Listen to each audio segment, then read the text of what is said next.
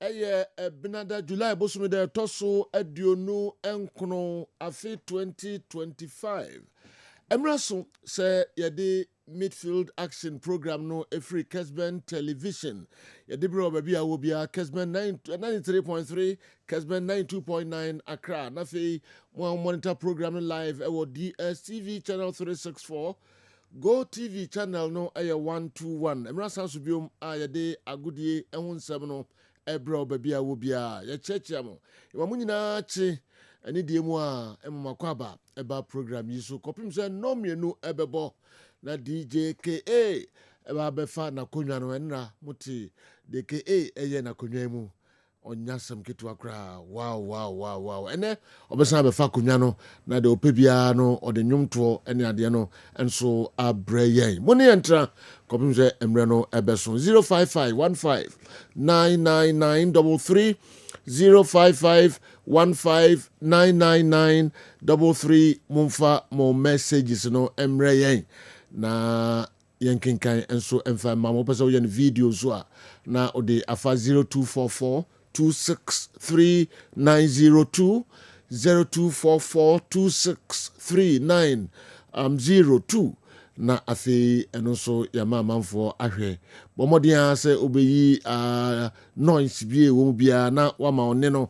aba iye eno na emma yintimi entie pi no yesra wo yeni fabre na ma wasem no enye tiawa na yenshow ewo TV so enso emfa emamo ye kwamano ne na ekohwe de ekoso ewo amanone transfer stories ahodo pi enso ewo ho club issues news ahodo ewo ho pre season friendly games ahodo enso ewo ho ni nyina ye wobo no e de ebram na fi abefa Africa abafie yabehwe de ekoso enso ewo omaimu CK atrase ade awanone nsem no breye mayen kon hontentem na fe onfa awanone nsem no emre yen GCB your bank for life, MTN everywhere you go, DSTV your home of entertainment, Sanso and a Toyota Company Limited, Ghana drives Toyota Starlet, Bamto Hisense, everyday prices for everyday people,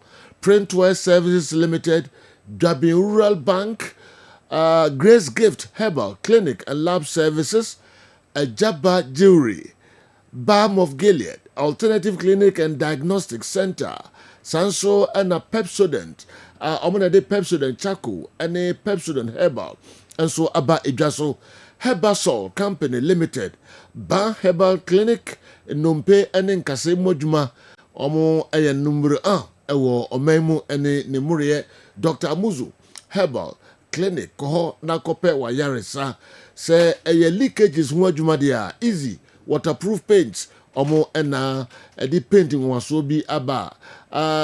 Edaya enyunoni edaya hu frofro ni ade nyina no hu aduro tatahwe hu paint baako aba omaimu Otwa Herbal, Tonchi Herbal, Pimsan Company Limited, Sanso and a Niwat Scientific Herbal Clinic, Omo eka ho de na edi dwumadi Bremo Dawood Herbal Clinic, Gengimen Dental Clinic, Omo eka ho de Kojak Farmer, Omo edimu akotren ye papa Jackson Herbal, ye yomu frimo enye ye Sanso and a Piwak for akofa 3P garlic mixture, and so aba we any afofro and omo kai ho ma ye decide medi omo so yasin ma ye decide medi bremo ka ho na fa ho bedom sa abusuakoi na unu hu da. All right, mami ko sike ho na onfa ma no nsem no emre sike say you know about when I'm yado ufo na esa na sa do fi so dra bar no but do di jam kwano no okay. I'm so of him pa. Oh, you know me of him. Yes. Yen kwa me ntio. Right, General, the journey of 1,000 kilometers begins with the very first step. Yan Shas here and firm free around the team and Swane Ashley Young, Ewo Amanone and Semnimo dear or in some Eddie Ababe Tuja, Nina and say, or you're disappointed, or ever Timo Abrano here contract extension. So bet me Atra, Nijumedia so and so our Everton and Tina Ashley Young and I wait me at the interview Chitrinche Eddie Atra Ashisha so catch Everton for so or you're disappointed, our Mumu so went to me Amano contract extension. Ashley Young, Eddie Tuja. It was difficult. You know, I was disappointed not to be offered a new contract, but you know that's behind me now, and you know I've got to come here now and produce the goods on the pitch. I know I can go out and play well. You know, a lot will be talked about my age, but you know I know what I can give to a team, what I bring to a club, and I know Kieran knows what I can do as well. So you know, playing that much in the Premier League last season at my age was fantastic. So you know, I'm looking forward to this season. Yeah, it was difficult. You know, I was disappointed not to be offered. The way any summer Ashley Young to Eddie Tuja after so wakako piemu and so ewo Essex Town and I say Essex Town I'm for Bonechi say 40 years and I'm to me akwa sign and Edna kwako piemu so bebo adwuma no abo adwuma ye Eddie ama Essex Town 8th August and Ashley Young ebenyani debut and so ewo hono mo na yenremu ewo Alexander Isaac ne future and sense na and ni coach ani din and so ani Eddie Howe to me Eddie abetu just say Mabranti ani din and so ani Alexander Isaac ni issue ni dia nyadia ono Eddie Howe ewo hu nsem bia kan out of control ewo ono Eddie Howe ene Alexander Isaac nsensem no enso eho na anope ya betena si ene atimi akoba se abrantie no ene Liverpool agree 5 years deal enti personal terms no ono Liverpool atimi agree enfie enum ene abrantie no se Christian say Bobo kwani dim enso anan Newcastle enso atimi agituma obekwa akwasan enso edi ama Liverpool enso eho no na Uramum, Eddie Free, Abrantia, and Diana Alexander Isaac in San Samra, Young Ramum, our Manchester United, now Matthias Delete,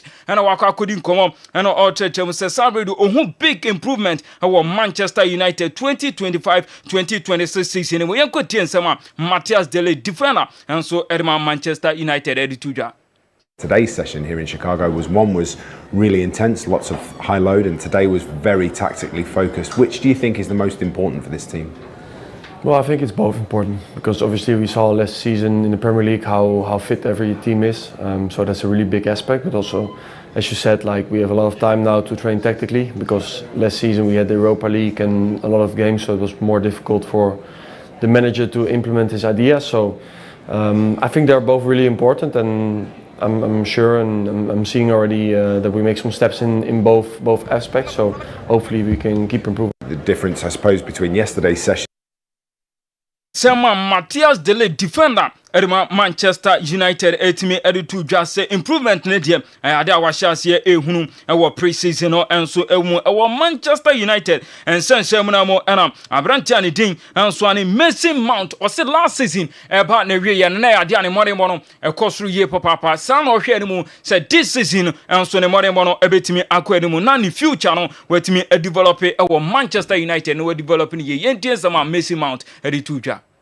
At the end of last season, it was positive for me to kind of get back in that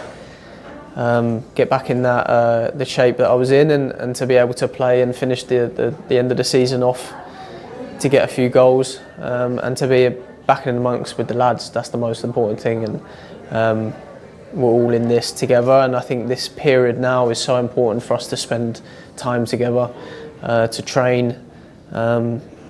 But yeah, personally, I'm feeling really good. I look at the end of last season. It was positive for me to kind of get back in that. And so Mason Mount and so etimi editu dwa erefa ne future ho and so ewo Bobo kwani din and so Manchester United na yenramu ewo Munich anope di kan beto wanimu sa Abrantia ne Diane Luis Diaz etimi akwa kopiemu and so ewo Munich nti Abrantia no na wo hwe Kessben TV so okuta ne back and ne luggage and ne manager akwa kopiemu ewo Munich and anope ano Abrantia no beto so ayen medicals e di amaban me ne Bobo kono enti Luis Diaz from Liverpool akwa kopiemu enso ewo Munich Bayern Munich ena betimi akwa kan enso ewo honomo yen free Bayern Munich nsensemo na yen remo ewo Real Madrid dia ena no pensem atimi aba betodwa ena se David Alaba oni abrantia ne din enso ne Ferland Mendy sabre de Real Madrid boboko no aye crowd se mrantia no on betimi eje omokwan nti se offer bi aba na ye offer Real Madrid betimi agi atuma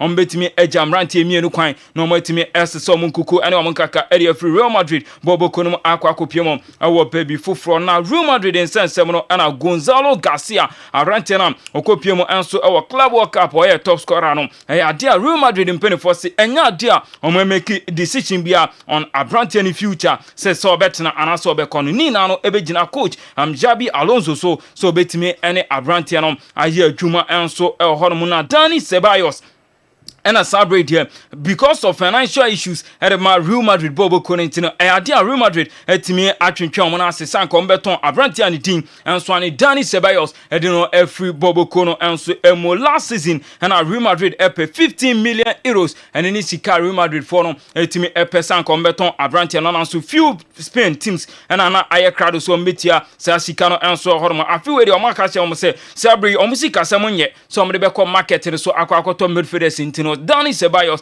ayade on between Chomanase and so hono na Real Madrid in sense Rodrigo Goes Arantino ultimate akwa kopiemo and so Real Madrid training grounds na in some way free Arantino and I say team na kache eba chemu say Real Madrid omo ay ready say offer bi ebeba eye offer fair sa Arantino ye ton ebe ye ne enya de on begina Rodrigo no na akwan mu say onko na Sabri teams omo ye willing so metimi ato Rodrigo Arsenal na Arsenal so na Sabri senior omo Arsenal players in intino so mbetimi assign Rodrigo Goes ade so omuntimi enton players bi enfan free omaswe ye Liverpool situation with Rodrigo Goes no ade announce no serious issue and I say no serious offer and a Liverpool etimi ede abre Real Madrid and so ehorm and a PSG and so etimi abe deny interest and say omuni interest bia so mbe sign Rodrigo Goes and so edina every Real Madrid Bobo Kono and so emu ehorm na uremo Rodrigo Goes and sense Real Madrid and Rodri honestly sina kan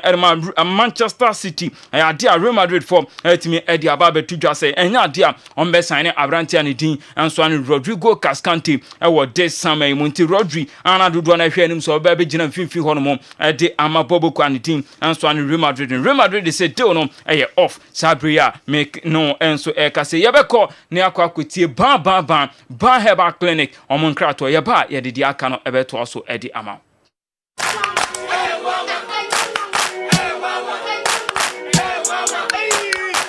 Cratchy, unemu bua unkoisha Dr. Ban uye den wa ha. Unye no mpemu ya de no wanko Dr. Ban jin se be. Laka. Onu pe de ni do uda do pem be wagodo empem. Hey, bye. Yes, I do. What? So good afternoon, sir. This is my father. We come from Nigeria, and he has issue with the leg. The leg broke. We don't know. No, it broke. Ow! Me, I'm a specialist about bones. I will deliver you now. Then you go to Nigeria back.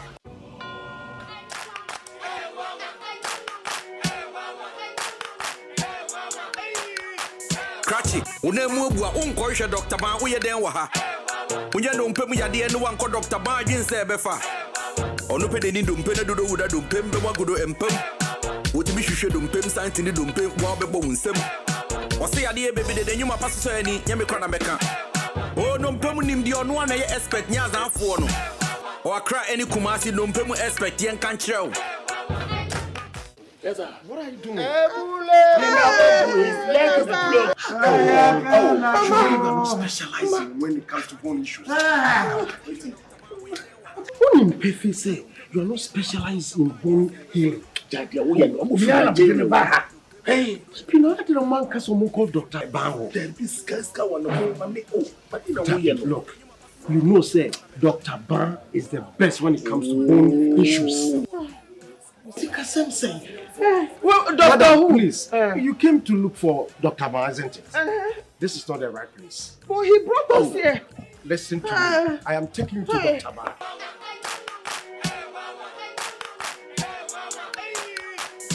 But I have a ban herbal hospital. Now, no person say you are be free with 3 so be so when I say. ye hwen yarewa ne nyina tu ase ma me die na ama waba mu abuye ene ukuta koma osisi achia ukotodwe wona mane su kekra ma ne a wo kan ne se papa ne a wo kan ne se me kotodwe ye nuwa ne bekume ba wo ho a ye ntena se makotodwe enkum obi ba wo ho a kotodwe ye betu ase ama nigye awie peye enti me sere bia wonsa ene yiyi wani da so nyina asa ewuma na ya kanse mesro akobobo anasa wonam ho ama taisa pa wo ama wonemu abusi pen brana ye de ye ntwe ye de ahaban keke na beto so nyankopa dom ahaban ne beto so a nkasa ni nompe na etete na eha adwene nyina no nyankopa dom ni nyina beto ato a ama nompe ni nyina aye kama Papa. Papa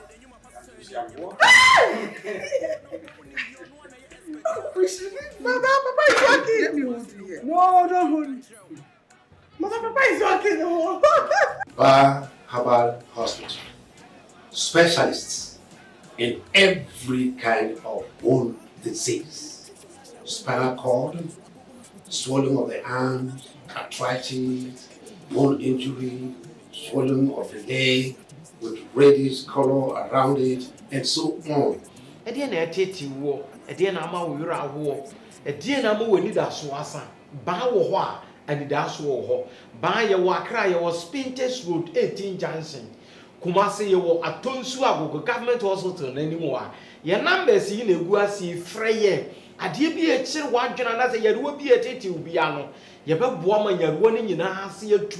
Ama nkunimide awie peye ma me emfa ho ne ba bia wo firi ba papa no kwasam se ene wiase afa na nyina ni Nigeria ne Ghana ha ene ba bi obi a wo ne bi fira brochire bi firi hen e ba ba so yeye enti ba bia wo wo no panifo se adidie kwan nwa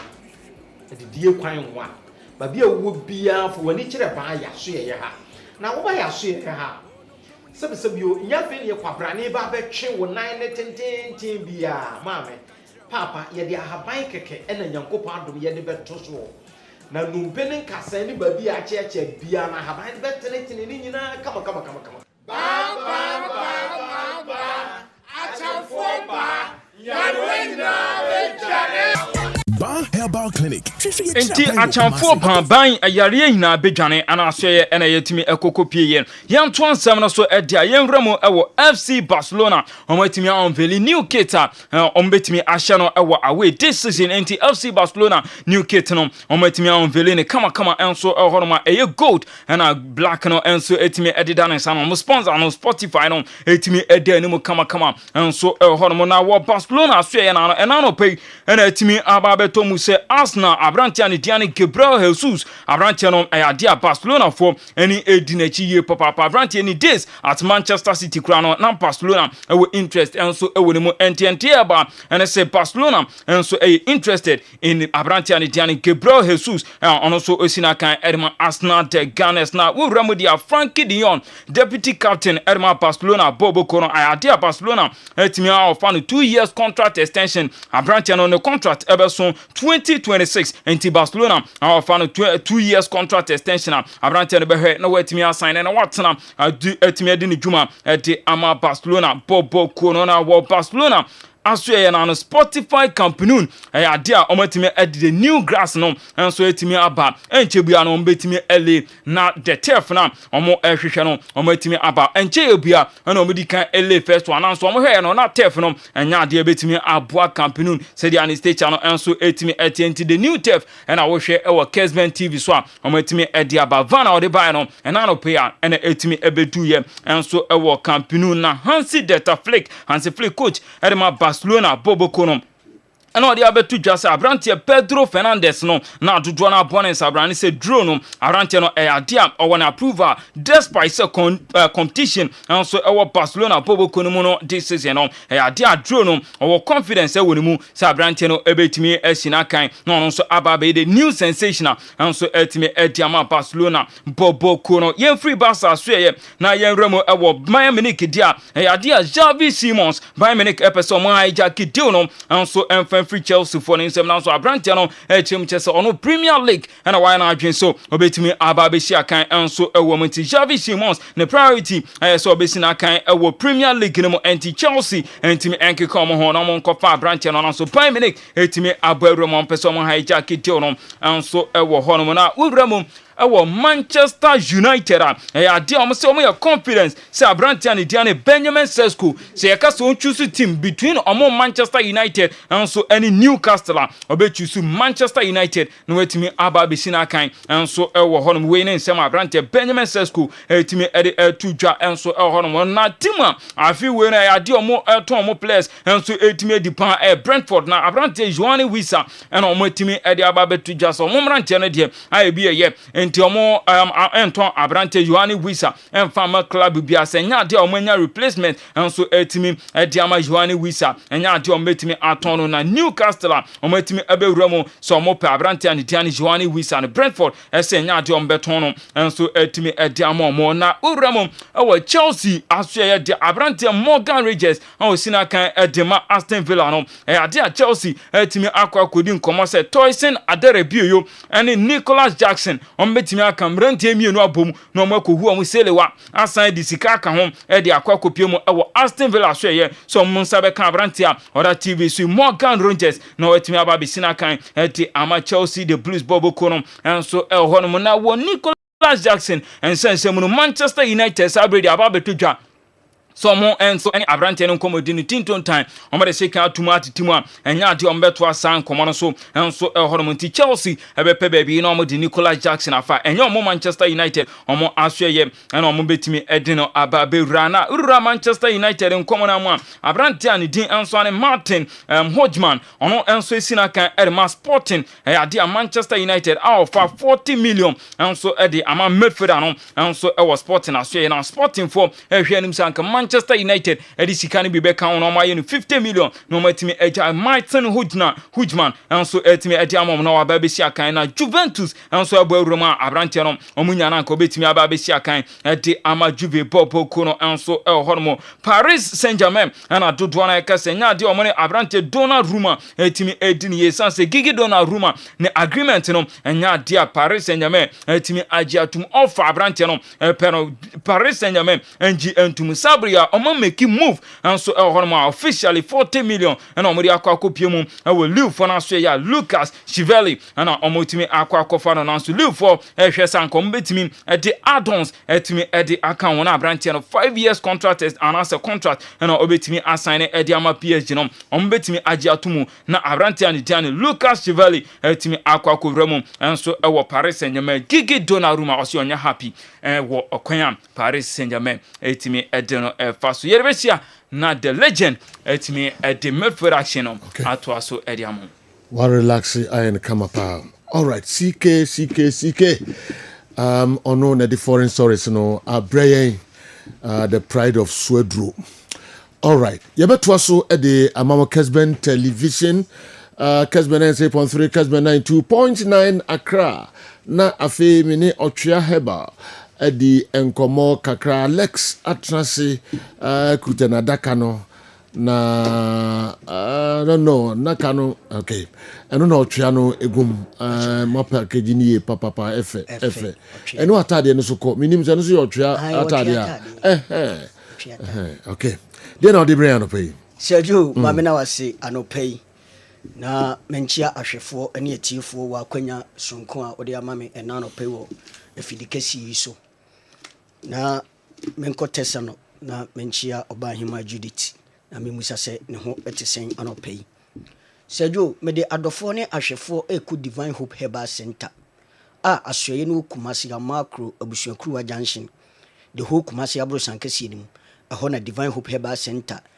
yakofa aduro nwanwaso a yefre no wotwea heba pada abano na adwuma aduro we ebo no ebro adwene ne entiase so na ema no efrey last week a course e buy ne nenye course ketwa na adanse so a buy no emema ne di adanse last week ye di anka ene di eye otwea edi no ena ema ne bisa se na ade na last week emema no nko a ene ye che o made nti ema na mo flyer na mo complain no muntie this week the emani meme nyina obi anko pe fresh tomatoes so you ba ana wo ye bema o de ko pe in toast de yenye no hwe fresh one o de pe ba ko ana mienu o frɛ ye ne a unya wotwe ne bia ye be kyerɛ okwan a wo be fa so a wo be yusi no wotwe de adwuma a eye no ebura adwene ne entiase so da bia ye nya sema ye ka ne sɛ yade bebre ene kanipa emanipa ebeye mmere abra onya hode nko ne nwuma so na ebeka bema so a bema ebeye mmere ewo mpem nti se woye nipa wote nka se wosisi ene ye woya oje wo ho a enye o tena sia na wo bobna wo sori ana wo bobna sisi yade atena wo so ache aduru a ohia eye ba akopɛ eno no wotwea heba pada orofo hwehwe bi tibigu nsuohye ma no pamame anwumre sa to aso ye ne saa na no no mame sisi yade atena wo so acha entimi mfiri so abra waye ye nnu atuatua ye de obeye bia no otwea etumi ni na ho ɔden awurade amma so enti osisi yade no ebegyawo afei koko am obi epusa nani koko am obi yafunu ebom koko am sebi obi gya ne nan no na ne kokobo etwe aba orofo se wohu sansunsan so obi etise ya wadura aw ewo so wonom eye wotwea heba pada hwehwe bi titi gu nso hima no pa ne anwumre ne nonom emas koko a atena wo so na entimi nya wo no koko ni emfiri ni padua ne mu enko enipa bia rekame ye se nipa bia wo koko wo chekia about 70% of yade koko ene de ba ni nyina ya amaman a ekosi entini mu ne mogya nya kwan ni afurisane ewo nipadua ne mu ya na akotwetwe yade ahodo bebre aba orofo yi waduru a wohia ne be cleanse entini ne mu ama wo no eye wotwea heba pada na wunya bia wate bi wagu nsuohyem anopa no wanom anwumre no watoa so no waye saa mame nom toa so saa be 3 weeks koko yade a atena wo so ache no ebefiri ni padua ne mu akona wo so wagina brane na wo ye bema ne se koko yade a betena wo so cha efiri mfie mienu kono ne ma no ama guy name Mr 2 minutes eno na wo se wo twama ne ma no mo no mo namfofo ne tibia na se no ofra yo se de ase de o ma samba no oboa o twetwe abrantie ni nyina ne se wo hia ye no wadwuma na nso ani orofo yi waduru a wo hia ye wotwea heba pada na mama mo piafo abra koko abetena wo so na afiri wo so no afei obi akekere ne nsa ama yaka kire ne se ne BP no ekosoro obi de emugye timitu ne hwinimu wa na ajai orofo yi asem we memisi bisi manim ti tena ha meka abrantie no mogya no tu ne hwinim wampa ho akire akwan ebire bi duafe mogya no tu bio ene twa no to okutwa scan yesi wanya internal bleeding leading no ede na to stroke orofo me ka kire wo se BP yade na abetena wo so ache wagege wo hu bia enye wako hospitals waye check-ups ahodo biara nanso da bia wode ne enenam haide a waduro eye wotwea heba pada unya bia fa ye numbers ne go screen si so freye yenkyire wo kwan a wo befa so a wo benom wotwea heba pada no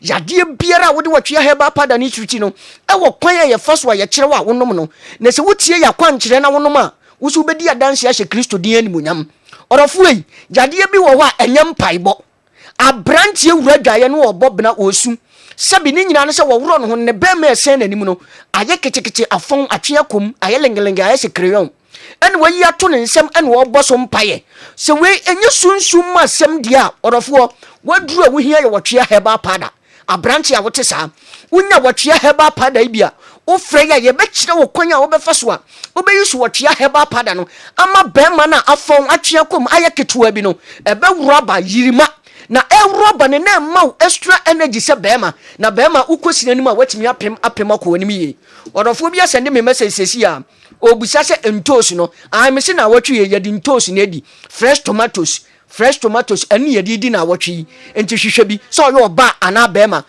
said the man mo complain here say last week the mema no kwa na me che wo mu anka no afiwe anase na watwe de ma che fresh tomatoes and they both ban ne mema nyina na ye yusu ti hwehwe heba pada na frey me ka say wo bi didi ana ne bo ano ahwe no aduane to ne yafunum no obobena ni nyina ne se yesi yafunu no emu ayekuro osa na abetena wo so odofo obi de asi nachi ama oje ne ho a enye na woyɛ bɛma na esi wachi saa akora de ta ma wo saa bɛyɛ mmere ɛwɔ mpam ɔrɔfo yi sɛ ɔsɛ yadeɛ na ate wo so no wanunum no akokɔ ho hospitals enso still yadeɛ yi tew so a hwehwɛ wɔtwe heba pa da akiri kwan wo de wo frɛ ya wo se medie no ɛyɛ ɔsa yɛ bɛkyerɛ wo kwan a wo bɛnum wɔtwe heba pa da no wonum toa so bɛn na wɔtwe miɛnsa pa awurade tumi ne na ho ɔden a wɔmma so wɔtwe heba pa da ho nti ɔrɔfo wo so bɛnya wa yaresa na wagina brane afei obi akɔkyɛke ne sugar level ɔkɔkyɛke yɛ ne aka kyerɛ ne sɛ ne sugar level no ɛkɔsoro ne deɛ ne nam 35 ɛne akyire ɔrɔfoɔ wobɛhu sɛ saa nipa no ɔnante a mpaboa yi tompo a wɔhu sɛ mpaboa no ɛyi atɔ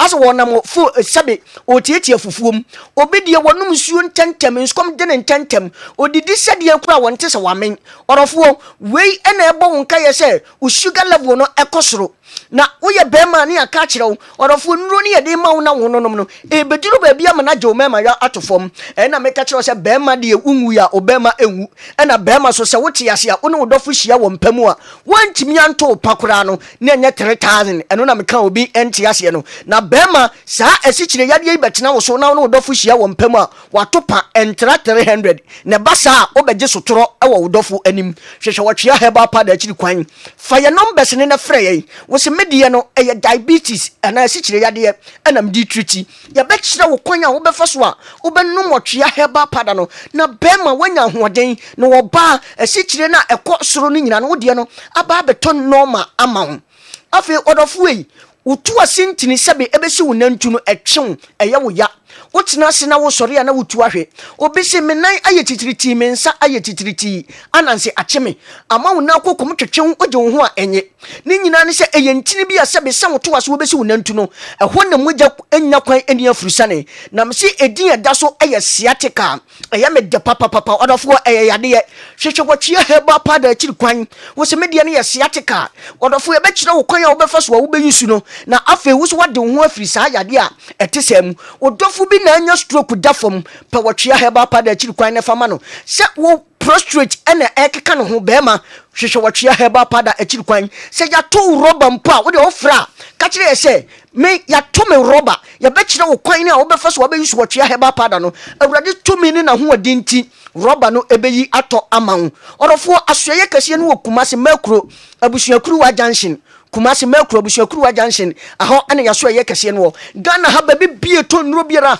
pharmacy shop herbal shop over the counter biara wura hɔ na wo sɛ opɛ ɔtwea herbal powder ɔrɔfoɔ wobɛnya bi atɔ Queen Bobone ɛwɔ Madina Race Junction enkran ɛhɔ na Queen Bobone wɔ House of Drug ɛwɔ Ashamai Presby Junction ubenya bi ɛwɔ hɔnom saa so na Hillside Pharmacy enkane no ne yɛ friend Isaac Pharmacy ɛwɔ Nkɔkɔ ubenya bi atɔ hɔnom Gapsin Pharmacy ɛwɔ Kofodua ubenya bi afei Kumasi aso ɛdwo so Madam Linda Renef Herbal ɛwɔ ɛdwo so court dan no ho ɛyɛ wholesale and retail ɛhɔ so kɔ a do so puo bi a wopɛ no ubenya bi atu mumuni awe enterprise wɔ wa na Dr. Clement ewo brekum obenya bi ato ho enkran so Kessben FM baby a seke ho Kessben FM behind Vodafone office obenya bi afi Kumasi ha so obake wo ho a Simon phones baby to iPhone original phones papa no eho ye tu bi wo ho ene o mu school no ene di animhwe eye JHS ne primary no ene di animhwe Simon phones obenya bi ato Brayima ewo museum ha obenya bi ewo Kumasi ya Vodafone ha ya wo se me hwehwe Brayima de twa rubber stamp original one no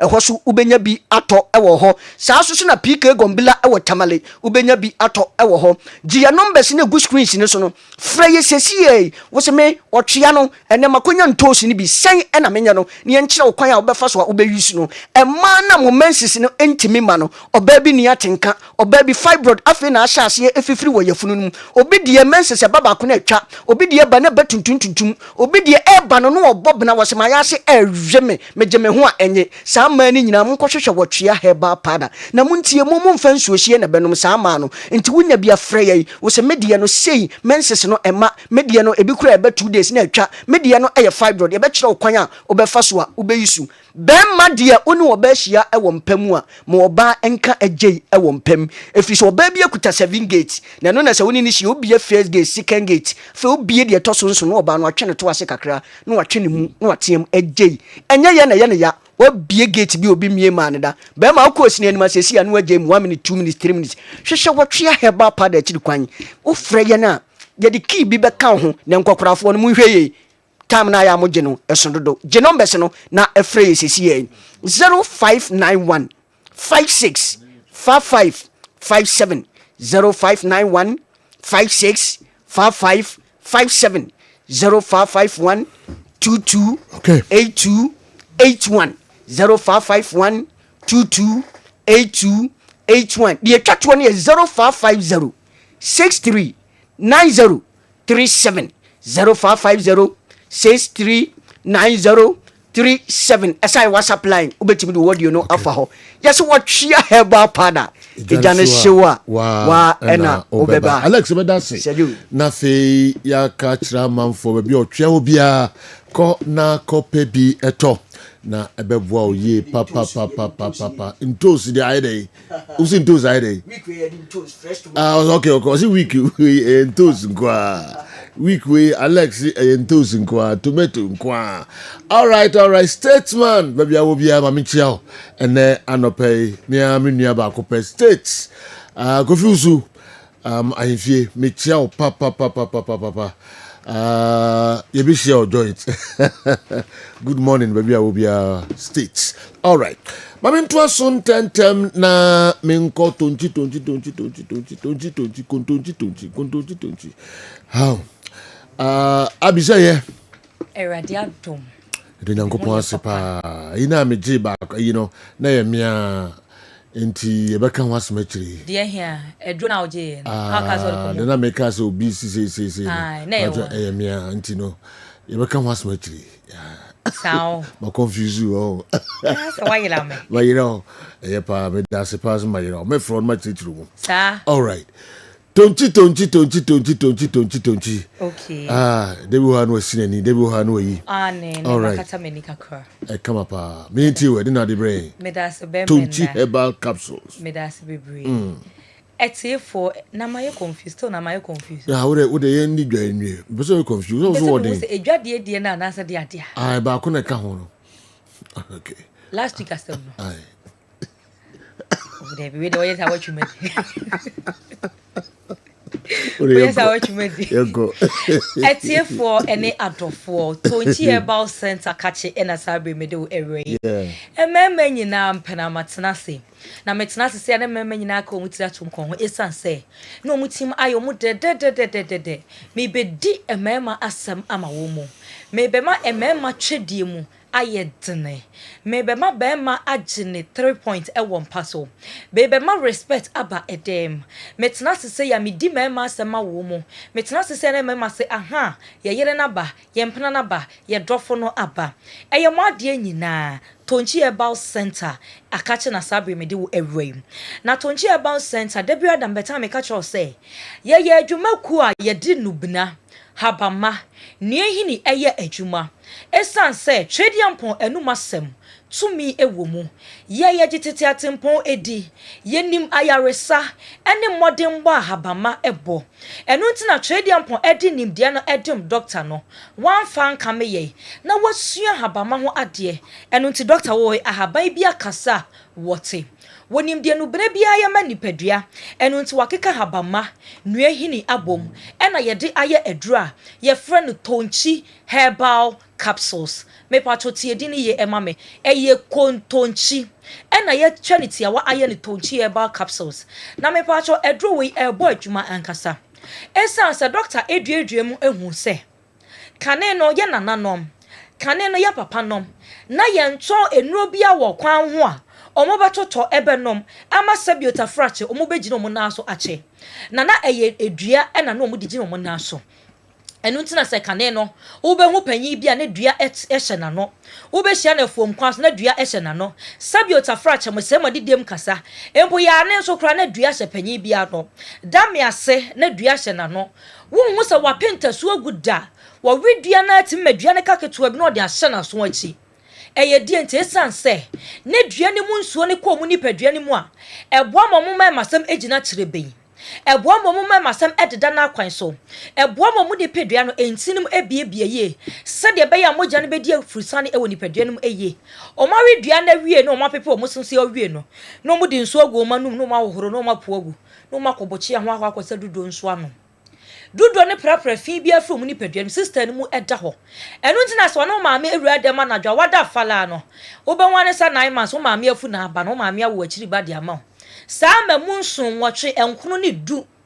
enso still na papa nwode wo horo wo anwo sa papa sore de ne sa so ne sisi da edientia na habama otua na dwabra wo beda wo pempan bia no de akedro kakra fra no de ahye no to ano kwan ebo ne sisi ma na yi amama bia firi honom wo sore ahomache no kodwo nso a no ogina so sei bare sei dendenden se bare kese nchachira enu ntina ahoden ewo ho nanso enei emema abase enu bi esi kwa ho ntino omo mpa habama wada roma menua bema obenu maduro no bewie na uti pai wo woni so bebriu wakoma betimi abo se peri no atu ahwe wada roma me bre wadu papa wei eye habama eye tonchi herbal capsules emema nyina edro enie edro we mema ne se yetatahwe na se dia dance esi ban nyankopon ya aduma next week me dia dance ni bi beba be kire mo na mo ankasa kra mo de mo nsa besu ma no makasa wow ene tonchi nti obi anyem ne bra obi anyem ne yire wo ye be ma wo hunsuo no agyene sabi se wo hunsuo no ekọ ba no wana ne nyina asasane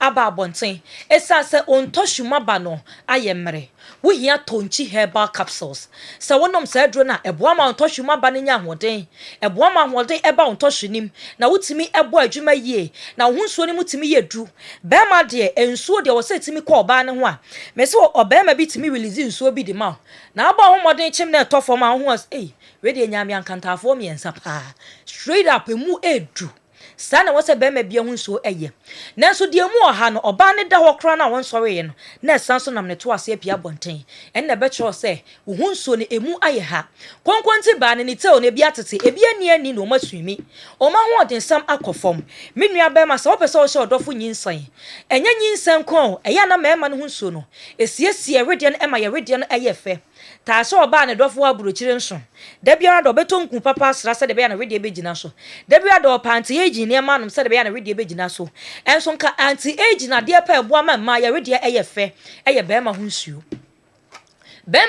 ekoye mu a eboa siesei eme ye ho eye fe eni to oba me de no wada woro ne pa ho agyae na me de ne de wan hwe adofo besi wachi esan se me mama nyina green card se so adofo twetwe ne ho ma wasi nachi fanachi ma ne ho se ju wo ba asase so se wo ba bepe wa ho de wa ma se wo ba bepe prostate enu timetu mema nyina efo se onta ni empaso agro me se bema na awotwe bia wanya kra no na nya 5 times a week da biara da wunya na anopa homache wo be sore ya me pa cho ene oba ni mpaso agro enwumra before se obeda no ye ade achi na wunya ne sa ye wunya ne sa de chien so aye wanya ne sa kra na wunya ne 3 days you are good to go ebwa ma prostate no ahoden ebam obi se hefa na menya aduro ni bi ato furniture ewo baabi biara ye ton aduro bia me patcho na naboache ewo Accra Okanshi drug lane okwa obenya tonchi herbal capsules ni bi ato Paulina Sapon ewo Konongo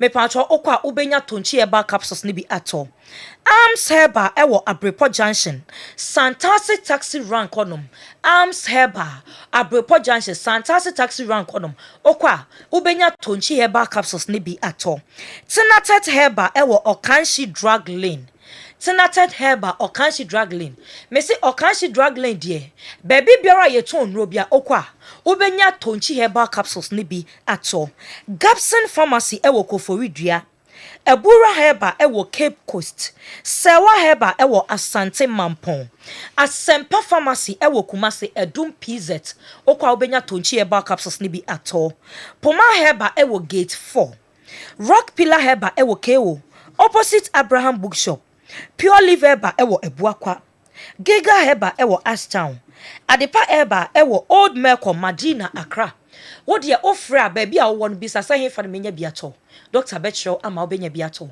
wo hwa mi ewo TV no so ye number no enegu TV no eso no na wo tie mi so number obefre esi so eye 0553 51 11 59 0553 51 11 59 edino eye tonchi herbal capsules emema nyina enum bi bema bi owo dwunsom hawo bema bi asa o prostate mu bia ade ma wo se wanya prostate sha ase efru dwunso semu wo dwunso asa wo dwunso no etwa na aba wo nwunso nwieda wo gina faako echepa wo chem ansa na dwunso no aba obi tena se na dwunso no enam ne na ho me ba last Friday me call baby no obi gibi ewo kwan na no ho no ma enra nipa kro ne frɛ me se nipa no ode ma no enam ne dwunso semti no o frɛ ne se aduro no eye papa Jones sama atana ne so ache ehe fa no won fa nkoye ama se pie kura ho aye den e de ama no enu te de biara da otubofo ma ne ko baabi ne Jones osem ensi ono wa no maduro na enya na awotwe o owo Jones mu problem owo papa bi owo nua bi owo wofa bi a owo Jones mu hawo Jones a ema enso otena se na nam ne na ho a me pa chokoto tonchi eba capsules ni bi ema no na wankasa wo de wadanse ebeba. Doctor Akacho say prostate no emu ebie. Doctor Akacho say wo nyanya prostate problem. Wa hwe de rubber ebeto be masem a ene wo mpana mete ya. Me ma bna me ba bedi wa asema ma ho. Jeja bena say kototo nchi eba capsules enom.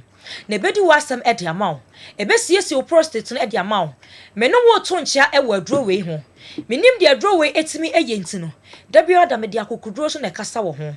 Me hwenchen me de ane eden e na kasa esan se kontonchi aye adura sa wonoma eboa ma ma masem egina brane eboa ma obo adwuma te se machine di twa brox eboa ma ugina wo nanso ete se h eboa ma oba no etwa wo salute eboa ma oje wo 3 points e wo dem be ma wo sorry gina ne nanso na wasi ntira se be ma sabi ogina ne nanso wo process nim kura na ne ho adwojo kakra bia na ne ho adwojo kakra bia na ne ho adwojo unipadua na entini mu esisi nom edu papa ebeboa momoja ne bedi afurusane e wo nipadua nim eye nom edu papa ebeboa biebie entini mu amaw se de be ya ma masem ebegina bra me se be ma be ye be ma eye entini se be ma ebe ye be ma eye entini be ma bia wo tie mia ni ntini sam e wo fom no wadawro ma yen kan won kan ma ho ene ma ba ma se nom tonchi e ba capsules na mo ama ma masem enkon kan oba ne be ma wa mo makoma pa made pena obidum bi dachi ma yese menhia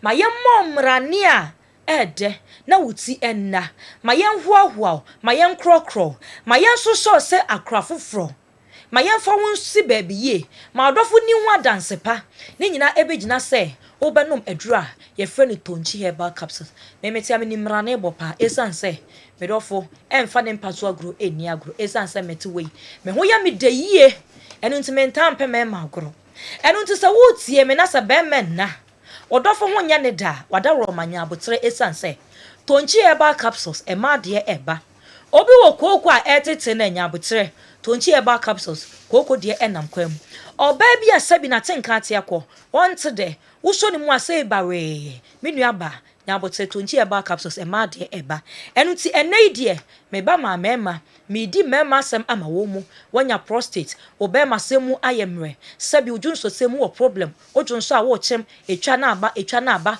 ugina fa akoche obejunso be we na moja edi akire ensu fita bi timi fi oba mu eba etimi tare o boxer no efra wo be ma sem wo hia tonchi eba capsules me se fo ni som e wo ba bi eton edro bia wo de wo frɛ ya e be che wo ba bi obenya bi ato kumasi anum se wo de wani twem e wo asempa pharmacy edum pz wo benya bi ato Puma Heba ewo gate 4 Rock Pillar Heba ewo KO opposite Abraham Bookshop Afe Akras odwani chom ewo Okanshi Drug Lane na Naboach ewo ho Tinatet Heba Okanshi Drug Lane Gapson Farmers ewo Koforidua Kumasen so Heba ewo Abrepo Junction Santasi Taxi Rank okwa ubenya tonchi eba capsules ni bi ato me patro me se baby a wo bi afre ye number no na ye nchiro baby a obenya bi ato wo hwe me tv ni so afre sisi na agi nchemu o how be na wo so nya aboche ne chechim che doctor ye number ni ye 0553 0553 51 51 11 11 59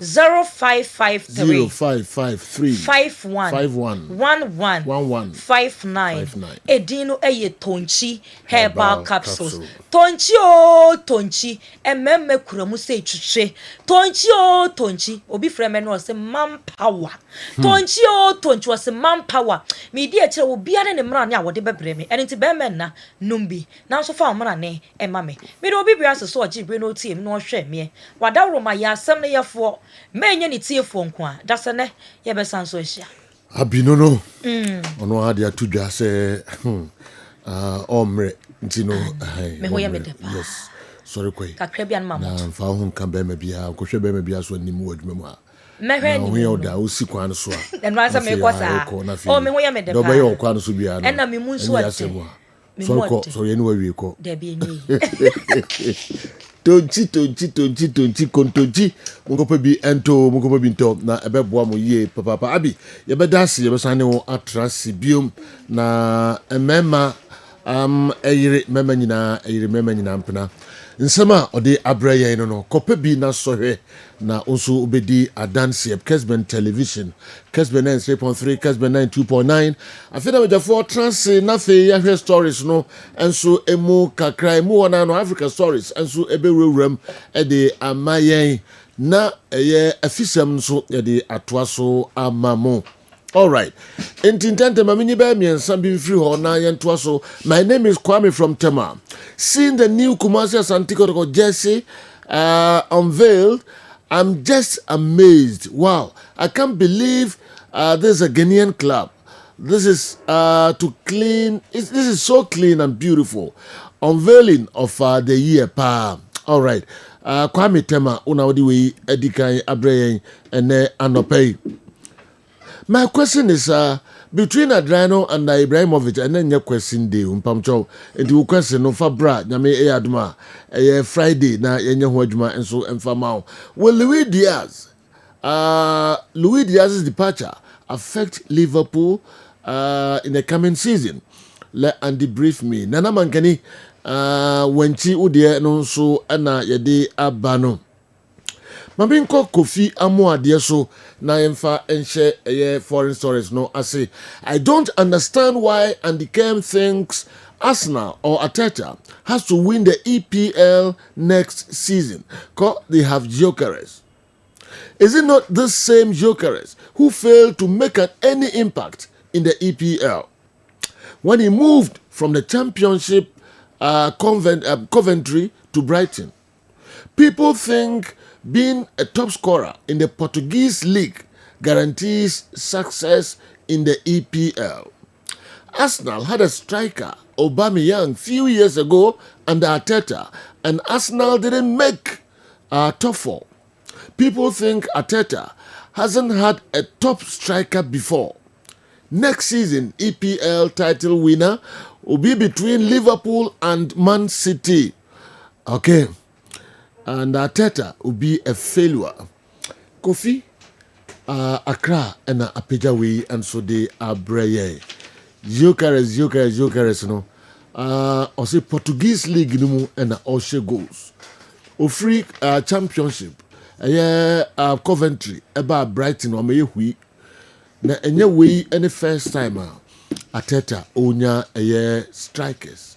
Aubameyang ni mo maka ho nyina no abako wantimi amfa omo anyehwe who say next season a straight fight between Liverpool and Man City. Kofi Amoa enso de no makwa baso bia ho ye oyine nyame adom na ro sese dem so wanim na ye ekoyi kakra malaria nya de pa o Nkoyi last week dear. Pem jim ho anenje. Yes. Na me ha so na edin because Komboro kan bibi kire me say utu kwan na bedura. Normally I need some 2 days be rest be na wa ye bi kakra ansa. Oh lie be o ma we. Okay. Wanya wo digidi after a few days na wasa. And then the way they are never by the ball. No Komboro na account me na ho be 3 weeks. Check. Kombolo to be down 3 weeks no on the crowd the bench will be Nyamini eboafo nyamini nyina uza obo ho ban sen binya beba ba ho ban body hu hia kakra de but wo ho ban kakra no bo ban kakra no hwe so yi kakra na afi egusu kakra okay yewura mu and then we interest na he na bewo Andy, Kofi Amoa na this answer me abro no. Na wo business Kofi Amoa. Fi Jokeres or Portuguese league no. Na obogos. Fi so ba EPL, baby na obogos so ha. We ball Brighton e hu do chechire. But so ball against Manchester City in the Champions League, scored against them. We've seen Portuguese players moving from the Portuguese league come to the Premier League and perform in the Premier League as well. So also the who Portuguese players moving to the Premier League no ma be failing so. We saw Ricardo Carvalho, we saw Paulo Ferreira, Yehu Nemanja Matic, Yehu David Luiz, Yehu Ramirez. All these guys move from the Portuguese league and performed very well in the Premier League. On the ball goals? No, they performed. As a midfielders and defenders. They performed. So many Portuguese players. Okay. It is a Portugal it implied that so now the examples given. And I'm giving you examples of players who came from Portugal and performed very well in the Premier League. Goal share Sunku. I agree.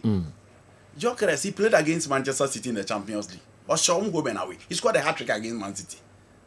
Okay. I agree when he came to the Premier League, he flopped. But there are players who have flopped and general. Omo team ya change you omo game now by the very top. There were a lot of players. Omo team move to a league. I gave an example of Thiago Silva the other time. I gave an example of Paulino the other time. Paulino came to Tottenham Hotspur. He failed.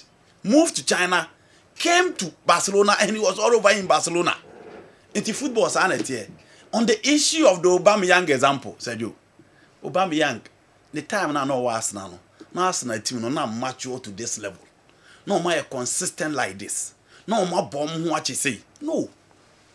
Into nobody is saying that Arsenal team be a baby as Omko Erling Haaland be anymore.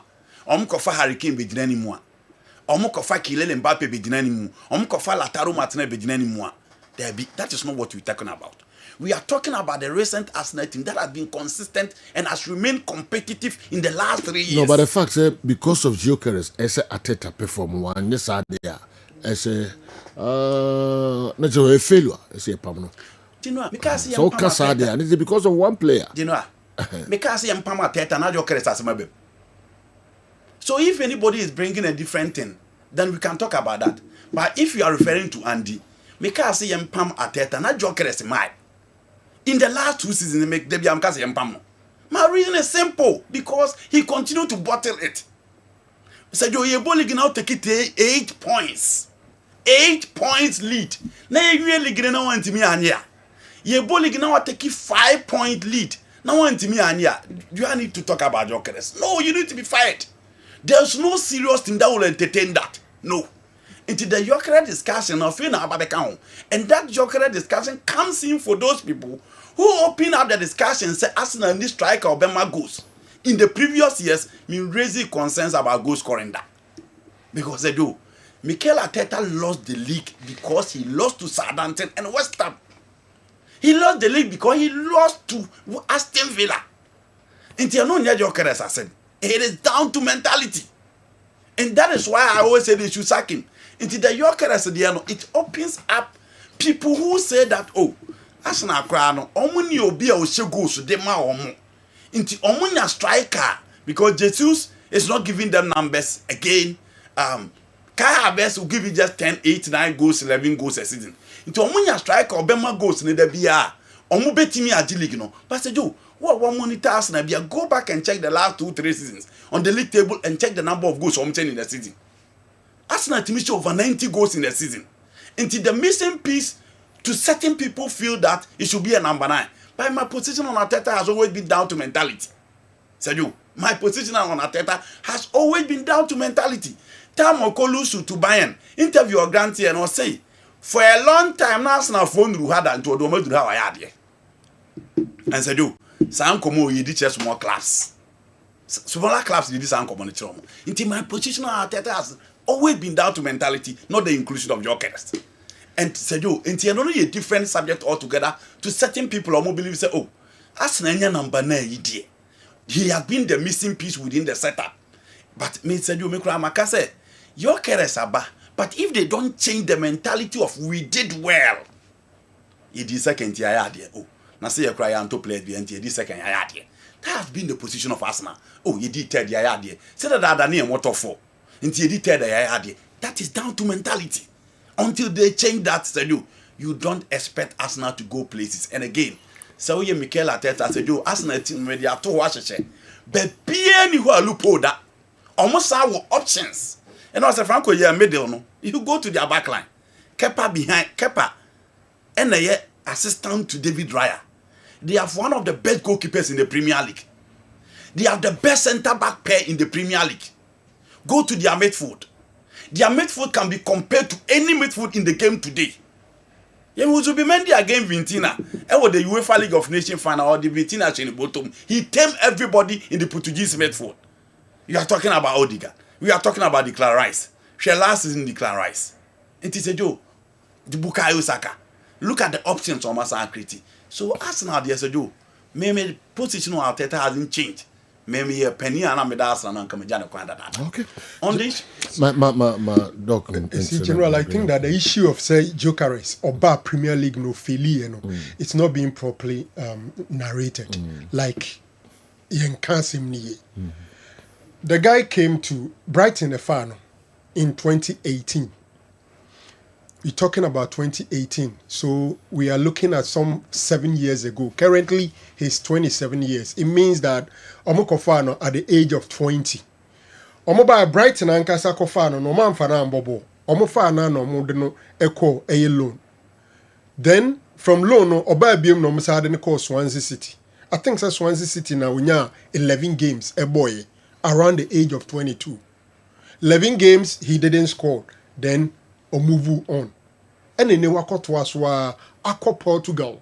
Akọ aboni ye and wa mature Arsenal akọ fadena. I'm never no call Coventry City. I know that he went to from Brighton or loan. I think or Coventry or so Swansea City. Inti the Premier League in the day. What he came at, it was a younger age. Because the tester who sent the Gyökeres text, I didn't check his facts right. He moved from Sweden straight to Brighton at a very young age and didn't even make a Premier League appearance before he went to Coventry. No, even at Coventry, he did really well. Yeah, this is Desmond. Desmond, thank you. From Air Sweden, at 20, he went to Brighton. Brighton signed on and didn't call loan. Loan. In fact, I'll try Brighton 1 year or make it to the senior side. So I'll make a single appearance for Brighton. Then in 2029, he went to St. Pauli on loan. St. Pauli in Germany. Then from St. Pauli, and Osaba Swansea loan. From loan in Swansea, and Omsadenico loan or Coventry City. Into Coventry City on Okobo 19 games, 3 goals. So, that is, in fact, Coventry for no later, no more loan, no be permanent. Into no a free Brighton. That was when, in fact, he played for Coventry for a longer period. 91 games, 38 goals for Gyökeres. And I think that was in the Championship, but not the Premier League. All these, there are several players on my Premier League. Coventry was his last move. Yes. Before Sporting, like 2 seasons ago. Yes. The Desmond Deban. No. Coventry. Yes. In the Championship. Free Coventry. And Portugal. Yes. In 2023. Yeah. And San Portugal. And Okobo Portugal. So some 2 seasons. I know they about.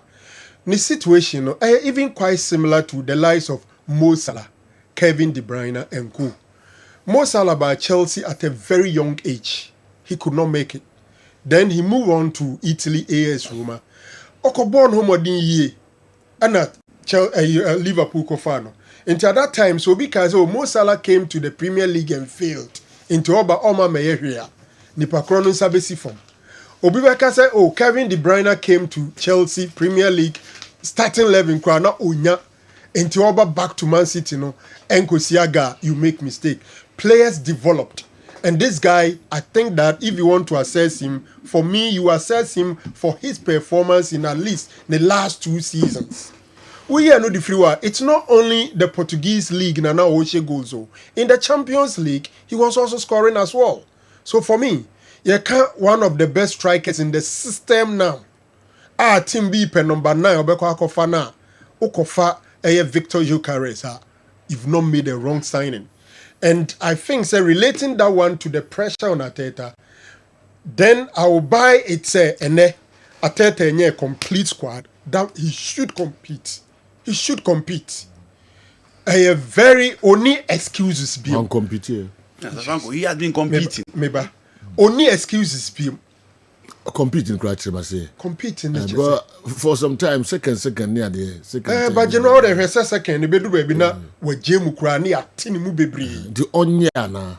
General, so what Jibanigiano. Maybe Tia Madrinia say Arsenal the best team in the Premier League. Okay, because of Gyökeres. That even the addition of Gyökeres doesn't make Arsenal the best team in the Premier League. Until if say on the best team in the Premier League, a day intina may year and say chin watch. No, ni striker. That's what me for swan win and ties. Not for it means with a top striker, he can make it. Yes, he can. Yeah.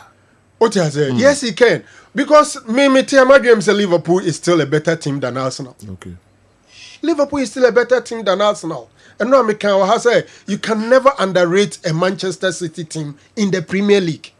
You will never underrate the team that Chelsea are building the banner. And it's so easy for anybody to say Ateta and Yaonko. Young fans say season a bend, Ateta any team beat the Bobosus last minute. Yeah, the 2 points, 3 points, Bielsa and was heard in the second. Second. Okay. All right. Young call the next one now. No, Busa Luigi has absence. So no, it will not affect Liverpool. Yeah, affect him. Okay. It will not affect them. He comes in with a different profile, different quality, or add a lot to them. But so I share Gappo will be replacing it for now. There are games where Gappo started ahead of him. Okay. And watch Gappo mouth goals. Ball on the body, Luis Diaz in Bochem. But Yakasa will be mouth goals, or being hit ball and in the Premier League. So you're very good in terms of shooting a boy. And there are a lot of games that Luis Diaz at now Benjamin Cody Gappo abo. And he said, I don't think it will affect a team a friend in Liverpool. He's a good player. Maybe Liverpool I'm in town because I do player with some money around £50,000 a week. Who's this, Okay. Only born a bottle or more 180, 200, more than half. It is kind of Liverpool demand and they based on the contract. You know, again, he's another player from the Portuguese league. And he performed very well for Liverpool. And I said, well, soon as someone for being kind of Liverpool for who is also on the account. And I buy money 75 a good player. But I think Cody Gappo will what it takes to replace him within the Liverpool team. And all these years, while you're part of the team, it is either so be team as first line or be ahead of Luis Diaz on the left. I don't think Liverpool ever fear about here Luis Diaz. Okay. Maybe Okobo left side. Left side. Onono was left. Olize was right. Now Muze Legend Hurricane. Well, you have for reactions. Kakran sana ya twaso na. Remember, Gyökeres was the top scorer in the Nations League. Don Shackles, Edwin Ifri, Ashaiman, and Abreye. There are so many players who came to fail in the Premiership but came back to prosper. For example, KDB and Mohamed Salah. Okay, my prediction for next season EPL: Liverpool, Man City, Arsenal, Chelsea, or Newcastle 4th. Manchester United 8th. Okusie prediction or the Ifri Bantuma and so Abremo.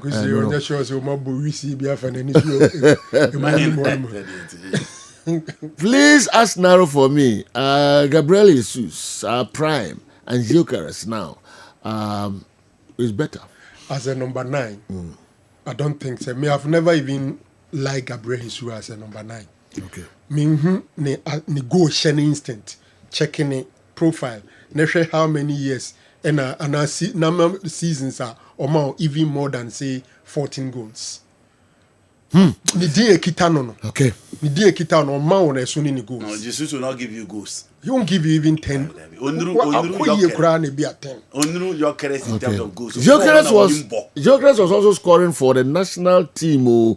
Okay, and also no.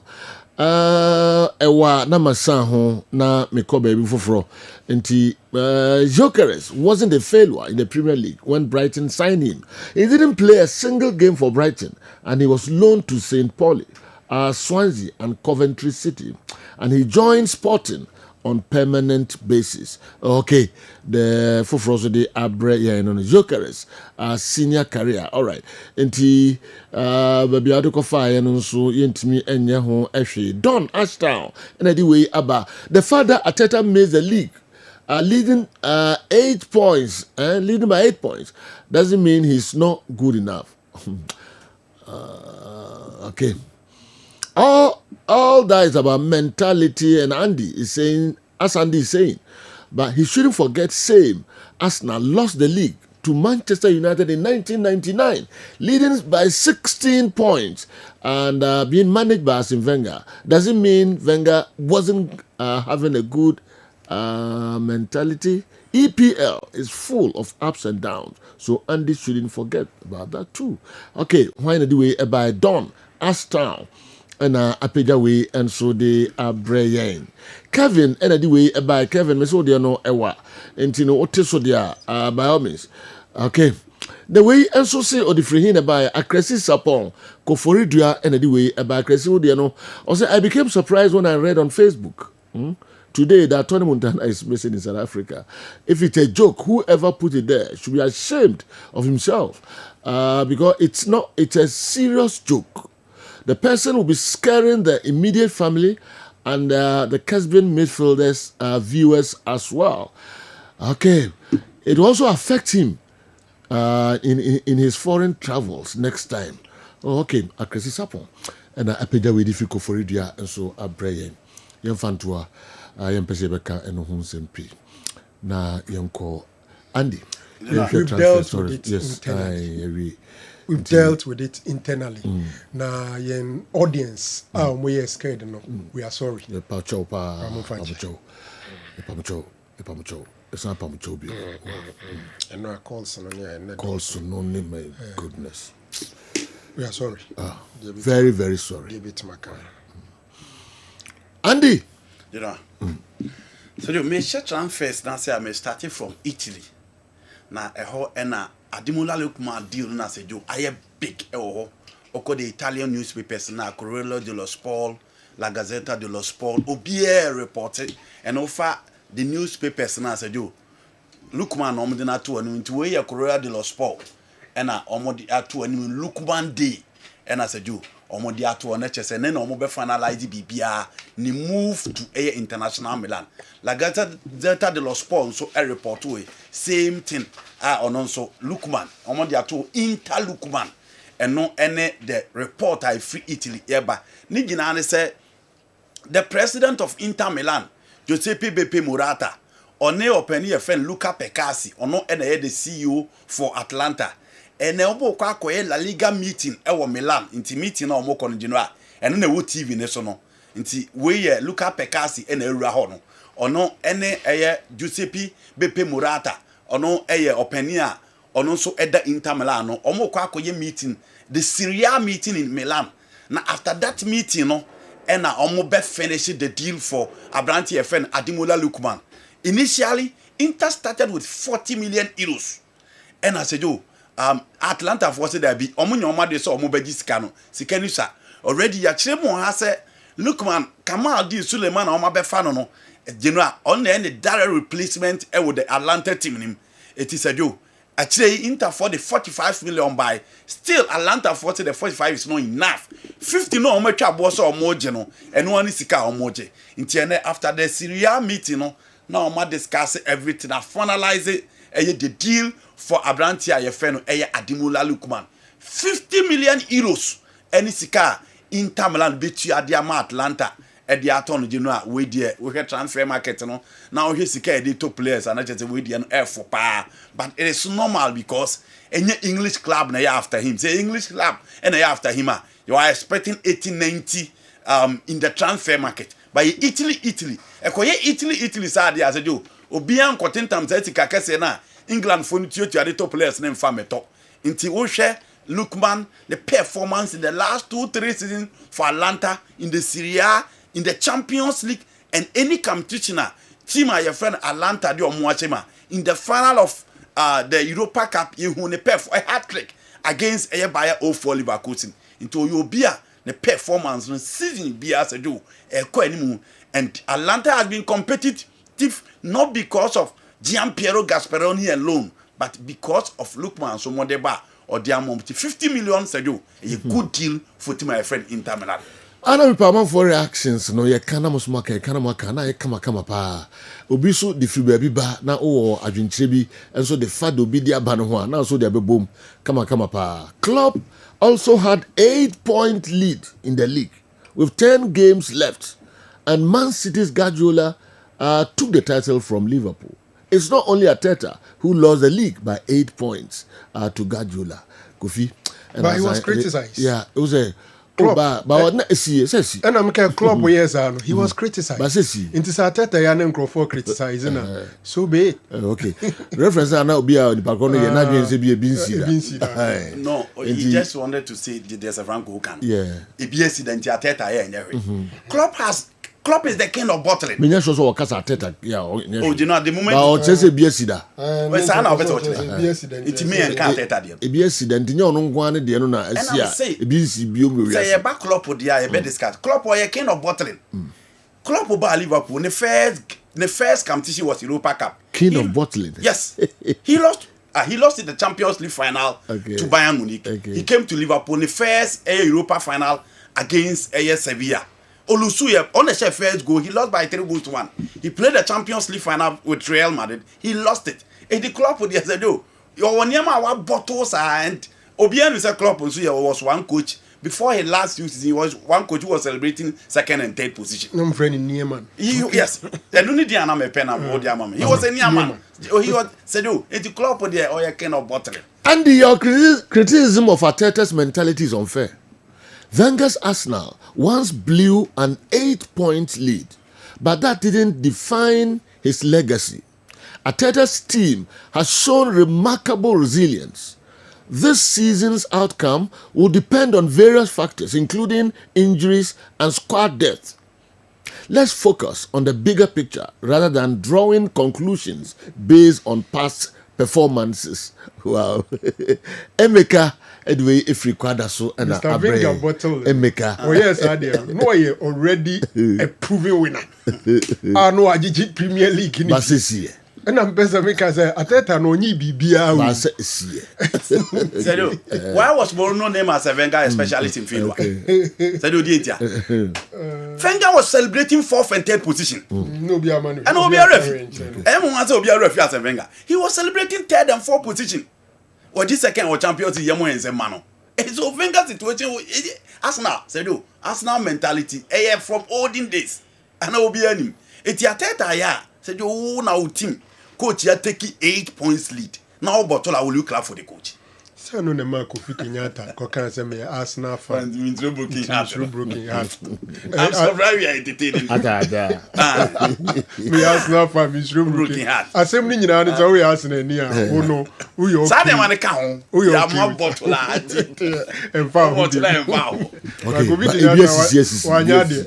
Ebiasisi. Obi an ka say first time. Say mo say wo ye ebiasisi. Nobody say you see Arteta ho ba mu susu ha. Okay, yeah, chance the top coaches obi kra dey bro 8 points no. Awa be so be man na. Dr. Naru asem no na mystery. Sir. Yeah, Madam Fubisisi or China, a friend Bassett. O ya Arsenal fan pa. See na Madam Fubi onu see Arsenal ko see ge bi pe. Na get in e o see Fitawuri Munga Arsenal ba giba. Arsenal comedy eti na na kuma tia. Dinyo.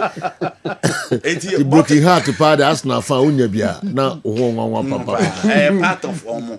It is a do. Because broken heart you different from. Yes. You see Arsenal in news bia. I dey go sakiko. Yeah. Maresca be bottle. Ye ba na obi Maresca ya so asim ye man kasa. Because bi esi ya. The club dey na 10 points. Or the hon na mo. Oh no, any man o. Then you club wa bottle sa. Edu baby o 5 points crowd Liverpool with Man City. Yeah. You we na league no about until your club or any man. Said you still all the transfers. Make my way it into me call Spain. Ronald Arroyo e Barcelona e captain. Na no e na one man atom panimfo e na no pay say. Afi we there on accept a second fiddle position e the back line of Barcelona. Ni nyina ne say wo hwe Barcelona team na central defensive pair no Inigo Martinez any Pau Kubasi na ebo no kra ne say Ronald Arroyo no obia odidie say nka oba be fa Barcelona backline ho no ache ne nsa no wa control bibia no wa lose touch within the team again last season the last game in the Champions League onya opportunities after injuries e ba kra say oko Juventus at a point and a deal ne say ye o free injury by no obebo game against Inter Milan at the Giuseppe Meazza.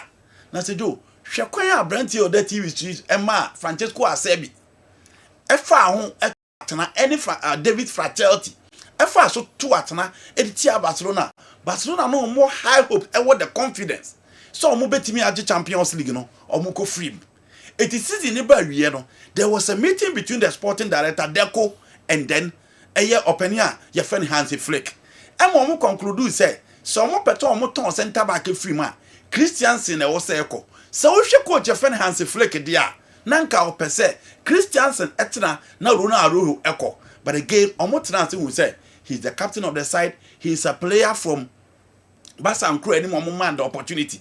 It got to a time man Barca is scared to sign players. No, only the likes of Oscar Miguezamo is the best save situation in the man Barcelona. Until at least or you're part of the team for a long time. Into a moment na nanka Christiansen and Saudi Arabia. But today offer from Saudi Arabia and the crown and still Christiansen edaso ewo. Until you share him pecking order from the coach. And Karuna Arodo Krano. The back line, who can central defensive pair now, so do in Konon every tour on the total four. But Omunu said he's the captain, a center back for the Uruguay national team. Just a year to the World Cup, he have more minutes. Said they be obeying me as cementing a position alongside Jose Maria Jimenez. No waiting me a World Cup. Into one another Safu Obeka Cotana Bay. 12 games for Barcelona in the Spanish La Liga last season. Said you. So Pesabo no everybody are.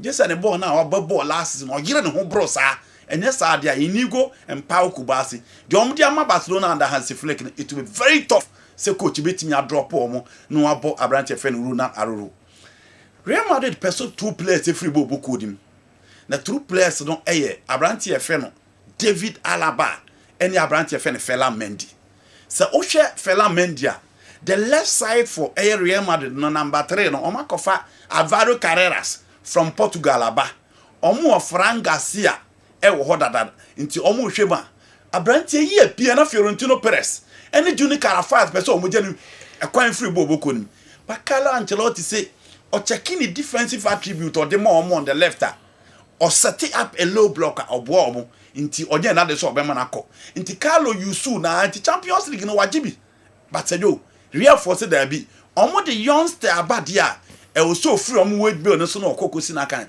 but say Fela Mendy so or contract onye na do so or ko ba bia Samson na David Alaba or ho wayemre but over center back so omodi aba Militao ho atodo Rudiger e wo ho Asensio e wo ho Samson na Dien Hayes na ba be kan o say do omo nyina ontu obia but he says he's not leaving until the contract ne be ko next year. He is the second highest paid player in Real Madrid.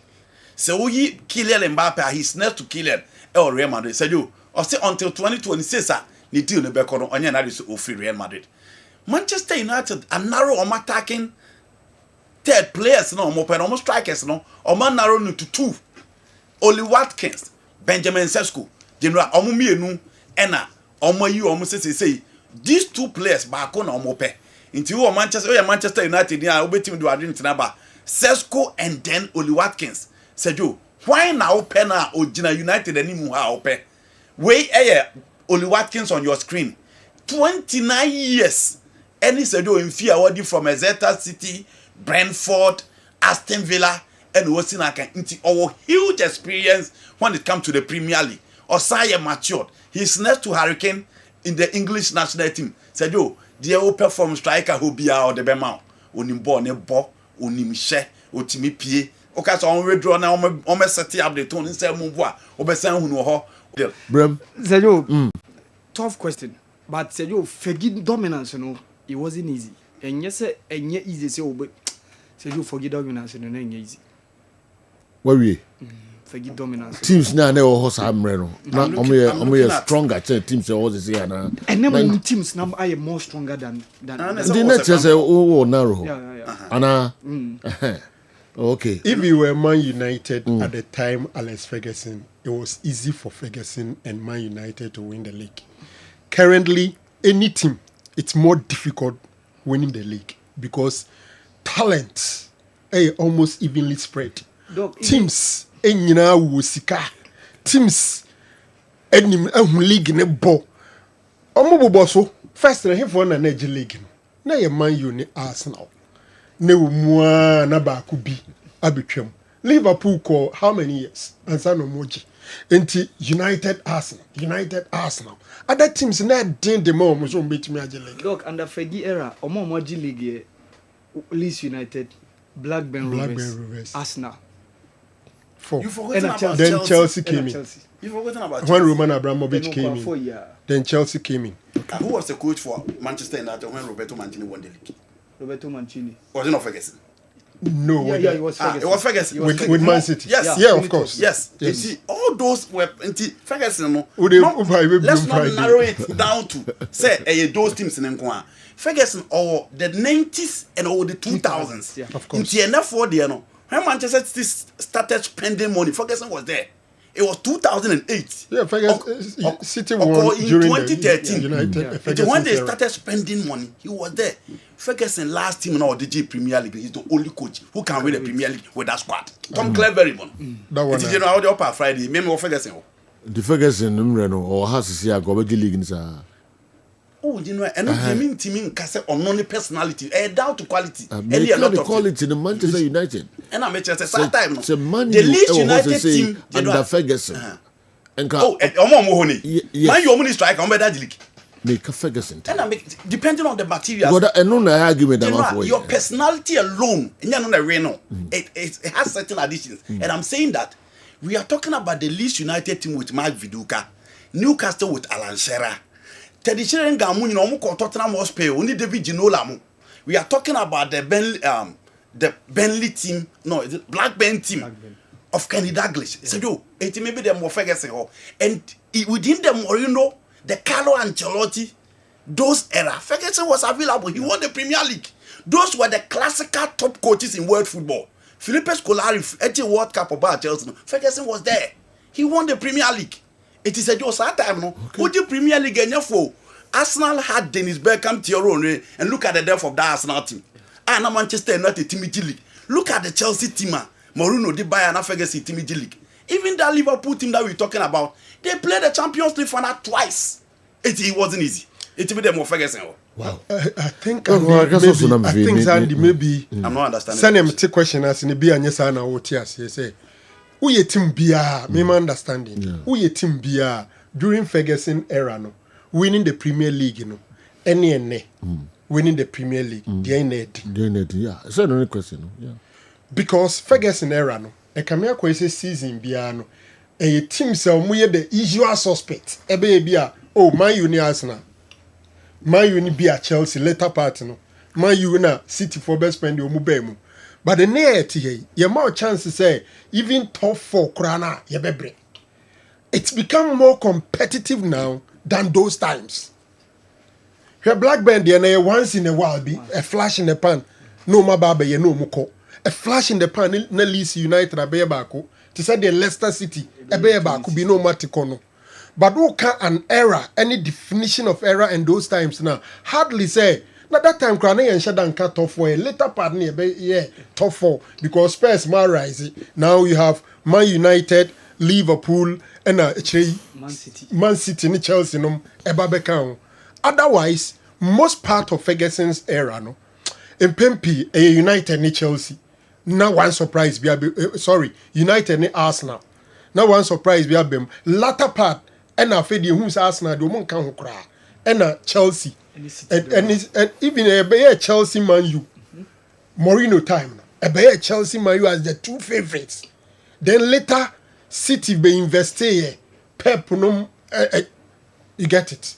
Pep cried about after or the same Mancini and a Beje Bako. It's general, or we can leave it like that. But I think say the Premier League. I'm not talking about quality, but in terms of competitiveness, about 6 potential winners from the word go. And near Tihe, ye kasi yanka obia my potential winners are and ye benya be 5 teams and for be budding. Obibeka Liverpool, Obibeka Arsenal, Obibeka Chelsea, Obibeka Man City. There are some of us who still think that things can turn around. United could do something. There could be a surprise package from Newcastle, Netonia Hotspur. Anyway. You know what before man see what. Okay. Enti na minko fa ni what scientific herbal clinic common crato pacho Oma me warning be break kwa. Me kwaba na fi yet dia kano enso ato aso. But the fact still remains. So in the last 25 years, England, Chelsea, the most successful club in England. In the last 25 years,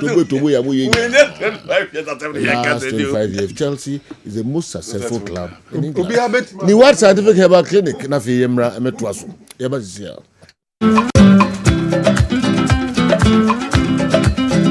Jaffe Makwaba, Eba Niwad Scientific Hospital. A team of medical scientists. I have created a boom near the infidel Maswa, a juma, or Yasue Hasi, Yasue Hadi, and yes, I'll buy a Sabi, near time a good amount, said the Coconon. The boom, you two a fiducial.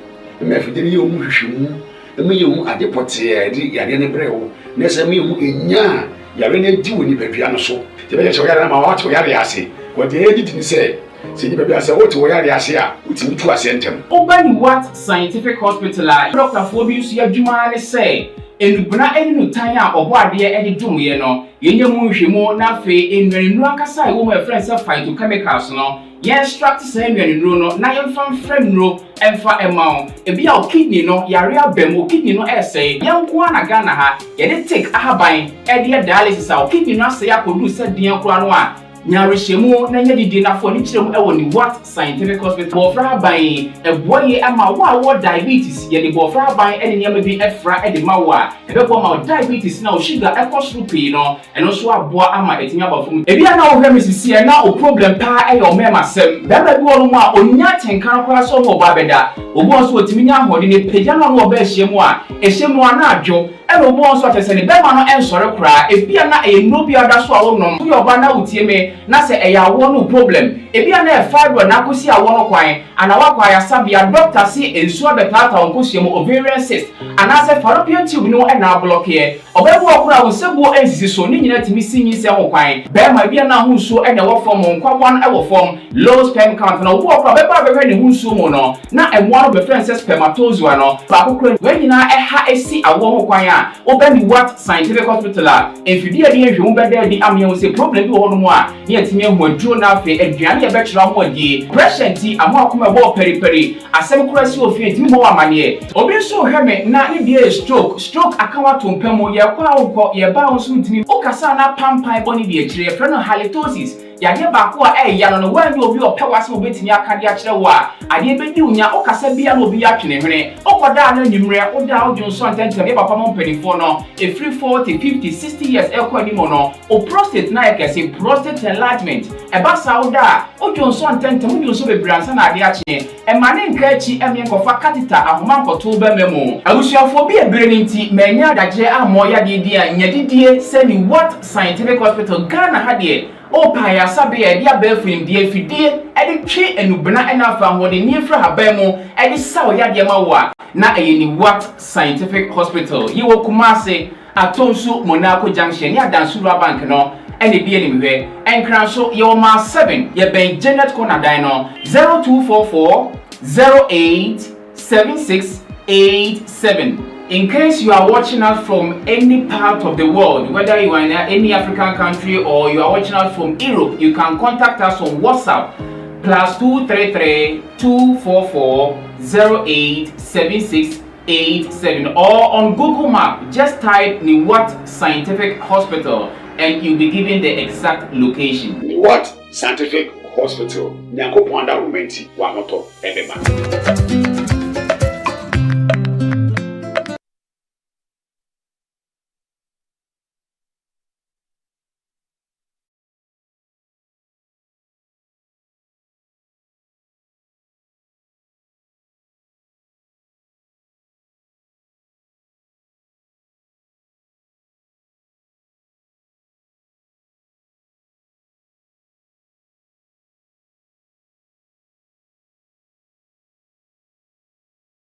Bebia good musim ekosubia na betrase eboboa no na edemu de no so efra madwenkyere ewo de ye kan ne de amanfo de ba nyina na aye kama pa me ko easy waterproof paint na me ne Kofi Amuako akodi enkomo kakra easy waterproof paint or no more leakages to asufri ho mame Sergio why have you on pay Was why heavy. Me fell top no pa. Me swim pel top no.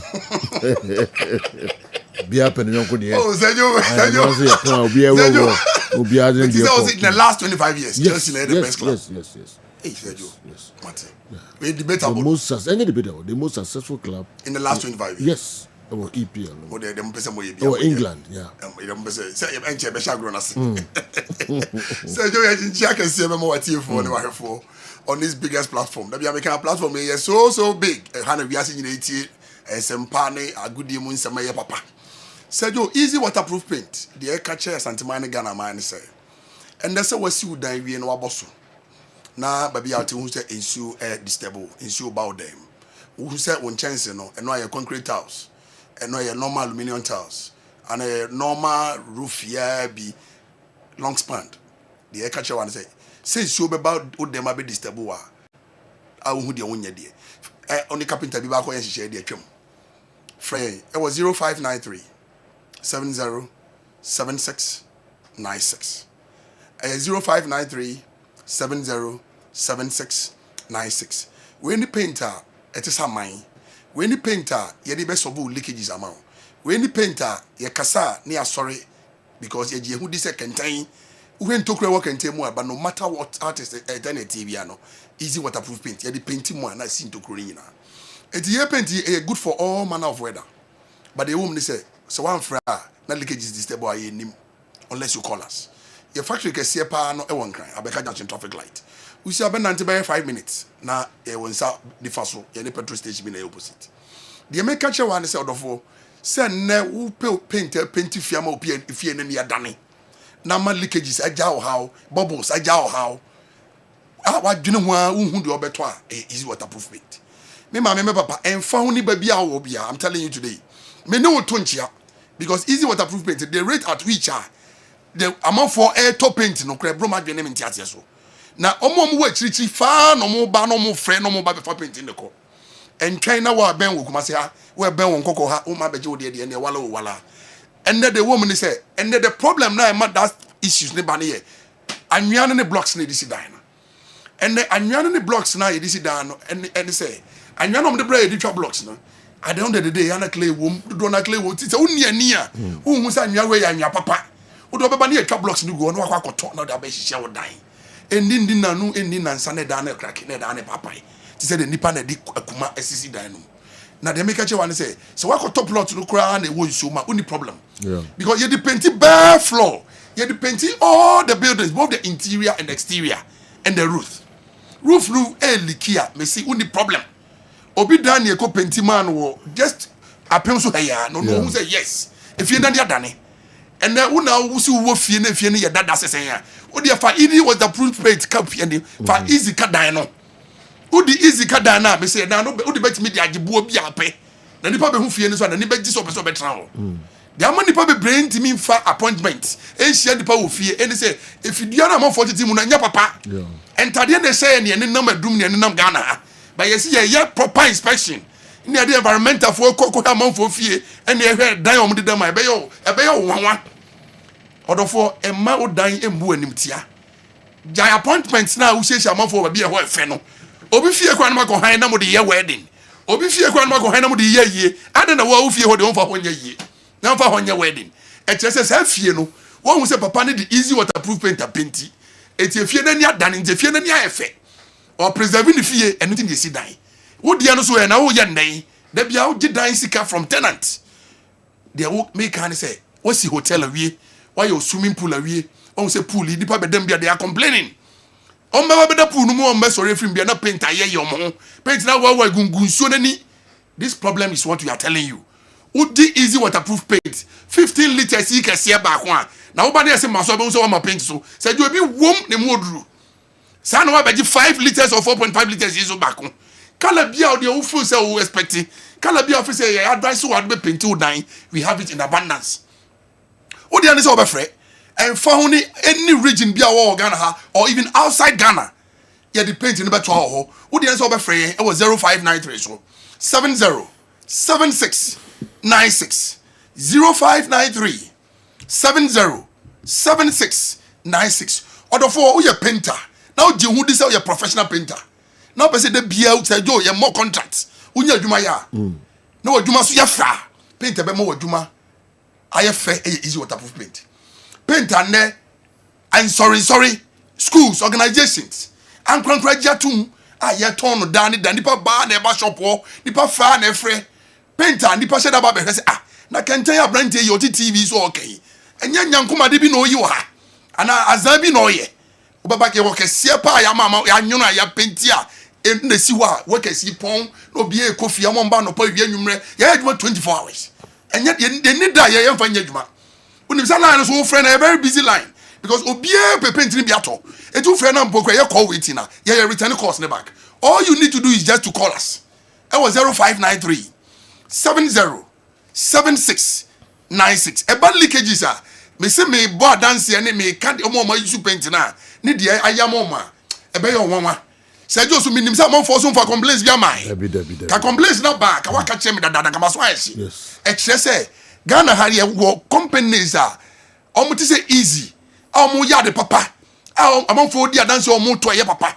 Enya sebia de bia efri amanoni efri obi manso ba na e papa ene wo paint ahodo and wo de paint wo dem a na wo kra te wo dem na woni kra so hyehyɛ wo na kata da ne da unya kata efi se paint ni nya papa efi se de nema fra paint na wo mimi nu ye fo ani hu adem bone market na sebia bi no mo ye ba we de ye ka no kra kyerɛ wo ha ade ne nya papa nya de a Kessben nya de a Sergio be pini kram nya bo hu da ro ha because on one tried and tested it eti dem can say e bo so de da form. A bonnet they are very cheap and anybody else can afford it. Would you say down what we say ube say ye to see what is here I can say. And your painter spy and your painter 18 show and your painter who to see on abana cake bia.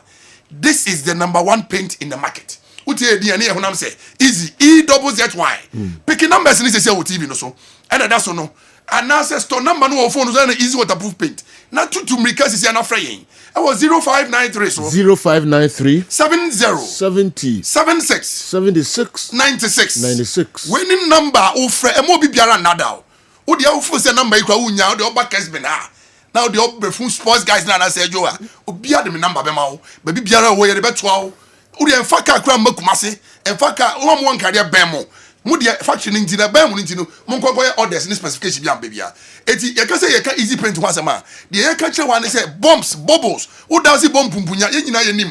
Ye ka pumpunya ba bia ya na mpa ni wardrobes no esisi ni more. Ba bia nkonya no wotu so obi won ne dance ai emu ne dram bon ankasa. Oba fie say age so friend ma. Say mo mbiem fence ne mpro no na me ba say be apampan no mo mfa me so. Na wa da dan apampan wo efe. Aba be to paint papa. Okay. Na solve problems. Sergio me sorry. Me demonstrate kakra bi me can't know as you. Correct sir. Yeah. You sure say you so ba ko kra nim. When you dance dia you 2 million na ya chase no. When the chase auto easy waterproof painter, we are solving all your leakages for you live and colored. Who dey be to color bia opekesi o kitu o na be dia dance check if you ask na santeman.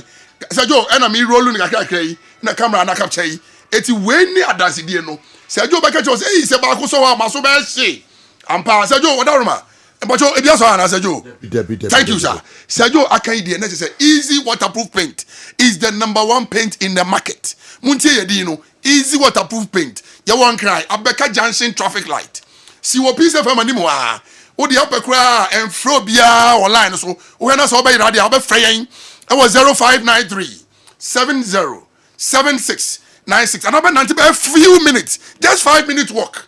Ube was a petrol station, get CB, Fefe, and Indian. No afi wo dra factory ho mo se mabo na matimu nka wo Kessben sports matimu nka other platforms matin enwuma pa paint ne ye eti yesu epebi de akoye dan and them is secret say menya ka ban adwuma bia ye bia for schools hospitals clinics e fa easy waterproof paint dem paint eti Sergio me sorry the make can say free was 0593 0593 70 70 76 76 96 96. Sergio Abrante bi wo nkoko ye friend Steve na also feel brutal.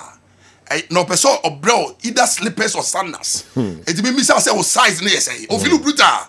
It is Steve. Na enter say o tie bia. Me need be come out backyard. Na ma size na bro. No and heavy. Kudu nkoko ado si nkoko aso be inti gare say yo. Steve o be heavy. Or a guy. Or the greatest CEO ever. Okay, Kofi Amwako. Sergio heavy. Easy waterproof. Sergio heavy. Also no more leakages. All right, kauna ko bebito na ebeboa ye papa. Ya beto aso de amamu baby ebi wo bia mpancho numbers na the two dwa no frɛ na kope bi ebeboa.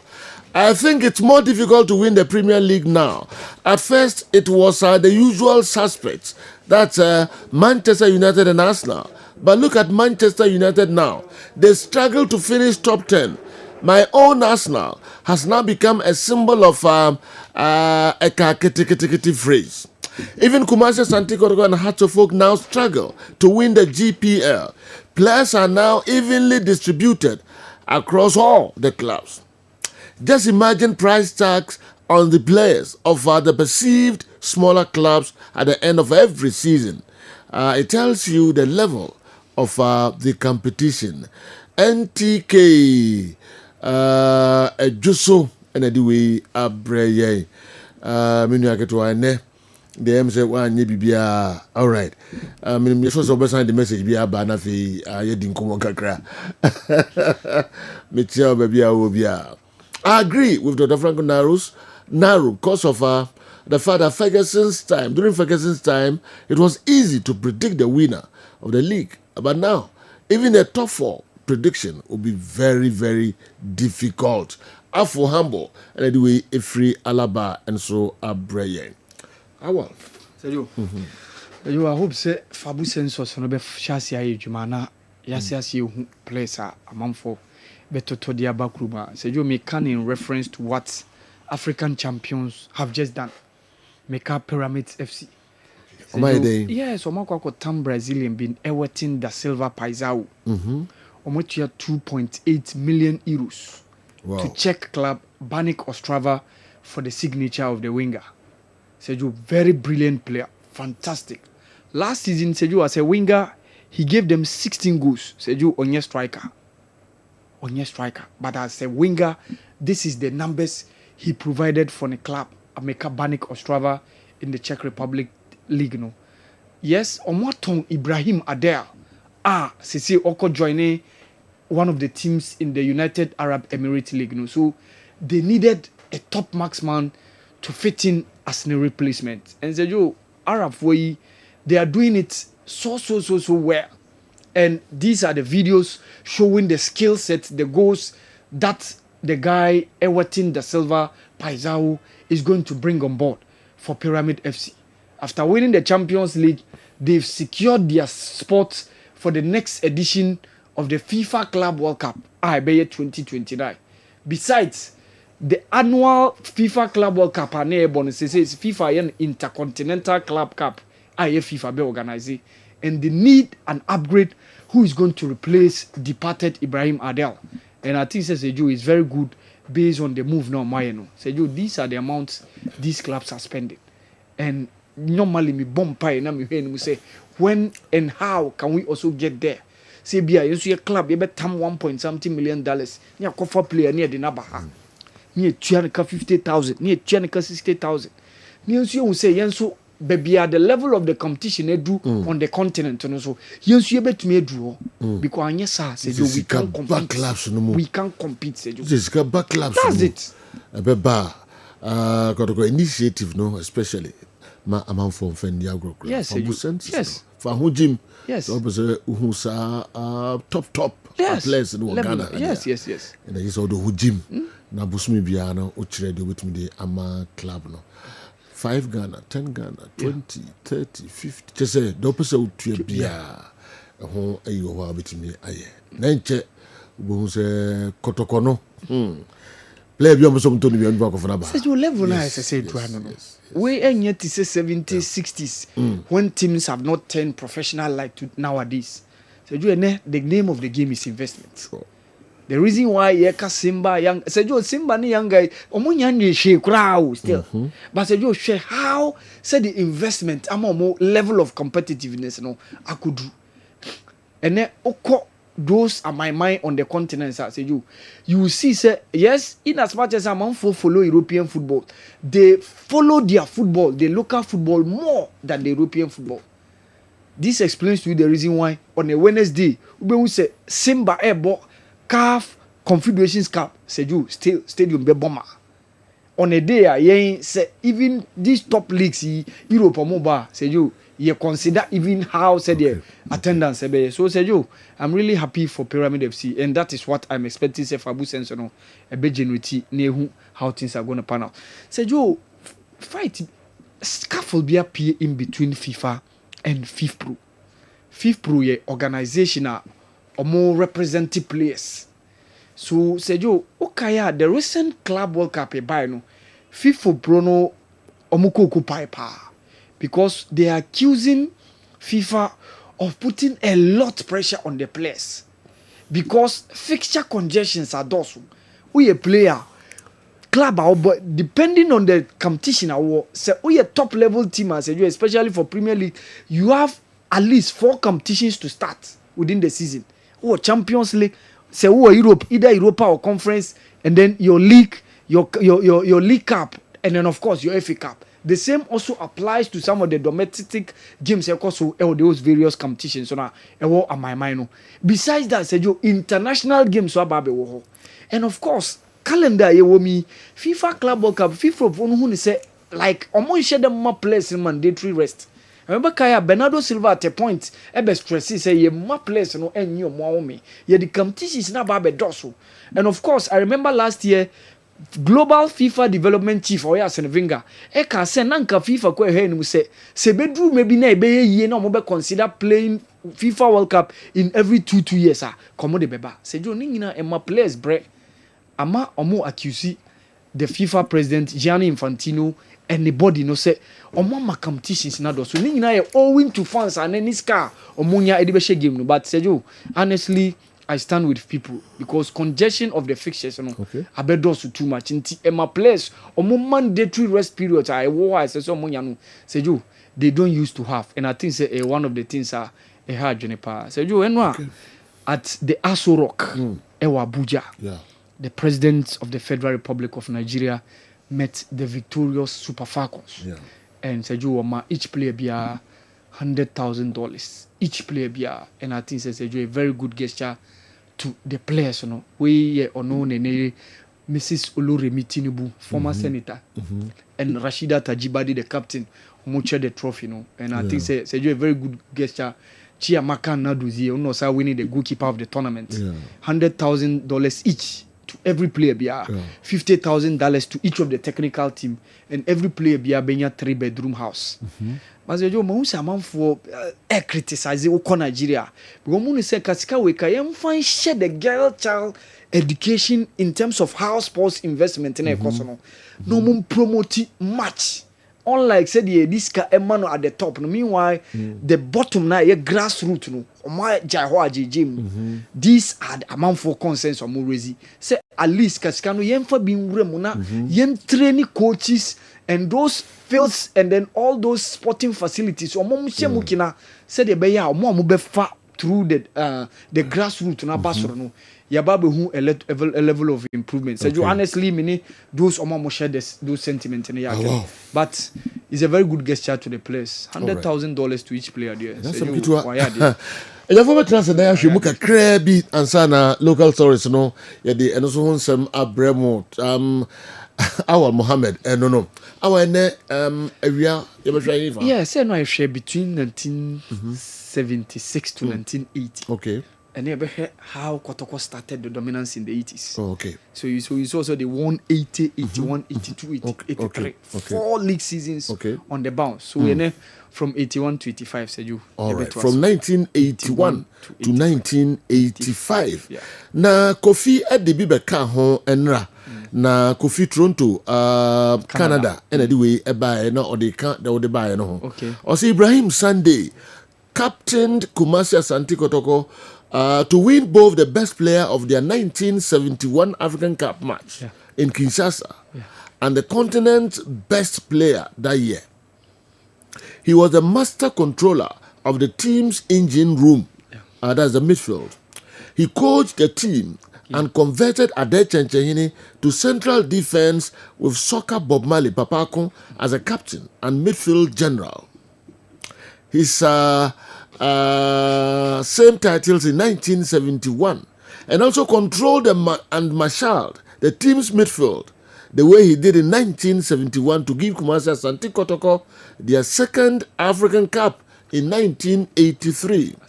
What a hero. Congratulations and well done to you again, the legendary Ibrahim Sunday. Your name, achievement, and mark, the mark you have left in the King's Club will forever be remembered.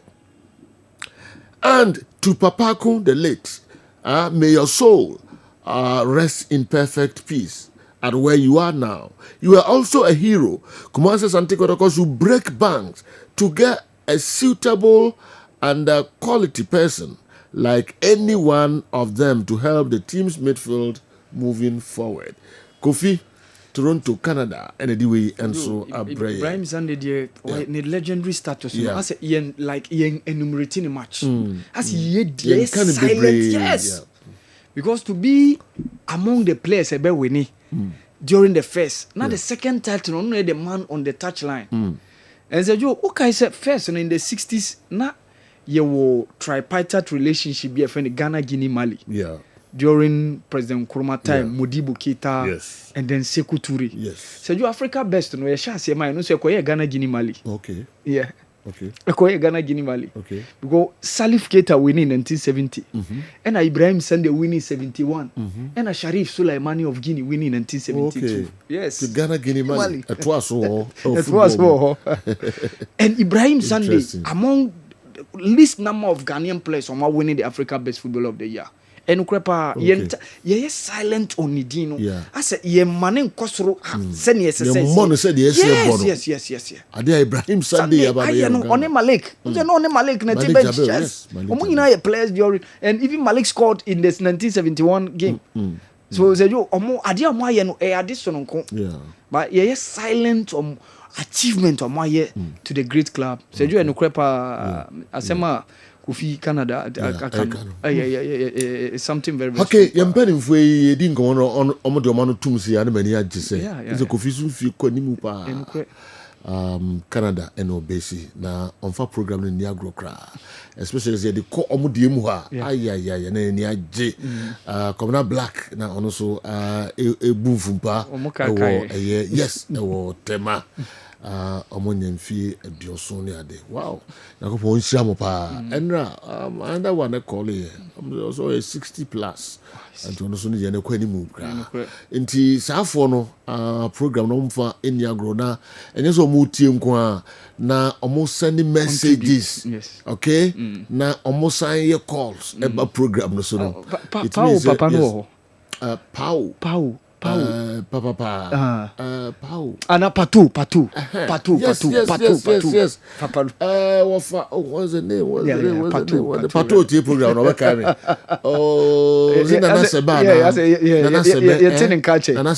Sebe. Okay. Ana Machia no so Eddie Amami pa. Nana Sebe so penimu pa on so program ni agro. Wa konotini TV enim. Patu honum no mu nyina agu a omo hwa na yeda omo so ase papa pato woni udom na asebe ye chano papa ye kore kwa kofa Dr. Amuzu enso nkra to kakra aba yenti Dr. Amuzu enso the how bia no fakuja doctor yi obesi ne te enso de ama Dr. Amuzu P herbal mixture e drive dey for mema ahwefo nyina kwa aba ba Amuzu herbal clinic na vitamin sem Amuzu P herbal mixture e drive dey for agi atuma ebua honam yawo so obi say doctor meti yawo me bema no mu e don so a meti yawo na me don so a me bre ana say me bema no me me pepe de wuhia e ya Amuzu P herbal mixture Doc, many reach yen mo sanemi ana yaw pa na mete. Se we na wote se be ma de dura mekan fu ama wono. E ya Amuzu P herbal mixture. Obi se doc me hu se me jonso a ana jonso ne nyafe ana pam no wo hye pa. E de jonso na echi. Doc me jonso ase na bia kam. E mo sa se ma ya se e me ya. Be ma wo sa ha no mekan fu Amuzu P mu nya be ko. Di oti yaw oni ntohwe no mo.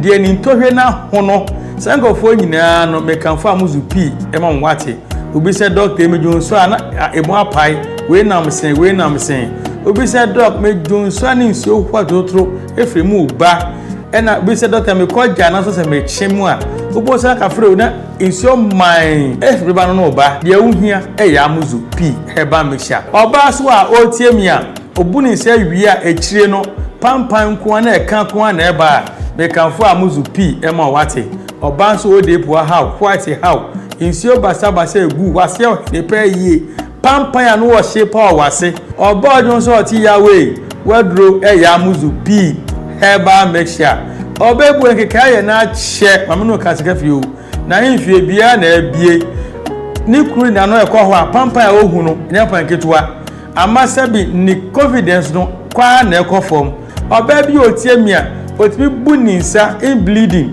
obo sa within 2 months no bu ni nsa mprenu onya nkeka ya na ya osa pamuzu pi nu masa nyina ejai wako twa scan yeso wo PID unu kunu hia ni nsuo nyina se na se na chi aba enam keka na akogina upio de mu nti onya amuzu pi nu mu a sa ha ni nyina be komo ho ato say nrei ukọ pharmacy ukọ drugstore herbal shop obenye bi etu no anya bi ato wokumasi akodani herbal misi herbal apidank omo mrom sa nso na icof ni Colinac omo Ashtown Accra ukọ kanshi dragley ubisa na nabuachi Kingswalk Tinates Repash and Hallows ebi etu nro makon anase dudu pirano ukọ no so pamuzu pia obenye bi ato se o pese no semise bia creative so fa na manefre for further and better direction amuzu p herbal mixture maudi hiochalo with a hefuasi.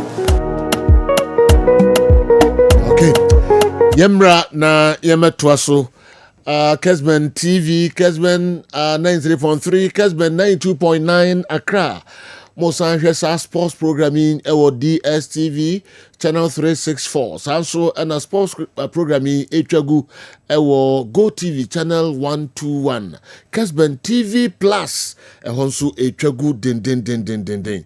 Okay.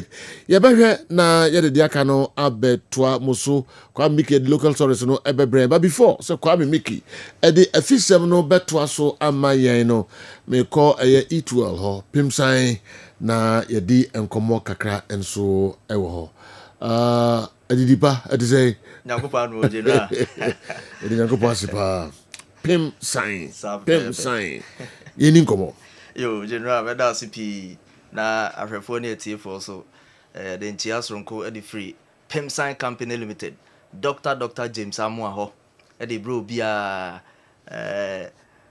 me on my own behalf so Chelsea fans nyina so yede ntia no de bremo o sonko kwan so kra we are Chelsea fan papa tina woni ma tete kama onam ho sa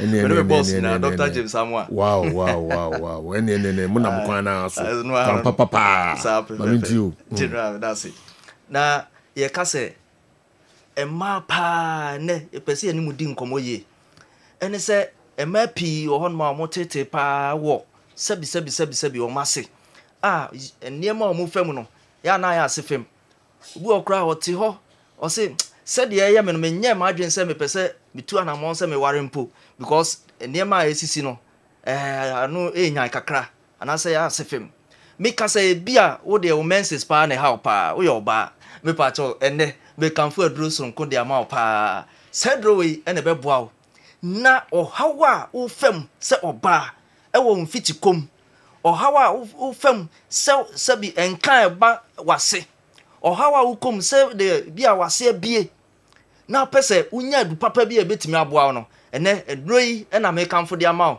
a free Pimsan company limited aso ye edroi Semens Vital Herbal Mixture ene ne capsules afenso preke natural powder preke se powder no na me kanfo de ama na se utimi kasa enro we bom se oba hawa medical boss we se oba no sa na ma we nyina be firi ho akwa ama hwe se won fiti kom wo de ne de hawa wo ne se enia mansisi so ye hwe bosumi we ebeba namienu bosumi ebesim namiensa bu okra da ba ko pe na atwa be pa chawo wo na me kanfo se adro edi ama me pa chawo wo de no ye born formation say football formation a me say ye 433 wo benya adroi enan friends say Semens Vital Herbal Mixture no wo tonsuo no enan na fe ne capsules no a to pae no na de miensa tato uwia fa preke no so miensa na fa tato eno ano no ewie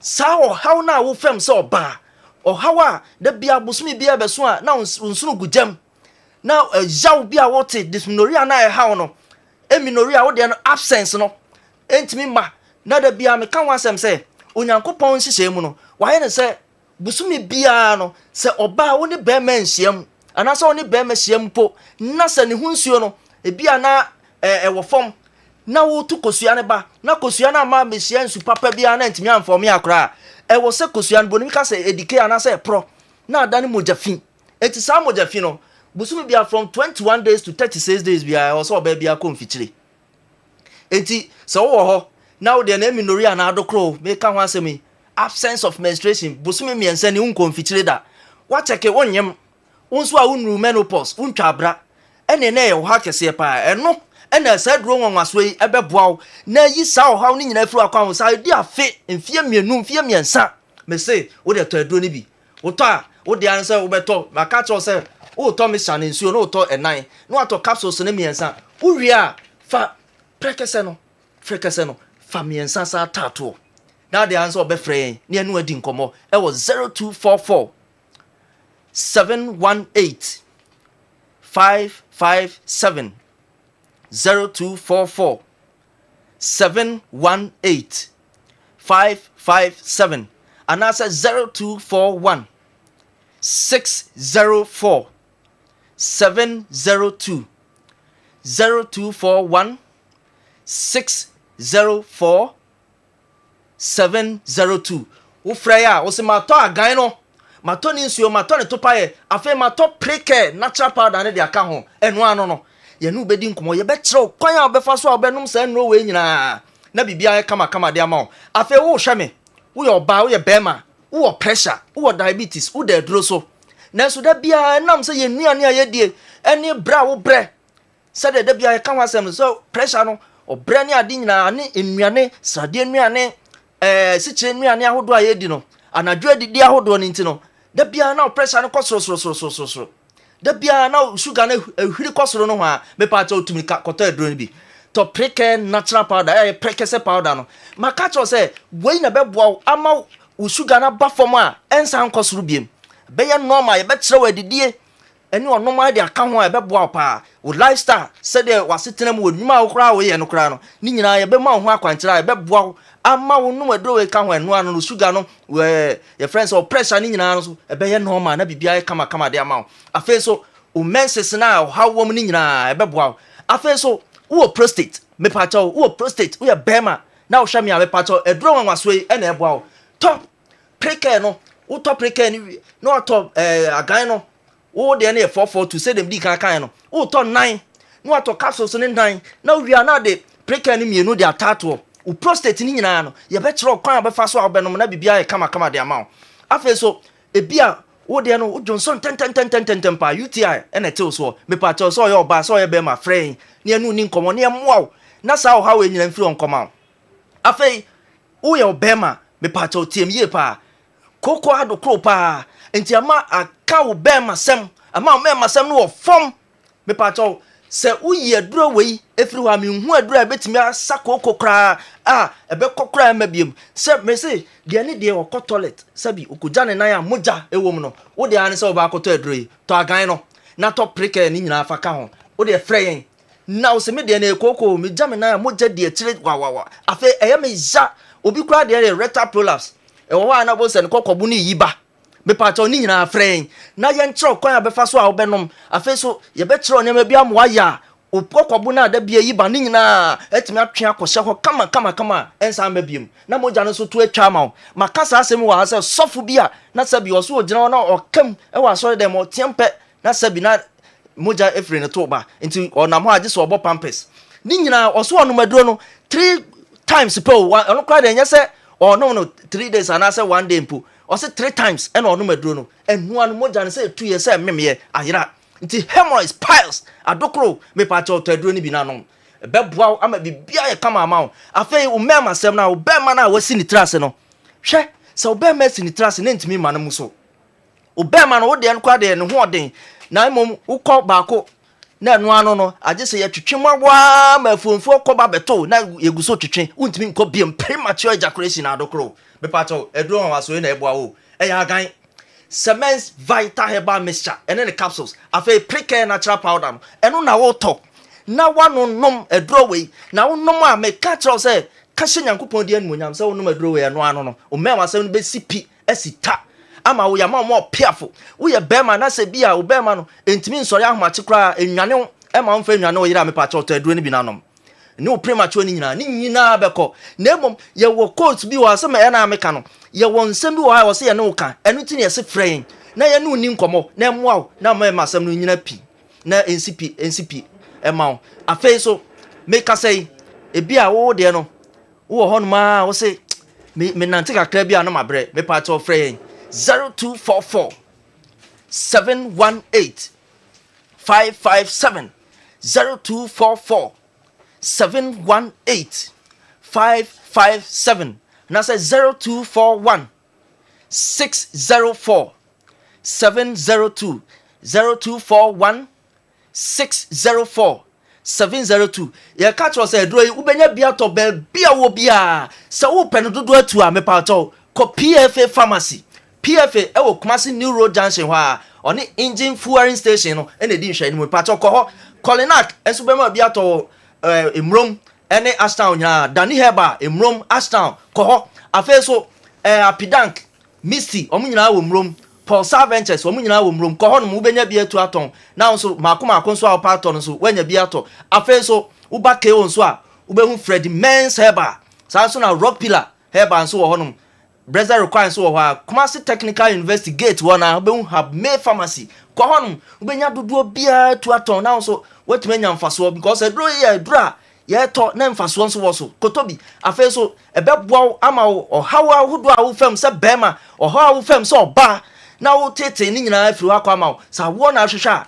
me pacho se wo menses ni nyina afiri wa sa ne ma wo nyina bedadi ama wo no se timi aka bi me pacho konkran a ko Repass Ventures ewo o kansi drag lane sa so na tinata heba nso wo honom sa so na be hu Hallows heba nso wo honom afa be nice heba nso wo honom mo nyina beboa ama anya dure bi atimi ato e de agu store ma fe ma nso ukọ ashama nso a B class heba B class or Maserati wona station Maserati wono mankasim so ye Jeff heba nso ono so be ma obi afa so Cape Coast so e Pena heba ukọ hon ma ono so kotokra ba ho ne mosque no en ben uduru hon ma wo so benya bi atu aton afa wa obroni chemist enso wo wa me pato enro nyina benya bi atu aton afa so benya makoma so aton hon ma na bo afa tamale so eye Legacy Pharmacy Lamashegu na kwanzu hono bato ko ho afa o frɛ 0244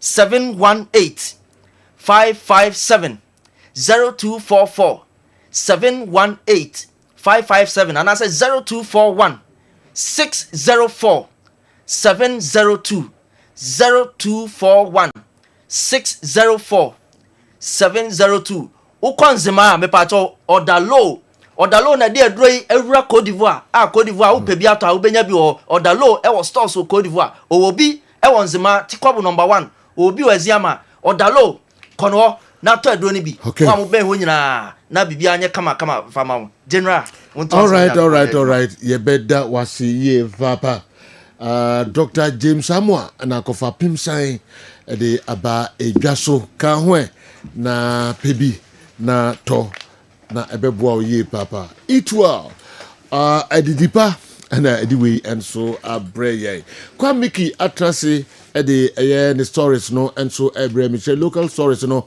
Mr. Naro is right.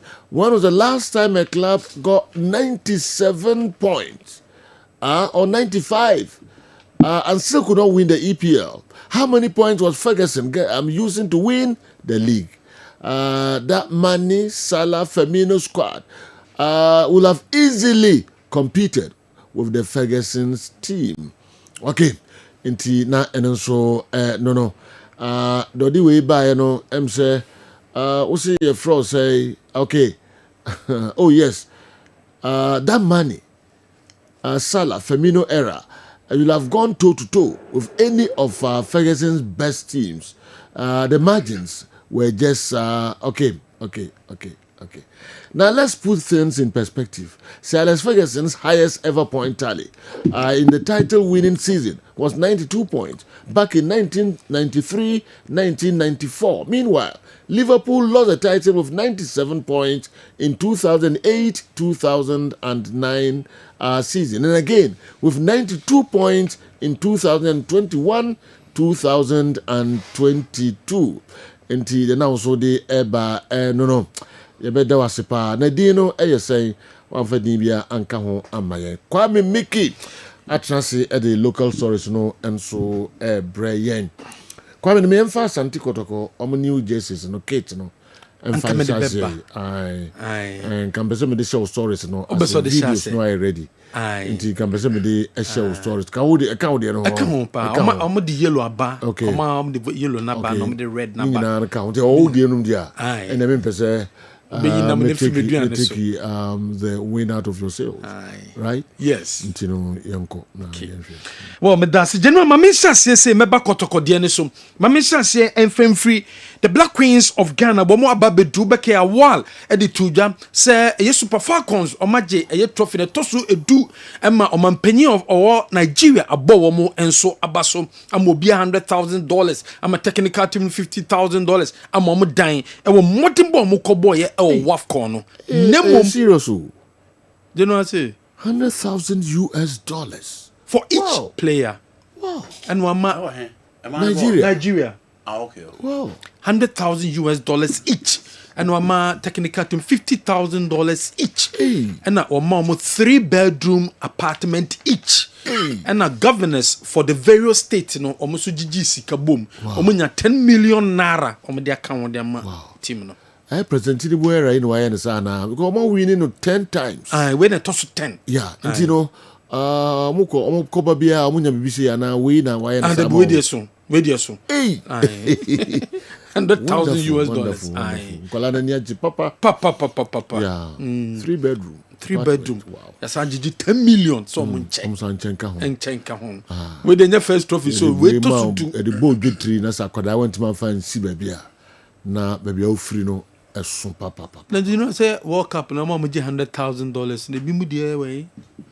Na make say ya the man no want man fa mo vitra. Na wan fa nye de so ya. That's what fancy ya. $100,000. Kwame 10 billion. And this ka keto na kan za no. Yes. Is that 10 billion? Anya better Kwame. Sure. Se de obesi abre wi ase ansa no nya 10,000 po. We now be brem. President why are papa. Why do be any bida? Why do be any bida? Yanko. It's general eno ni Nigeria there. My member Black Queens so. I hope so the mama. Because promises be aba. Ghana had the owu ye kra no so o maka say the promises nyama be bire o hwan fa mo. Especially 3-bedroom apartments also the mama. Say Ghana had the blasters. The estate houses dada omo. Onyan fa mo. Any am fa mo. David. Oh sir. David. Yan fa mo yango.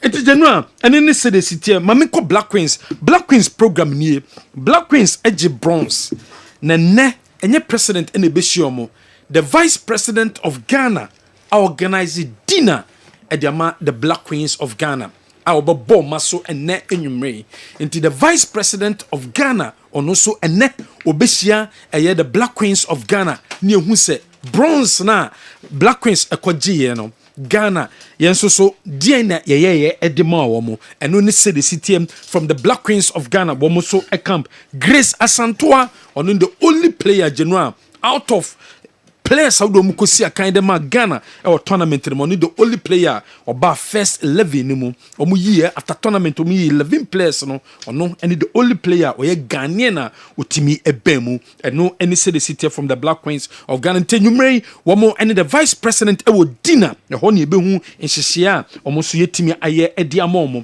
yeto so wa other stories yemfie ni enche executive council of the Ghana Football Association womo appointed Dr. Prosper Ogum as the under-17 head coach ɛna ɔmo san so de head of a year coach education and so ɛde ama Dr. Prosperity Ogum ne nyinaa ne say Gold Stars ɔma qualify baby any Gold Stars are qualifying for the CAF Champions League no ɛnam dwumedia ɛda ɛyɛ Kofirimpo manso anim nti no ɛbɛyɛ difficult ɛde ama no so be combine under 17 dwumedia no plus ɛyɛ saa dwumedia sunku yi ɛyɛ CAF Champions League no nti ɛna sabre ɛyɛ mpanyifo a wɔmo ɛwɔ Gold Stars ɛne GF ne tena sɛ ɔma gyatum ɔma gyi dwumedia no fin so ɔma ma Prosperity Ogum sɛ ɔnom ɛna nse dwumedia no se na ne dwumedia no nimani no ɔhyɛ ase ntentem because under 17 tournament no CAF ɛde abeto sɛ each year bia no mpɛsɛ bɔ na 17 tournament ɛde free o sɛ de bia betimi aboana talents awodo ne nyina no etimi akonkan enso ti coach Prosperity Ogum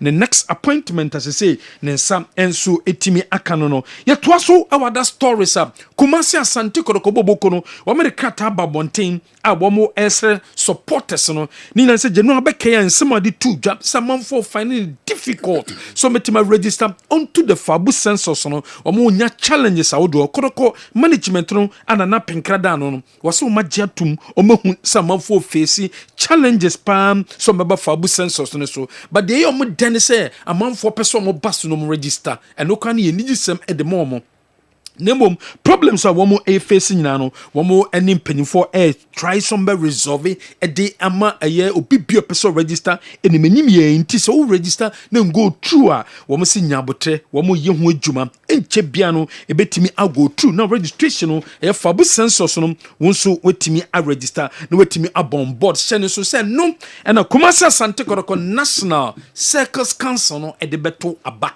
now for woman ye one more a year chairman of the National Circles Council no and then so emma another chairman obi seche on the na Ashanti regional Circles Council ne chairman the campaign o call launch ye e in crime na mpanyifo do kopie mu e wo dwumedi na se de de kan yenti nsem a campaign no ne launch no o kan ye e de e fon so no obi seche no o ye hwan o kire mu kakra e de e maaye Circles no yenya okandifo ema no bedi yanim na de bia meka se ye beto aba ensem bebre na eba but ensem na ebeba no e was at the end of the day no yetimi esiginaye na yenya enipa baako a yenyina ye bedi nachi ato aban amano eno nti meba ha na me pese me de mani so ade hunu ebeto monim na munyina mboa me na ye bohu dewro sane ebeya Asante Kotoko ebefa no ntoma pa efra na supporters nso afa ye ntoma pa efra obi bebu sase oben sachre woni hwan oben sachre obi a wo share ni supporters dwumadie no mu ewo Oboase circle 32 kwabranfo so na circle 32 no ewo eho na medi mi dwuma edu mra bi na circle se wo Oboase akofom eno nti mejeto me ho so se me revival circles a ewo Oboase nyina eno nti me invite regional council se omomra dwumadie na se eho na chairman nantachi a na oye regional chairman a na munyina munim esdo woyi nkofo mienu se omomra na omomme support dwumadie no omo baaye omo hwe ma ho keka amede organize supporters na ena omo se enipa we ofata regional chairman not local chairman eno nti after dwumadie no omo ma me ko regional council we yen some o chere no nipa ba dwumadie wedi e de Kumasi Asante Kotoko na o kan wansem no wasanso kasa kire mu so no obi seche no ba nyem obetimi aye e de Kumasi Asante Kotoko supporters no we ni nsem a o kan ye e de fa ho the car anase NCC no National Supporters Group no yene aye de yesika ebeboa e de afa buses e de ama secondary schools nti ye bobo a wo bo se bia yakofa prempe yakofa e bia was ya de o ma ba behwe bi o mu behwe bi bia wo bo se the spirit of Kotoko no at least se nipa 1000 e ba ya emu be let's say 300 400 there the spirit of Kotoko no will be in them na aboa omo after your primary schools no so we need to have a branded exercise books region ha ye be chama all the regions into school bia ben region no bia na de ko o de ko kotoko colors na o de kotoko after kotoko colors no kotoko players ye be brand in the camera send ye be akora bia maso obohu se ade no eye den kotoko players na da chire kotoko edin no so ye den ewom ti wunyini no na o de ye de wo de kotoko ni nyini some of us especially Asante region we yen semas chairman of this section we di tuja jenua tie wasan so de sosom say we die enye matrama kwa bia o say obi a waye bi pen okopre na wo se etoma no debi wo se nyu obi a onim computer mu otena computer ho a onim so use excel otena computer ho a onim so use word enyu obi a say me be pre bi pen na afi na me ba montoma me debi ye nyu obi a tried and tested no ne nsemo a your bin sechere o de so of August any year to abano. The Bema Watima to Abani Bine say over log on to www.fabusensor.com. Now I follow prompt no. Ye try and tested and ya obia a drumeso. Say o contest obi wo elections. Na wenya na esaba bio na wo sa contest ya. It doesn't mean say we na drew so never. And nunti na yen political parties no. Edu baby omuhu say I was here cover papa way because at that time no only nipa eyeden wo fata obetime LED say you call all over the world and you need a leader who can appeal to the masses yen koye no the old way biom I was say wunya leader in terms of computer obetime aye sorting obetime aye bibia edi esa ne word nyina ayeden aye aduma. We shouldn't just go in for any leader just like that. Enti mesremo campaign no munyina mo ka ho bi ne yeye momwa na chairman Benjamin Obin Secretary. Ye try and tested enye we yen sama Benjamin Obisechere or pray for NCC chairman wo de etuja na Kwame Dankwa e Greater Accra Regional Circles Council what is saying baby football ekono ye here educated people wo mu nimdie wo mako suku mu e no ma lidi kasa bu ho akra make twi o ken obu ho won titwi no e wo so ka brofo o si timi nyu obi a okogina platform so betimi ka brofo e de che supporters no ne ade ehia na Kwame Dankwa no dia ba nsa nya me no abesa de yakọ asomdwe mu na emse se ka ye kotoko ho asem a adaje be boy and do aye o makotoko nti e na sabre look at the weather kofo ho kire o mo pa enso se na ye nyina etitim kotoko nti di asem yekutie chema Obin Secretary o se ento abama no medi kotoko supporters anim se me mpe kotoko ana o mpe kotoko a on se wadaje mfama e je sa na tie dia ye mpe nokre na ye nhwe de o se fata obetime diko na nima me akọ bebe ye pese ye ko kotoko supporters ejuma na sacrificial work na ensemu pina na nkrofo keka sebio aya na me fa na se e agenda so pesa o kan okre pa na wonchia waso a papa ya oti hoyi e fa sebio nimdie mu ene o pesa odi dom anim with the greatest of respect so nimdie ni soro a na o pesa odi dom anim a ehihim kakra na dom na obedi o anim so no eye nipa o chese ye fit different backgrounds sebi obi okra kase ya mene wo kan o yakotoko supporter o ti krom ha wo kan onte it also already communicate in another way so communication how do you do it and I think you need a leader or an all-round leader you krom ha your local dialect twi kasa apart from that the official language is English it is obi a sebio onti kase bia na on will communicate here. How do you expect the person to communicate with you for you to understand? And now we could share corporate entities.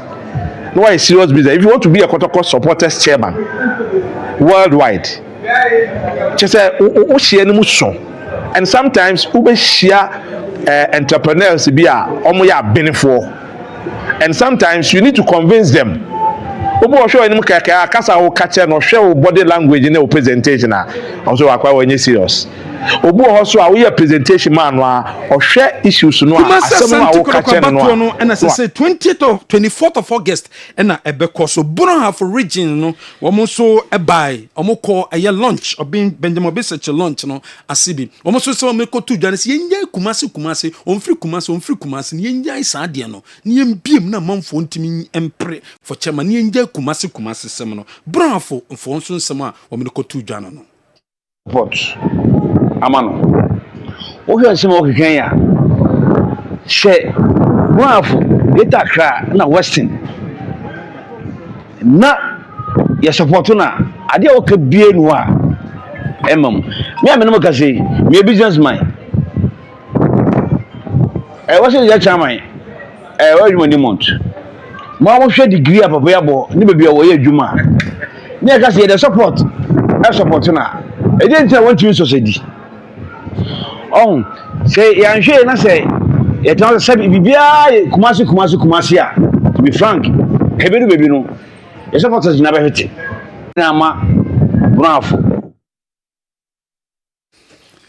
we ayet in somewhere free Benjamin Obisech ne campaign or launch e Accra 24th of August and abato no beba so no wo de ababetuja and Kumasi Asante community THB ayonko fano for next season kotoko Jessia wo mo ebehye no wo de hu video e ba bonten say next season Jesse we and kotoko ebehye we aye Jesse no in pictures video enie yentie sede ne yehwe sede sitie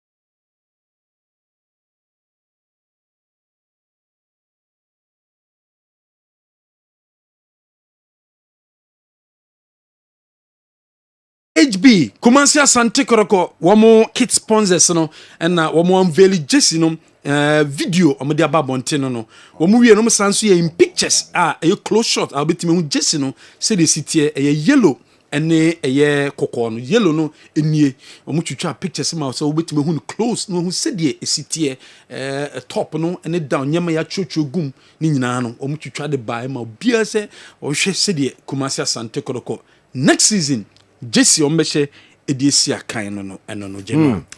The unveiling of the Kotoko jersey is just brilliant and top notch. I remember how Sir Franco Naro was maligned for imposing THB on the club. I must say, they've proven beyond every doubt that they are capable of kitting a great club like Kumasi Asante Kotoko. Krobia, kudos to the management, our media team, THB, and everyone involved. I'm watching the show live from Quebec's Unisex Barbering Shop, Anomani, Fie, Amangwase, Victorious Collins, and Apejawe de Abreye. Okay, kwa miki ubetwaso. Na obidi by say Grace Asantuani Posha Boachi Alcon 11 no omienu ne fa obna nyini pa ko. There be. And oh, okay. And the paper no but what shame mama. Okay. Grace Asantuani Ose Hanbio. Ose Posha Boachi e kan ho. O kan ho. Posha Boachi kan ho. You are wrong. Yes. Okay. Me are wrong. Yes. Majiatu. Yes. What you had to. Yeah, that's no need to know. Oh, say oversight. They were nimpa. What you had to. Oversight. Yes. Yeah, that's pa. That was it.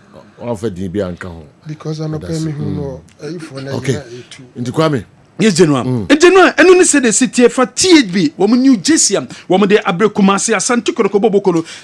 Kaiser Chiefs inform and so they are two Kumasi Santi Korokoboko nim se Kotoko a bar a year South Africa no wamo ama a year mileage pa ye pam e de amom no mo pese a yonko fa beda mene Kotoko ntemno eni se so also mo building upon the relationship abeda wamo any Kumasi Santi Koroko ntem e fa Toyota Cup game a wamo etimi ekobo ye no eho yento so e wo hasa so ya obeke betodwa sa Samoa Boateng Samoa Boateng has a book tono from Bobo Kwa friend no eye Nations FC okoye season no nyama nhyeda nkoye emfaman ewo has and am so ma has a work omo edit to just upgrade Samoa Boateng wo muntimi enu ni nyama biom se brekum Chelsea ene ne Samoa Boateng edi nkomo yie papa se kwambia so nkomo sa ebetima beka no no wetima ba besi akan edi amom sanso na Samuel Amofa wono so ekopie mo has no has of work ene na tena se apart ways asabre Samuel Amofa wono so nyadian obetimi atoa so esi akan edi ama bobo kwa ye frɛ no Accra's book no mamenka wo say Musa Icardi ono na message Musa Icardi once again thank you Musa Icardi. Okay, and you know, and when they say the city, and also our Ghana Football Association, say GFN clubs and some more complaining about sponsorship, television right, sponsors in them. GFN take a decision on Thursday. GFN be unveil the new company, or broadcasting company, or Babe Jumano. She said she GFN person me and say, one the broadcasting right, ebema company baako. Na company any big cha Ghana Premier League no ombetwa no metwa ye matches no ye benya dodo nyina ahwe e wo TV so no mo ye production ni wi a na any television station and na say any media house bi a won so pese o subscribe na otimi yi match no na fe one eye GF no akwakodi nkomo na sike bi bepiem bia no wo mo de ama clubs no inti sisia se wo mo ayen se wo mo de right no e ma broadcasting company no otimi production no o ye production ni wi a na fe wo mo outlet e de ama eye various television stations no bibia enso etimi eyi because o mo gidie se e wo so mtimi nye sika through the television rights no mtimi e de ma clubs no eno ne sisia sabre wo mtimi aye Chene so say Nchebiana Congress eba bekoso eno nti omo prepare towards Congress Nchebiano eba bekoso no yento asom about that stories ye de ni ebeche Governor Trump wo ye legend e de magan won so kasa wo se Africa ne de be also prepare ye ansa no wako enye se wa qualify for Africa nti o ba beko ne sa akodoko beko ene Go Stars beko se Go Stars oni omo boy e wo ye FA Cup mo hu team ni se de city Go Stars also me team ni omo pe players ewurem ne sa Africa no a bit difficult here, Papa Gordon Atram. And also some good players who can stand into this African Cup. Likewise, Bibiani as well.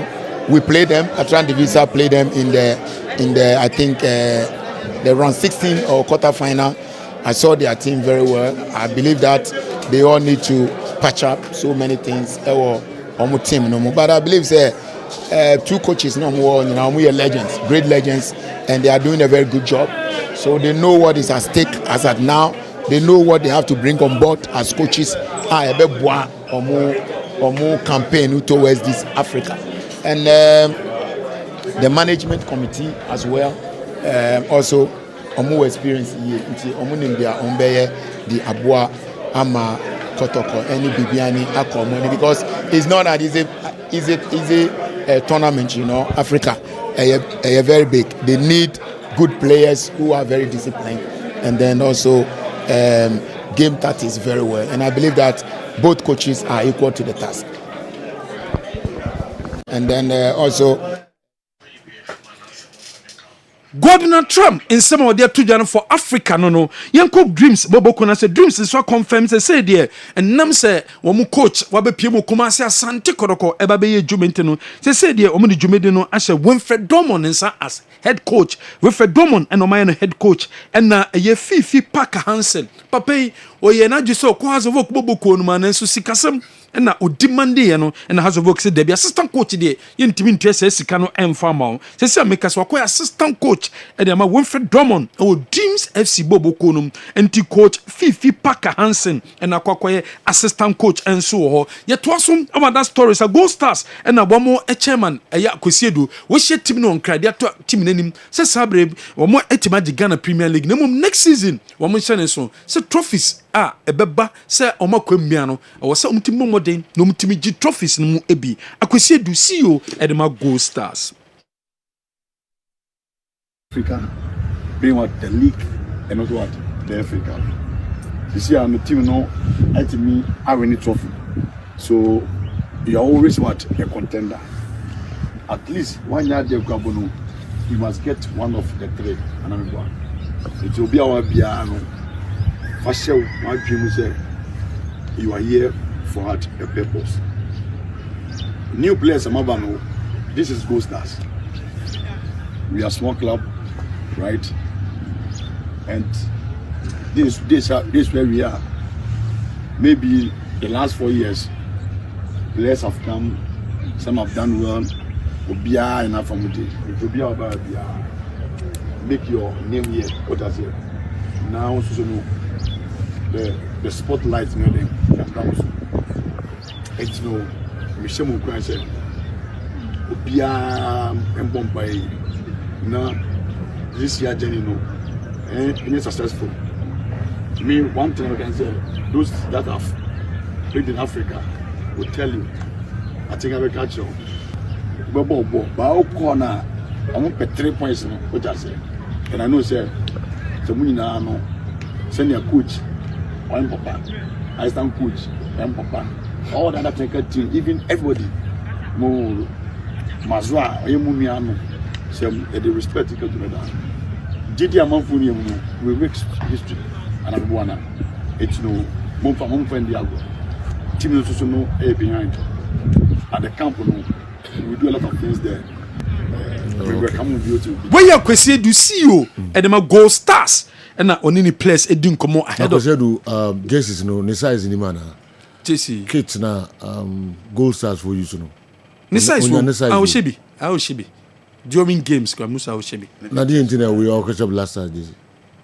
Entiase. Na who so be so chef final atade gina chire officials ni bia. Hey, mama kits ehu yen yo. Minim he for the sponsor Gold Stars. Omudi Icaros. Bia no moto. Na nya sa pa dia. Bia no obe ma okwan say club fanimu she blaster this in the address here. We she final director them. Bia amfa no ho. This will be a ship to me say Mahmoud Dabi. The clubs no nsua sa de no. Branding na yes, branding na e kan no. We a club official, we a club anymore. Only team wo babia. Home ground hokra no. There's no way so should be outside a saying kit now. Omo kit on jersey. Ana omo ntade. No. Yenye ne babia. Ofia penalty tama Kaizer Chiefs no. Omo penifo. Omo nyina she jersey. Yenye ne babia. Omo nyina she jersey. Kaizer Chiefs ba ha mo ntade so mo. Kaizer Chiefs jersey nko. Omba ha hu. Bibie so mo bia. Even former player. Yeah, so mo Piero no. Ese ntade o sekwa bonten kra no a enye for club no. Official purpose no. Baby cry no official purpose. Oh, Pierre con baby cry. Kaizer Chiefs ni one time neso. Hey, no be boka de ade say ya bro. Man mileage kakra no so ne. Because who don't want ade. Enye sa. Enye sa. Kwame. Enye sa. Across board no gym for no across board obia. O catch obia. Me catch obia. They know Kaizer Chiefs. Yes. 24 pound e ba how.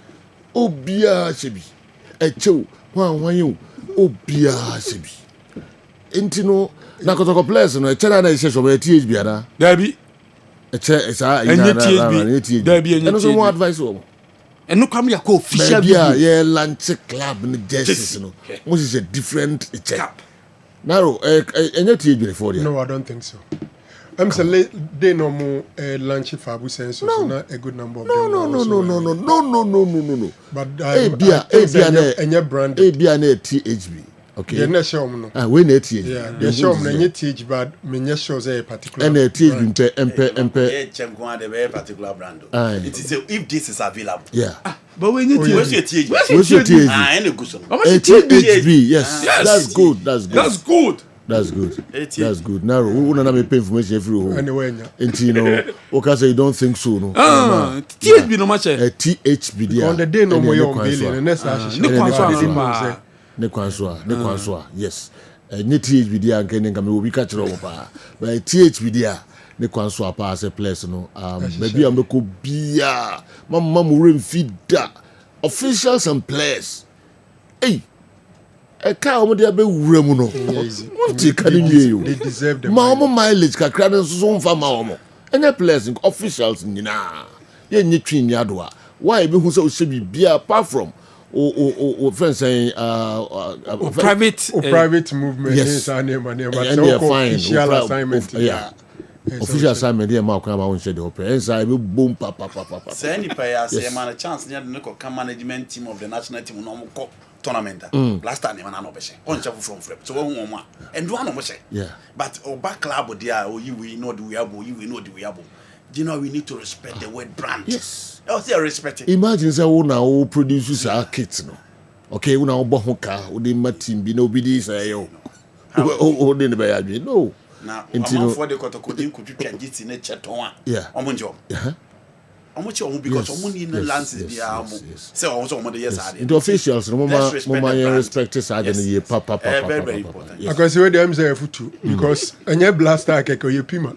Na o she. So you carrots the sponsor. Oh, dear, they were now in the way. Oma let him say yellow now show you know. A goalkeeper's JC. Okay. That way JC is not in the video. Okay. Oh, until red new home and a yellow new goalkeepers. Okay. Into the video we showed no. Okay. Phenomenal way baba. Away Jason income. All right. The officials no free na ekwe. Your cameras no be tomosu ye papa. Baby ambeko bia. Yes, ebedimochi. Na ye dey aba be television. Say ntade hye wa de apie ne club na no. Eye anase enye. All right. Intina eno so eno no. Your attention, I'm going to draw your attention to the fact that the challenge in our team, ne kwanso ano no. Ene mo ya dwepa na ke ko chia ka na ene to chia makwekwe we cross and them message me say to mo chia we say all the hat and caps were THB. Nice one. Ene mo ya dwepa ye dem ase. Okay, that is the way to go. Exactly. Yanko. What genuinely said the city after winning the Toyota Cup at China, Omakwaku Piemu over the Palace. No the trophy no akwako chere utumfo say to the second. When we pe straight Kumasa Sante Krokodumeni ebeche Cape Coast no makwako to pre-season eso ewo ho ne bia mbeko no makwako to pre-season ewo ahead of Premier League enche eba beko so general yemfensia. Okay.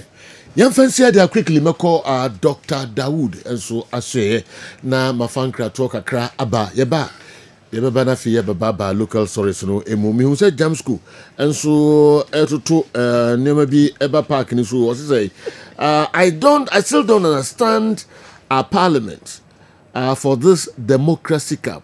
Why should Hatchofok and Olympics and not Kumasi Asante? Why Hatchofok and Olympics and not Asante Kotoko and Gold Stars who are going to Africa? I smell something. Jam school and so the other. Amu contact Kotoko so mu program no. Intimi suitiomo. Inti Kotoko de omo na kaze in suitiomo. Inti Kotoko de omo na kaze in suitiomo. And na Gold Stars crown MP4 baby any ono so kwa parliament o GDA say I say democracy cup no involve a Gold Stars because Gold Stars na kwa Africa but o man consider okay so me dem Olympics and has I perfectly side with you on the issue of the kits. Messages be brave but Fifi and the way and so abre yeah Fifi na no Frenchman I won't be coming go that only we can young the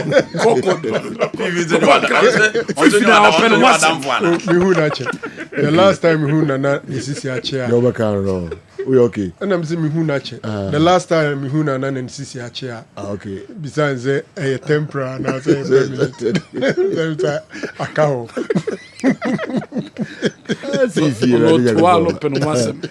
Ushara for Akumore. Did you agree? Akumore, yes. Sharp. She. All right. Yeah, call the Akofa Dawood Heban Kratoga Kraba. You might have it to us. And we are not for your friend, Dr. Dawood. Mena me da Dawood Heba Hospital ano. Na enam meso enane Dawood ointment. Dawood 360 capsules wodwa manso a ene obi adi hu adanse. Na du wei edutwem. Dawood ointment. Dawood ointment or se fetwi na ebeko. Ofa Dawood 360 capsules or cc na ade wom. Na drum yenu wei adwuma bom. Obi a osisi ye o yapa. De obeye ne se o de Dawood ointment no etwitwe osisi na anopa ene anwumre a. Nansa bia no na o de bia bo asawa obetimi de atua. Udware wi a fa Dawood ointment. O de te ne fa sra. Ta bre kro na no na wonom Dawood 360 capsules no anopa ene anwumre. Na danse ye na ba amane o de enko na enko ti adanse ni bi. Dawood ointment. Edrowe me straighten and welding. The toda me po adwuma na me honam nyina me ye me ho bibi enye. Ba se minya sa Dawood ointment we na me twitwi a na no pa so minya Dawood 360 na me no mo a ese kwa re me ye adwuma kura se kane no. Te drowe de edima se mama no be di so asema mama. Ye electrician na ye adwuma ekofia yentimi na Dawood ointment. So ye adwuma na obra okodru fia fa twitwi ade be che no na wo hwa ye den Dawood ointment fa twi keke na ebeko. Dura me use so mama hode pa ma metimi gba adwuma bibi e kama e ma me ye. Dawood 360 capsules and a Dawood ointment. O memre we no na do we no so twitwi wa aposo e be ma ya oni nyina afiri o ma de che o twa be gba adwuma. Dawood ointment fa twi na ebeko. Da bia amafo company de wo ka musa akọ spreader. Me secret na nu ani ebudo na ani Dawood ointment ene papa me sori anopa me di twitwi me sisi achi me babia he me ntebre secret ni nie ti so person ti sem ya we use Dawood ointment. That's the secret of my taxi driving. Me a transmission gearbox specialist ejuma me ye en kan na me pega ade a na me nsakura antimi pega na ase me ma ade so na lock me sisi ti say free say me share Dawood 360 capsules and Dawood ointment abo me bebre the dry you na so amente ya mente bia obia momodi so betimi apɛ Dawood ointment and Dawood 360 capsules enya bi ato odofo se wate bi aduro ya me ka ho asɛm no eno ho adanse ene wonom adi no ko pharmacy e ben wo herbal shop e ben wo ne koto Dawood ointment Dawood 360 capsules na sɛ de enkrofo di ho adanse no wo so be di ho adanse wo pɛ sɛ wo frɛ ya eno na wo screen ase no 0244 88 64 37 na 020 168 1717 baby a yeton aduro wo man Ghana mu bia no o de wura house pe Dawood ointment any Dawood 360 capsules.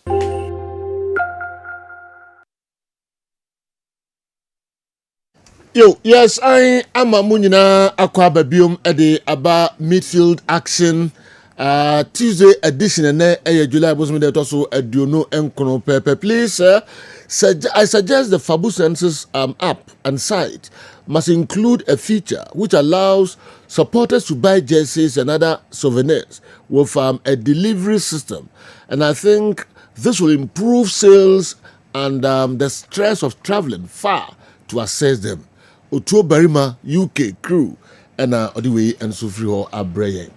Dr. Franco Naro. Otuo Barima de no the free UK buy no. May I wear said Dr. Jima of a Jima Tech Fee. Oni TH been paying for din komo about how Omubetima collaborate. Now my hekwa mbe fa so atonton Jesus ni biama echita for no. So I think it's a suggestion in the right direction. To be very honest, I'm so much impressed with the video I've seen. It looks so good. And we share the general comment all over. And Crawford GDA say it looks good. We share video now, bit ma compare with any outdooring video European clubs, and I think that those who did the video have done a very good job for the jersey. The good thing, unlike last season, Omubo League ni drew baby na replicas in Madrid. I'm told say now team no near Maba replicas and so about Bidru. But it looks like maybe by the end of the week or so, the jerseys could be on the market for fans or Mopeso Mutumitono Etumi Ato. So for me, it's all well and good. This is the 3rd season of the marriage involving THB and Kumasi Asante Kodokoin. It looks like it's getting better. You know, here no free honoma. Black Queens, Nyame Aduma Esi Enyumre, Ombekwa Kushia, Her Excellency, the Vice President of People's Republic of Ghana, Nana. We need akoye mankomo, and it's all nice and good. And when me tie niema is in Nigeria for year the mafa consonos, I was like, wow. I'm not saying that we should get close to that. No, omo the title no, but say omo $100,000 each. Yeah, I pay 3-bedroom flats in a location of their choice. And wachi almost the entire team, technical team. Who teams and Nigerians and is so excited about it. And I'm hoping, say, yes, say bronze na Black Queens na tumiaji, but then you hope say some substantial appreciation. You bet say at the end of my one akwayeno, ye near so na enshafu from crime. No musun kosum kumo fama or mino. And my football cream nisikenim. We momuko is a farm point ya kwen to kwa mononidada, but I think that would have to give them, show some better appreciation for the work they've done in Morocco. Generally, and free honma Prosper Neteogum replace Frimpong Manson as the head coach of the national under-17 team. Yeah, Metra Hakai from day one of the appointment of Frimpong Manson as the head coach of under-17 said, and you're proper. And yet proper, not because Frimpong Manson is not good enough or is not qualified to do that. He's more than qualified. We're coaching under 17 paying onim do ni jumano. But imagine him say, if you coach a team that is in contention for Ghana Premier League, adding any youth team to that job is not your thing. Unfortunately for Frimpong Manson, Puno ono de or BBNI national teams usually pram and omo ekampi. So after all the tour and the selection and everything done by Frimpong Manson, and then you're replacing it with Prosper Neteogum. Ogum ebeye tour ni bim. And our Manson ni team na scouted the ama Ogum to omrame toaso. Sometimes I think say ye tu anamoa ye maya dreaming kwe chiri kakra enka na ye tu anamo. For me, if you are coaching House of Oak, if you are coaching Asante Kotoko, Gold Star, some of these big teams, especially when you are also not close to Pramprama, the national under 15, under 16, under 20, and under 19 is not your thing. No serious country. And about appointing the head coach of a Premier League team, Nenia Bripe League Aji. So no nemetitin kwada ne breben. Because under 17, no, the Biawo Park so you are teaching the basics. And your Black Stars or mobile teamwork in this. So going forward, the Ghana Football Association should be circumspect with a year or more appointment of coaches into the national team. Now, nadano. Yana Pempi problem I say omo contracts. Omunti omuka. Entieja on a club need to an car, not as or the ala no kita national team no emu. And the prosperity of Mafani, obviously, they've added another job to it. So it's more likely he's not going for another job now. In Tibia, he can combine the two and combine them well. It will have to be careful. And as we speak, after all the promises from Honorable Kofi Annan and Crawford, who seriousness be a say, yeah, build the foundations, you know. Nisenti, we are now even looking at the constituents of national under 15 team, national under 17, under 20. Na ye near brese, ye ni omo trase, ya omo contract, near to omuka, na ejumano ya monitor ma say they are doing the right selections and giving opportunities to the deserving Ghanaian footballers. Aye kasasa, that dana, and that's what that dana. Yensi say bibiawo, and I think say here yebesa yensa. The Biano, any local boy playing to the Black Stars. General, me free under 17 now. I mean, realm of Fabu census. Okay. For me, they are unacceptable. Yeah, Fabu census, no. Send your kotoko for open no more in Yanasa. And near me, Shiego. What boka say bre? Are relaunching. Right after relaunching, registering is becoming a problem. One planning a year now. Yes, because SSL will solve the technical challenges. I said, no lunch. Ubekaya, they no nako fintimasi. Metana haka say they need to do a lot of groundwork in trying to even launching the Fabu census. At a point in time, some of us felt they should even visit some prominent individuals. Crophobia, brebi, a chimney, bremo, premu, or much say asante kotokonomo, penomo, pepa, so be ye bidi abwa, ye tu nipe, sefata, any place, sefata, can, aquamona, so cameras, yomoso, ye belanche Fabu census, so na ye or shin Jesse. First, Oberton is saying, na ebia was so, member of 50,000. Kwame Despa na cameras in so former Kotoko board member na cameras in so Kofi Aban near corner office na cameras in so you mobilize a lot of people, ship enthusiasm, prepare the grounds very well before you go ahead and relaunch. Lunch no mo ye na ye fear to say no menum. Ya me enum ni pe enim. And the unfortunate thing is that after the lunch, Nkrofo register and so struggler. Then I think that Dr. Jima, Crawford, is a more happy game in terms of providing the technical solution. Otherwise, a vim launching it for the third time will be difficult. And Kawo launch na you lay down processes and procedures ye ebeye. But at the launch, messages about and crana say and near money for a kwa dream who be fast because at the launch, essentially, share yeni. That say, ye the youth team ne kwa Asante Mampong. Ye ni team we bebo ayonkofa can see. Na nyumere ne be share supporters leaders. Ye we e bebo can see. Ye bo can see na e honom ye be register nkrofo. E bi be ko dwoma koye. Ye free where that say ye be kwa ha. Ye free here that say ye be kwa ha. Mampong for mo ho munya ready. Eduma for ye ba. I have you need to it deserves a lot of planning. Who are even the managers we are telling some be pan crofo or money be adwuma nankasa because general it's gold. Fabu census no a gold mine. Uye ni ya. Omun say sika say brem fa nimde nka money, personnels, and then time is needed. Look, Kotoko can use this Fabu census and reach the places of where Yangane, Simba, Nomania, they are. That's the difference. Luckily, and from a buffer Asante Hunefe.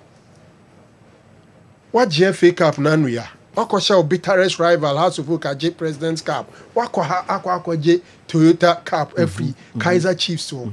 The wind blowing around the club looks so good. It was some supporters now crying a pese. Omo ben team no. A better replica Fabu census. So questions among Fubu said in a chess omo ya attempt say. And no chess among for any jehon. And ye na nkofomra entry nkofomra. Madam Fubakwe friend questions be on the bed by. Yes. Omoni omo yi omo krasa onum be dim komo na omo kire omo kra omo fa so be register no cry a problem. Numbers no the buy. Was we be 6 days still. Onya the open feedback onya bia. Omo amono ne kra de ndi omo nso kra ebre kra. How a quite bear na amono for no be register. Nipa ba ko Germany friend justice. E wi assembly Dr. Jima number na man because me kire na oye nye. Nti so no one ne nkasa ne. Na no kwame aboaje mensa frame. Chief of staff ne personal assistant. And o ka kire me so me kasa no mfom so kakra bem.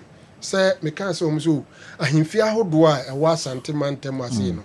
Omo be man crofo atran register man for no. O chirechire mu yi no ada mama me take advantage. One na sem ne say ye ka Asante a enye Asante mantem nko a. Or the ra any other nyina abeka ho. Into this communication I should get it right and I agreed. Say one Asante na mete no enye Asante mantem not Asante region. But baby Asante ahimie ene Asante ahemfo e wo bia. Some go beyond Asante region. We are not the free honma or say every palace or more registrar and our secretary of palace or say nipa no more plan say ombema ntete na say nipa no are responsible for registering and control on the Fabu census. It's a brilliant idea. But how are you doing it? Are you putting all of them on one WhatsApp platform? Are you taking all their numbers, have them on a WhatsApp platform, organize a workshop, Zoom meeting, no breaking it down the amount now? Say nipa no register and say you ninim dey news our computer. Obviously you get somebody. So I'm saying that a lot of thinking have to go through it. Yeah. Omo anya no yie na ye biara. I say as simple and easy as be a MTN and network be put out now opesese useni sika yes ulo do why open credit good for I say that's simple but it is a day wind na air blue as and go say you know from apart nti open na basa man for be in the say we take advantage of it na mutimi na obisika ready na or breast or register abembu ba na fe nkugo ni as dey saba na fe na atikokra General Chairman Obin Secretary Benjamin Alanche ne campaign for and I'm struggling either Circles National Chairman or Kotoko Supporters National Chairman. I think I been saying for you nimu ko pum so beto aba na wi. They are support whoever. And I ube tutumutu kura na so be. Oh, chena jina for what? We like that so that. And now that you need me feel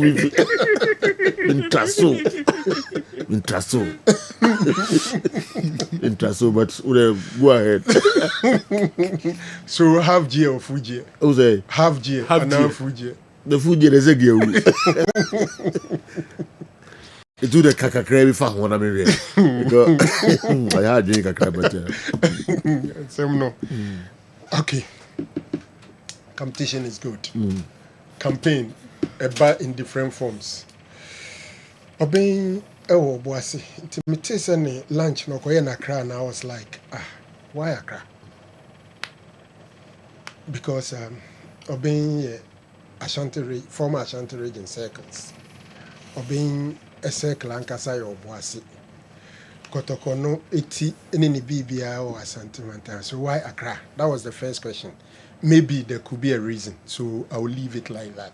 I saw about to be able to be your mind. Yes. What the brown for no more can I'm saying you Kumasi do.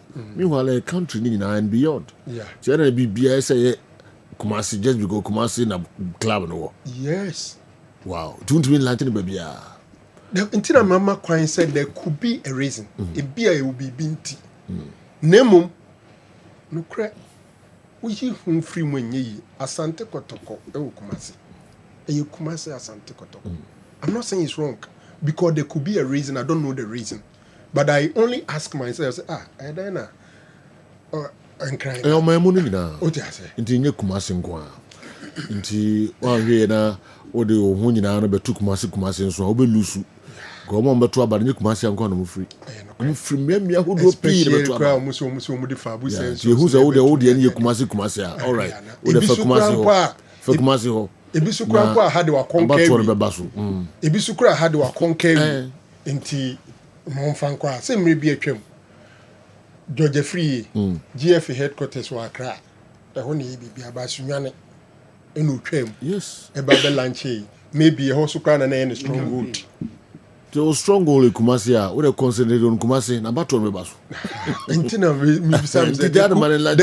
No, I've not said it's wrong. Okay. My question was why? I'm only asking a question. Okay. It's open to a no munko modi any dinya me any ni pe ni. Baby ana miti na na kwa miti obiness o mo pekrachi ni.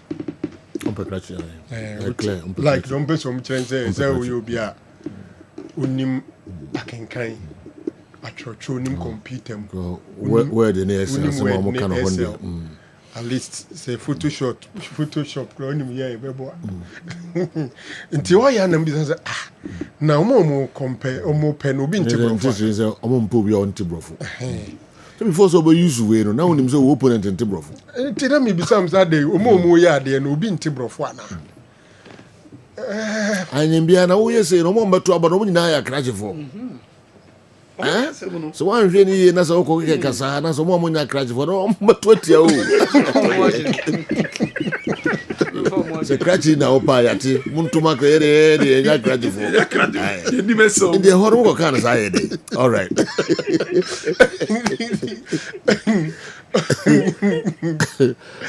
But what kind of so de nga you ana General, to contact Ibiazu. Yeah, Pencrofa Moma could lead for airport.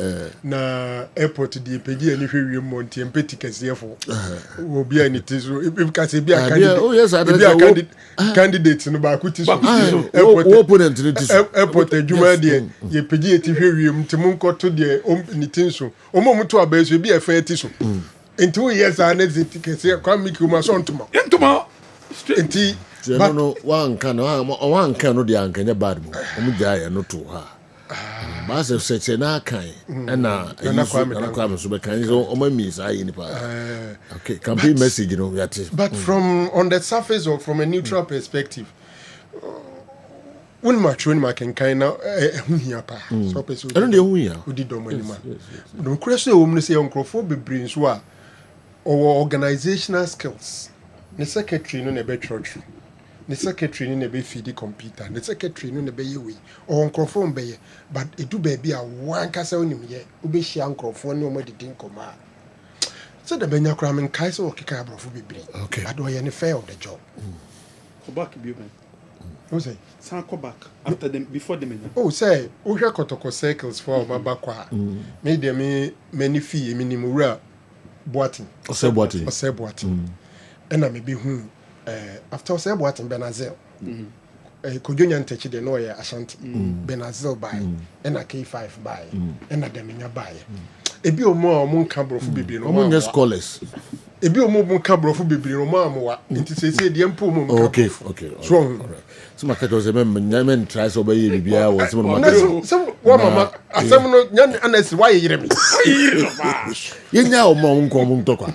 Ewi a wa be wi bibia no. Yes, ya bobo ko na ye de ano tutumbi. So obi obebe bi ebe boa. Okay. Yes. Ya omo nyi. Yan ko GFA president Kasane abetena ha dwasem left right center. Na o se kotoko cycle chairman de nya da bi. All right. Okay. Number the one. way people lambasted Dr. Franco Nairaba, the Hope brand, is proving everyone wrong. This is a lesson for us all. Arrow, Nyankumasia Hinkro, and anyway, Atum. Now remember, so we might comment. No. Yes, we come in Aba. In the na THB, the Bia Bekubia left, right. Center ya jia tumbe bia F. Okay. By futu kakra bi o. Okay. Futu kakra o. Oseboatin is my wife's dad, Dr. Jantwa. Amofa Jantwa. Debbie. Dr. Jantwa we doctor in pharmacy. Yeah. On the way abreye. Prime time. Aijaho. Pharmacy owner. Yeah.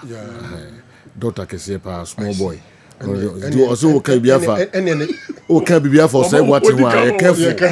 Na yire papa no. That's it. And then yire hu be fe pa. Oh yes. Ko papa no hu. Papa no fe pa.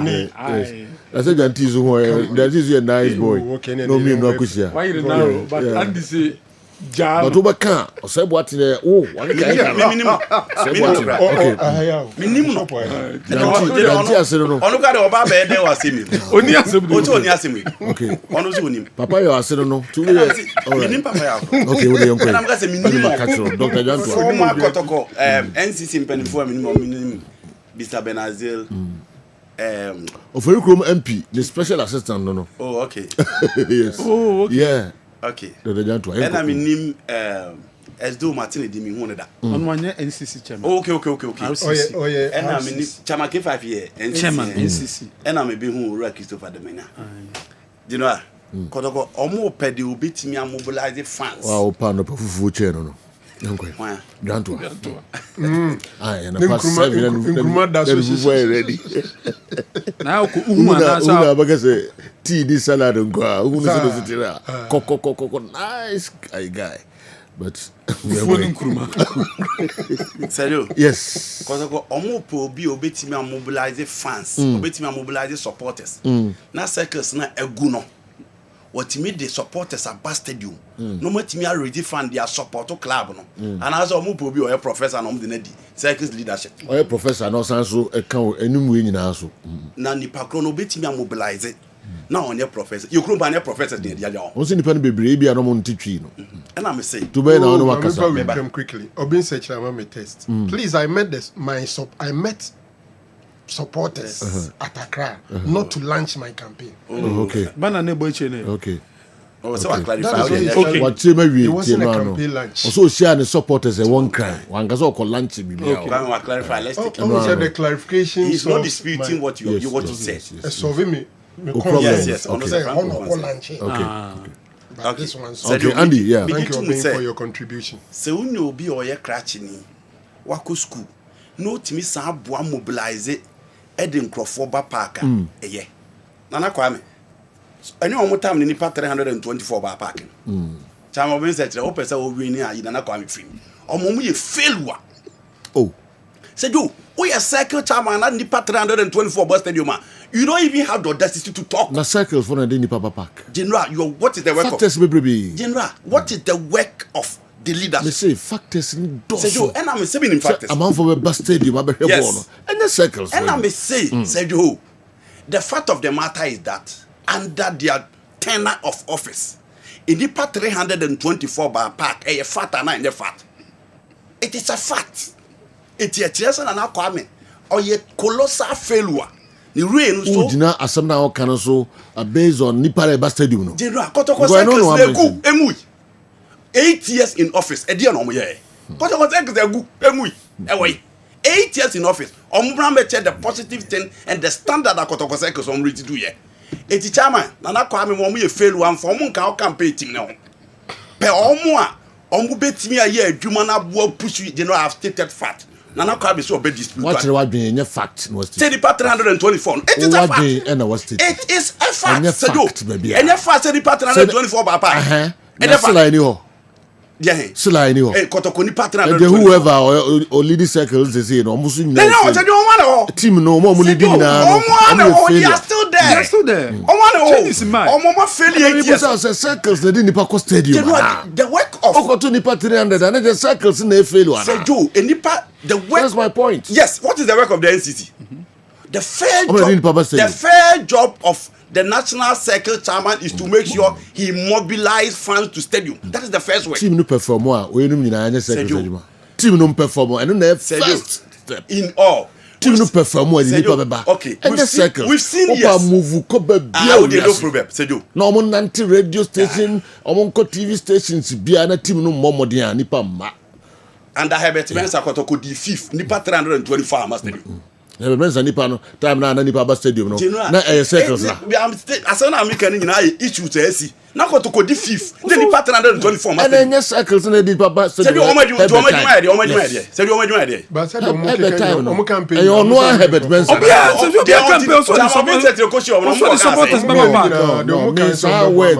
Total failure na onyin mfrim ni hwan no. I say Bempesa. But who account there any problem there? Just because Nipa no must stadium the time. You know what is the work of the circles chairman? So what do you mean the work of the circles leaders in there? It be different from mobilization of supporters. No, it be a different form. Circles are human. But Nipa na ne stadium. Eh no Herbert Mensa. Sejo. Circles Herbert Mensa nankasa. And a dini pa stadium. Okay, me you so Herbert time. There are times. Wow, come on, better. In all, Kotoko man league fee and on the league. Kotoko were 4th position in the part 324 baba. No. Then the Paco said, "No, I stick to a certain number." And in the history of Kotoko, we move any stance in the bench of Kotoko. And in the part 320. The fact is that it wasn't 324. 80. Time of being set. Pencroft, almost 8 years. Nana Kwame had been part of the Kotoko all this while. Oja so akwa yo kwa for chairman on concentrate o ma emfane nka o campaign team no now okay no there are many problem but to say the the problem the problem so problem now on the issue of brofo say you Kotoko circles na gu the way to revive it enye brofo ka the way to revive it enye brofo you krom ha o man ni nyina o pack all sectors akrachefo pa and the did down no Ghana had ye ko yi wa eti mumpe obi a obetimi a connect the ordinary fan obi a oti akire club no watiada obi a obetimi a make sure say Kotoko circles na akofem no obetimi a revival circles no all my team no kra no mum follow bio no matensia free club no so no obetimi a bring all those people on board obi a obetimi a ready fan and make sure say Kotoko come match at least onya bass ba kumienu miensa nwotwe na Kotoko fans na di club na chi and make sure so omo kwa away games omo bo home games say do Kotoko benya numbers obi a obetimi a convincing fans na say you need to register and pay your quota to the club said the buyer omo so betimi a contribute to make sure say club na be successful club na betimi a ready ska supporters no enso betimi anya base team in the previous year the cycles were so powerful. It is any panel that also attention corner so I said oh and no be attention wa abrochire it unya obi obetimi akọ down and mobilize fans circles na ewo ho no at least ono to atimi am make sure so be adwuma me bia beka ho de good obetimi a revive no ama circles na timi aba back. That is the type of person I also omu man lead the club no enye brofo said you so what brofo te sa ako na se you say be leader na want me and revival cycles na ekofeb na said you enye ye want me and make sure say obe organize fans obe organize supporters e de oba stadium na nyina enye ye etie ho ne ade e wo se ye hwe enye brofo asem yen hwe obi o what that leadership qualities said you ye obi o ho nte brofo or secretary to say the Nancy Franco Chichibu na or spokesperson na sisi a o ye Ghana ni na akosia China ni na so de a deal every Kotoko fans na brofo na abaka o be fa interpreter uko Germany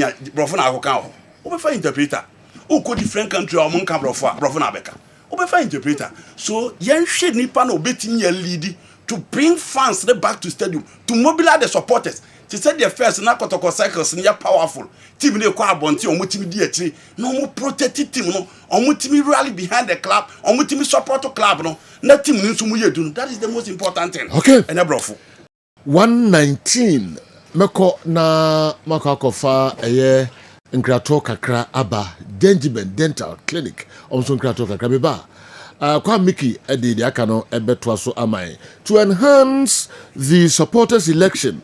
It's important to refine and re-evaluate the entire process. A thorough review of the FABU census and the elections will provide valuable insights that can lead to improvement and better outcomes. Sir Whiskey, Sir Fred, and Epijawi, and so Eddie Breyen. Okay, quickly. Me who need a and so message be ewaha.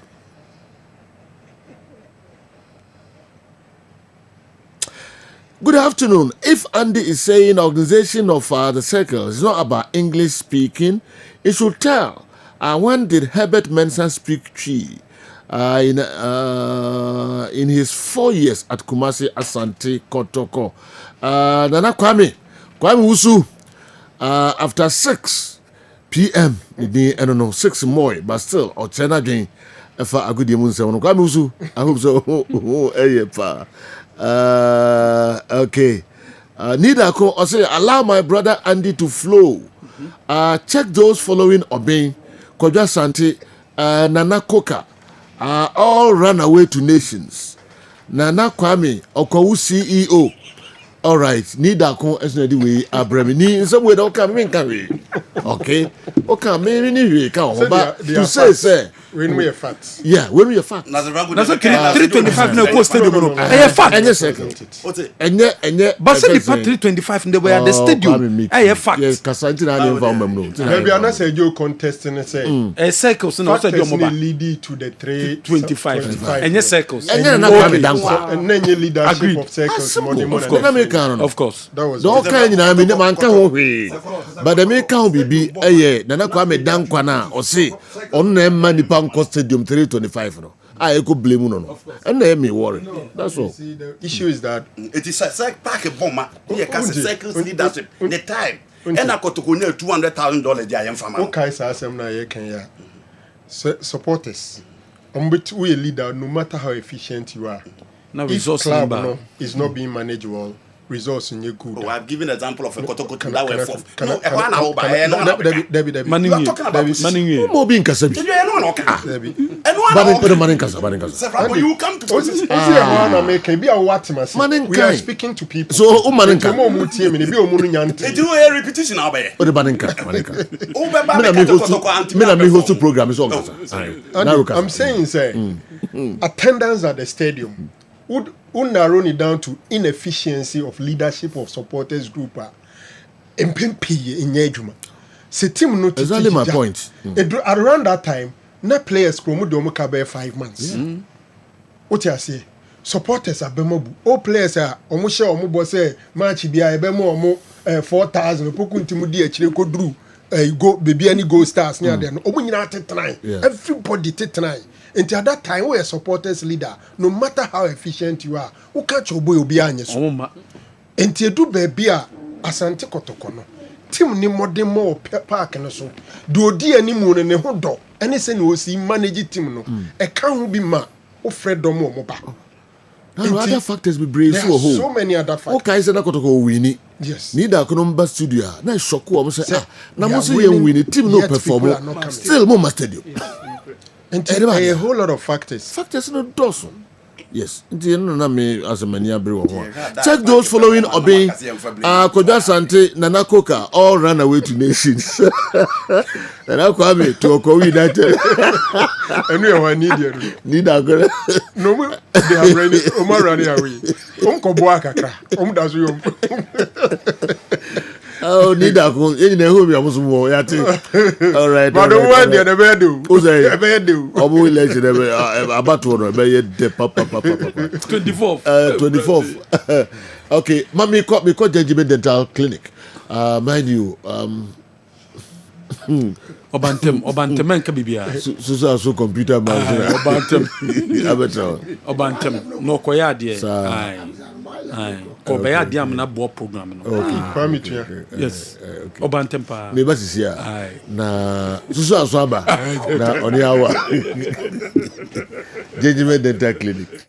Gentleman dental clinic ejuma bia yedia ne say BCC osin na yabo osin ho ban ama wonum enso ate anase osin animonyam so afa ntuma pa efura gentleman dental se oba ye clinic wa enema bibiri na ye efa nipa osin ho ene wonum oba gentleman dental ye consultation and examination services problem ben na ekoso how ben na ekoso wonum na fi wa kire anamon a ewo se utufa ho na itimi eboa afi ye san eye cleaning services oba ye profession no na ye scaling and polishing say ebia enema bi ahyehyehye esene mu se bi okasa etimi mapampan ene ade eba mu oba hwa etimi ewohoro wonum eyi saa nema ne nyina edi free esene ase esene tibia na asesa no esan fa ne ntoma pa edi fra obi wo hɔ ana tokuru ato ne semu anase ne se no eso ebubu anase wanya fracture esene nkasa ebu eno etimi eye failing enso so na ye dia mawo anase ebi nso so na obi wo hɔ wabase ne se no watena se ama esene ase opese otu ne se no eno nso so ye frɛ no extraction oba ye extraction service and so yebetu oseno e di amount afi ebi wo so na ne sen wanya missing teeth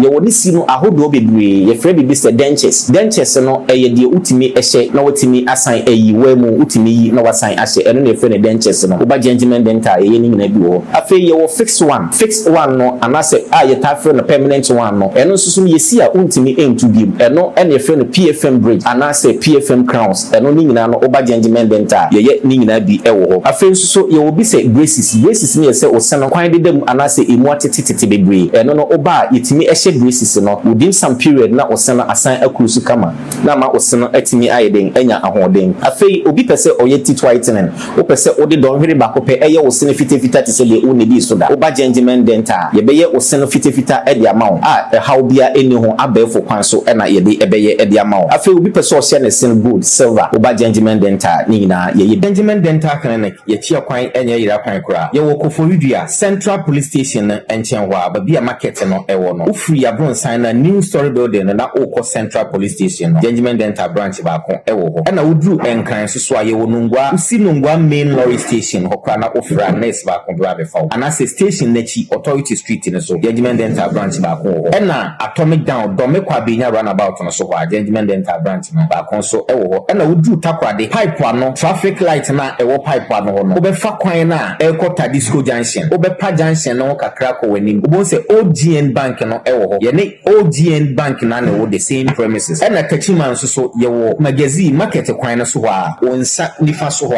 a gentleman dental branch baako ɛwɔ hɔ anase opposite AY Ahmed ɛna woduru Kumasi Abrepo Junction Total Filling Station hɔ a traffic light na ani hwɛ G runabout no wofiri Total Filling Station na Yabronsan no na ɛdi hɔ direct opposite to the Methodist School ɛhɔ ɛna gentleman dental yɛwɔ Tamale nso yɛwɔ Tishigu wofiri Yabronsan a na wokɔ MTN main office yɛne Tamale post office ɛna ɛdi animhwɛ ɛyɛ adwuma firi ɛda dwoada kɔpem ɛda memeda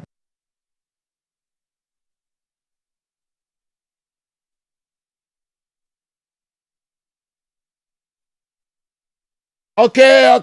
Yemra na kwa Miki ubabwa na fi ya tuasu mahunza kotoko kukudam no omode messages bapa Commander Griffiths enso edene de aba sanso na chairman Bernard Zeal message ode eba ha no ama abeka mensa wa ha nyambo akira ode wa bra kotoko national secretary chairman motwa muko na Benazi mi nimse o monitor program no message na de ama me nyina e chan de betra ni manaka se oko Germany ne soluso ko no China muna e beka brofo mama ho a e ho brofo mama ne garo no bia bo mu dia na China brofo mama ne garo China okay o de china metwe momra na yini enkomo so this is on the lighter side of life. And based on Andy's submission this morning, I'm suspecting that Andy always voted for Ekriadonko for the president of Ghana. Enye Brofu. Mr. Mike Bonsu, a member of the club licensing committee, Ghana Football Association. Onya kase with on the lighter side of life. And continue. I don't know. I'm now to make all right. Kwame. Yentuaso. MTN everywhere you go. Baby, bia no betime isu MTN ho. MTN se sabre de data no otobia. You be 15% additional data at the account. And ntito eye data. Near 15% additional data. And fanka ho and fama. Joben so be dial star 138 hash. Star 138 hash. Obe dial star 567 hash. Obetimi ato data. MTN everywhere you go. DSTV so much more. Commander Griffiths and so message. I'm also fresh over. Maybe Commander Griffiths on to me because time and hour any referee time. Please kindly ask him and Obin this important question on my behalf. Is he ready to ensure full accountability if elected? And more importantly, was he able to properly account for all funds when he handed over after his term as Ashanti Regional Chairman? We need clarity and transparency if we truly want progress for Asante Kotoko, Commander Griffiths, and so the way Brian. Obinso testimony. I'm on my way coming from Accra. Okay. In terms of Nebi Obebechina. Okay. Obi, Mbushebo Hachina coming the program in Mamo. President Benazi and Nomini Obinso team no, and the Munina come rest studio and come fetch a program in Mama. Come to me by the foreign stories in Grano. You better 10 minutes. Kwame. Now we'll call DSTV. So much more. Yes. Your home of entertainment. Yes. DSTV so much more. Your home of entertainment. Star 759 hash star 759 hash and then short code abedale na we reconnect udi code no high sense yenyama ne papa enunti na woto bia be ma 5 years warranty ewo ho enu per television, gas cooker, washing machine, smartphone, sound system, water dispenser, microwave, blender, rice cooker uhie ni nyina bia high sense die ena ye papa ye branches awdo Kumasi ye city mall Kumasi ye wadum ye sanso branch ba ko ben post office ene wo Kumasi tafo high sense ye product no ye papa plus 233 graffiato paint plus 233 graffiato paint and nuni paint wo so use we a building contractor we a estate developer we a landlord we a painter we a building owner plus 233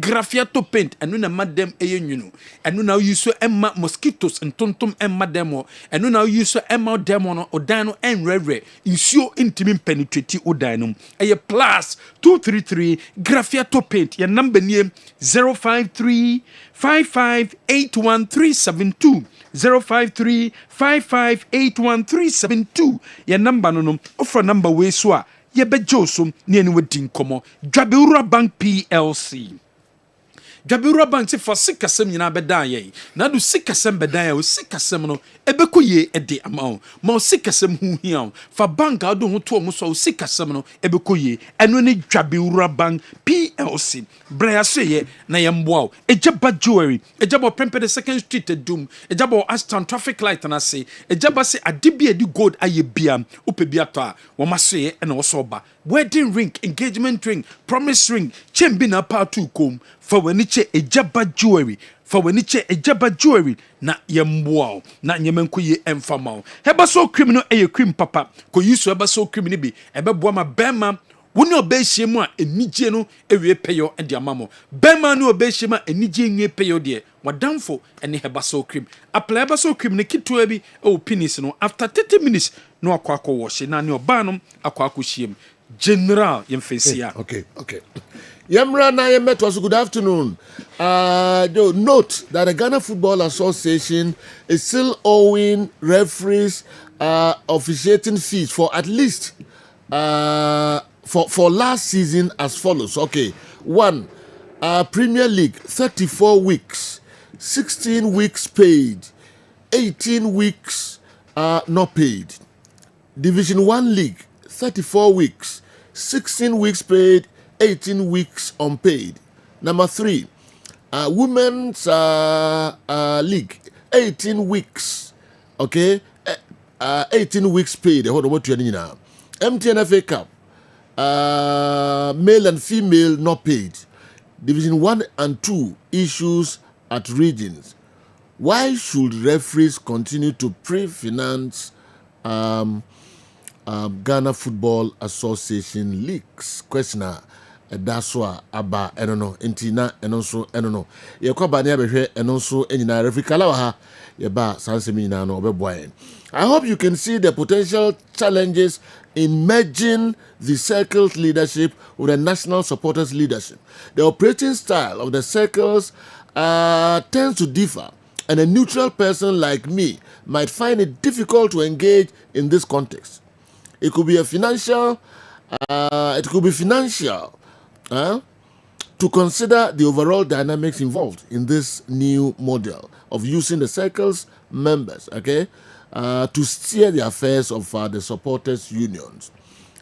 Fred and assigned the way Breye. Ejumewura, Laven C. Let's organize a debate for those who want to lead the circles on your station so that the voters can make informed decisions. The foundation of every building is very important. The fans are the foundation of Asante Kotoko. When it's weak, the team suffers. So let's hear them live on air debate. Okay? Okay. For circle chairmanship. Good afternoon, bro. Laven C. And I did this ask me and so Abba. Say Penifono doc. We invite to Omni. No, we can do Nanka, Omo Emra. We can arrange. We can arrange and this do week, it. Omra. na supporters no muso omo questions omo aso betima to questions ama omo ho na omo yi ya no anke be kama pa we can arrange and do it date near da be August 24th. Okay, oh aben August 24th yeah August mom next okay it can be done. all right nti yemfa eno so entoa yebeba later yeba beto so de amamo yeko awa Mohammed wo yeba referee kala question aba no be ya no e de amaye ka wom and so still mo pre makodi matches answer bien was it na so la kodi manza odi manza no na so no kala we say answer bien odi manza no odi no bien kan so omo san kwan dia na adwuma de so ko eni ntwa aka na guso ya de omo san kwan dia e na be mo obi free ball ga abesina ko nyina se akodi match ntwa na ka ba oba ko happily video na da no Elmina Sagbon nipa ba ko nipa be 20 na avem no next week no nyina match in Jareka obedi atum report so omo sa no omo nwie no na omo kura be o pepe ba ko enti sa thousand na omo nya na nya hwe enu ti no omo kodi match to jagu only reason ano enye passion bi antimi mfa wo free bolliga MSC Nkonyina. Okay. Kala all different answer me and prepare me come. Yes. And then the work na. That be the work na the for the love of the game. Oh yeah, be otio say and then ama bibisa akwa na first before say be engage you say be referee no. Say we dey adwuma ye kra na akaya foul you know. All these things say wo ma say na foul na wo mu a en foul no. Metu we say be referee. But Ghana Football Association dey make. The referee now di na. Yem tuaka. Abro mo buru nyina mo ntwa. Yem tuaka. So I say. I be see na ni nyina ka no mo the referees come from. Na kana say we referee na wonya adwuma bia. Na adwuma na referee. Na me referee na me adwuma. Ejo. Sa. Me start adwuma from 79 83 one now. Me my adwuma Texaco. Wow. That time Texaco when na be am Texaco. Oh, there a filling station. That's it. Me Texaco that. Now we petrol. Yes. Okay. But I report that she be chef filling station on there Texaco. Now we petrol. Na me adwuma. Na me that time kerosene. Now book regular. Super. But is now ujina. Yes. What do you now hear? At that time, me. Okay. I report that she me. And so I've been in a lot of business since 83. Okay. My head Juma Takrade, many OJK company, I have Juma Baby, you know. That time, that time, I can't say. And the pump in any, Lotto now the.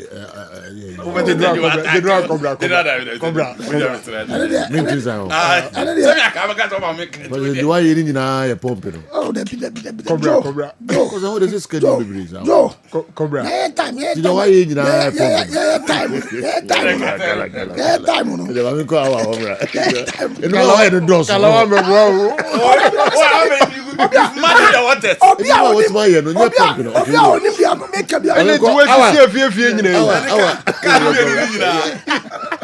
Now this is if you are pumping.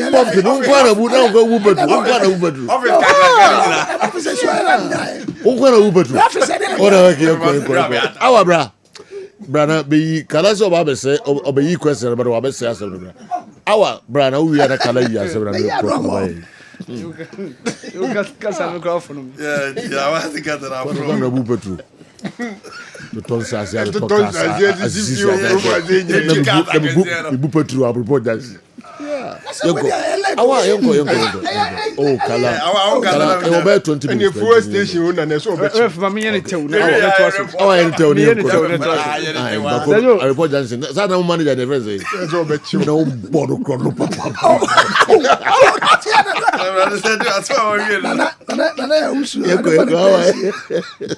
well, we are no papa. Okay. Young Cody. Oh, that is. The party will be now 89. What are young Cody? Not to me, you pump, we save you in. I save you with as with the pump. You can't say more. You pump, yeah, what does something? What was in Johnson? What does something? Gift tonight, the man on the coat in there. Was some quite. Who's because of Brahma? Last fair.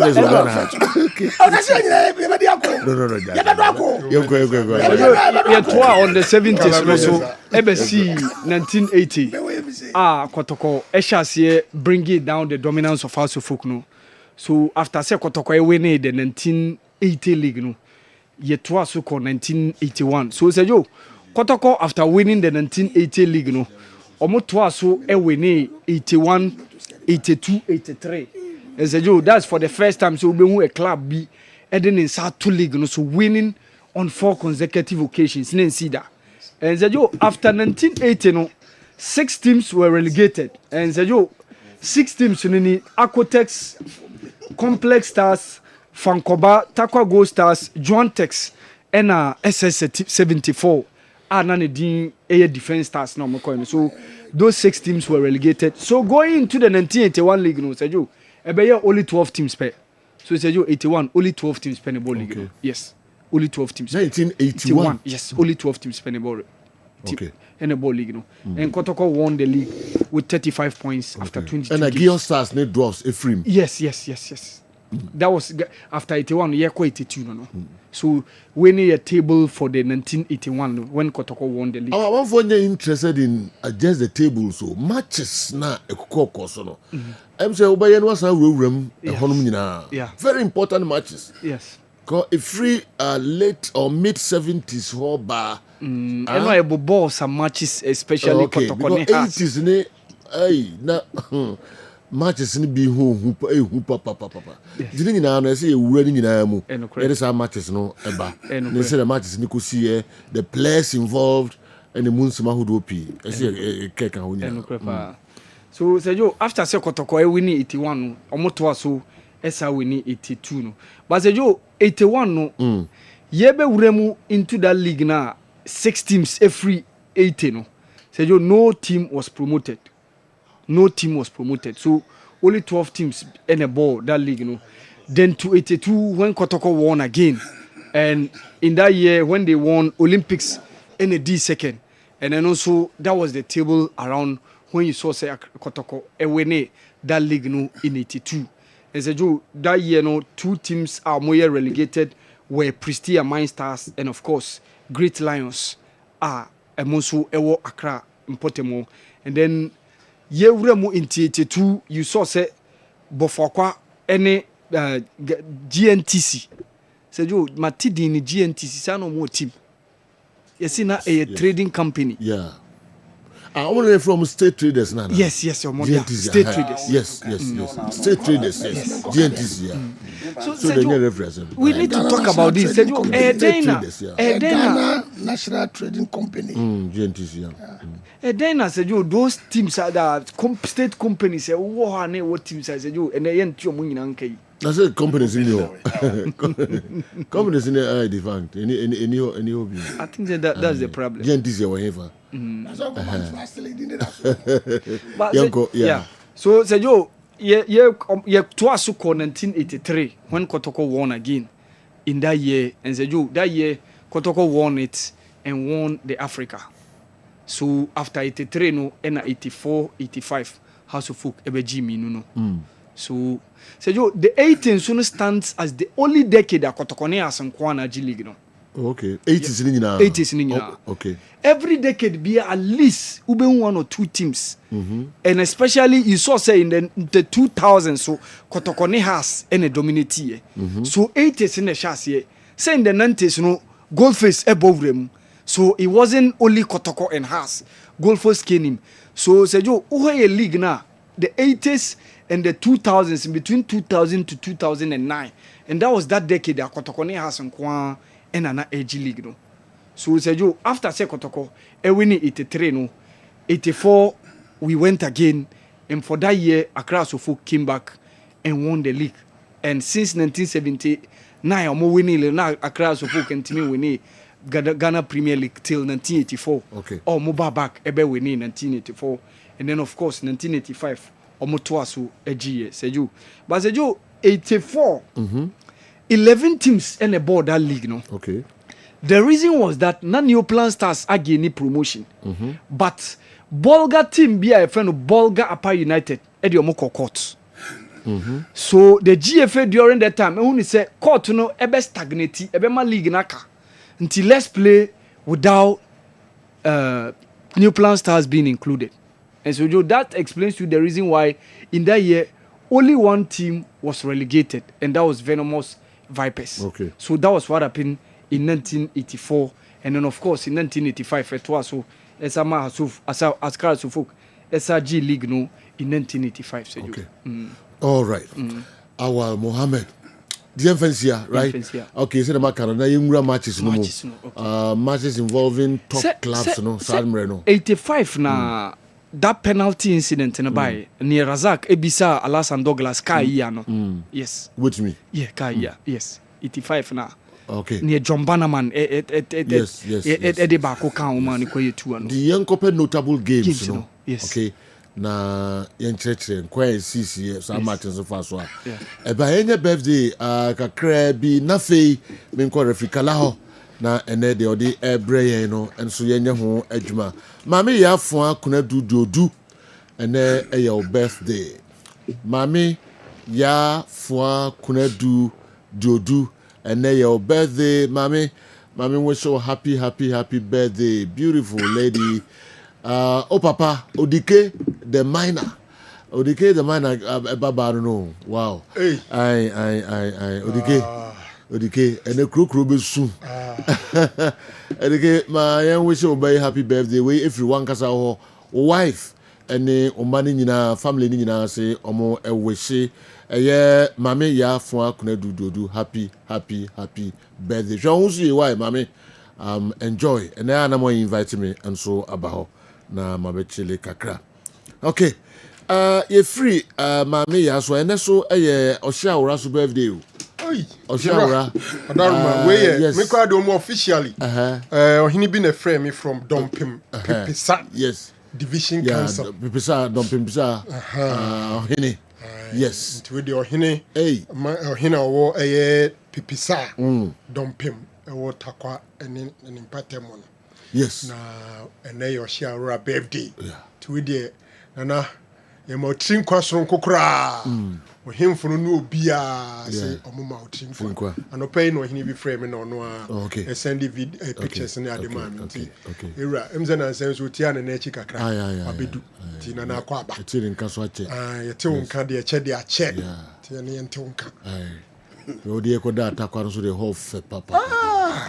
So a guy. Okay. Now the car be fire said oh yeah no. Come on pa. Na husu otakwa na koba don say yes. I am to krum ha. Me ko Afari Salome and then also birthday Afari Salome and then also birthday Afari Salome mama wish you also happy birthday wo afijasi setre. Mama wish you happy birthday. Oti and this me wish you happy birthday. Also sure also ye pa. All right. Doc, I'm sorry be firm. Wadaruma we dey okoba na nkama ye ni ye. Eduma secondary school ni enye mfie aduosia. Oh okay. Na Odike the miner ya kan ya. Okay, school ho. Okay. And Odike the politician school ho. Okay. Kennedy do ni skenti en sheda money. Mobi amfreno. Gabon dey say. On sheda ni do. Nti we dey wa kwa Duma secondary school bia the details ni be bro. Okay. Say flyer no ni ade ni nyanye ready later part dey be. Okay. I'm for follow organizers on compa. For follow pa. Sejo, Steadfast was older than Accra Heart to Folk. They were founded in 1905. Wow. Steadfast. Oh, and about say baby I say Heart to Folk they the oldest. No, they be say Excelsior. Okay. Oldest existing there. All right. Oldest existing. But or say the name is Bolgatanga Union Apes. I was an integral member of this powerful team that was robbed to favor New Plan Stars. Wow. It's not Upper United. It's not Upper United. Bolgatanga Union Apes. Nana okasa team no ho ye pa. Nipa na ode ba no. Sa time no oye integral member of the team no. That is an infie no akwanimu ye pa. Of course. Oh, and I'm so happy. Say penifo sa no omo monitor program no. AM Sheriff. Una di message we free Bolgatanga abreye. Yeah, that's it pa. Mr. AM Sheriff. Thanks so much. Kala? Yes, sir. Mpanimfoɔ tie nti edu baabi a na ɔyusu akasa ama nipa ho akyerɛ no. Okay, what's it? But for futu. Nipa e boni a how they actually. Because I descend there about. No men descend. Konana tornado. Se ne osi ofia o straight do de brebe de say. Joe. Nana I Tornado FC. Oh, Tornado FC. Yes. Joe MC and Mr. Derry and Mamika say or say I'm sure Kotoko match no. Incident me be see Kotoko ne Kaiser Chiefs no.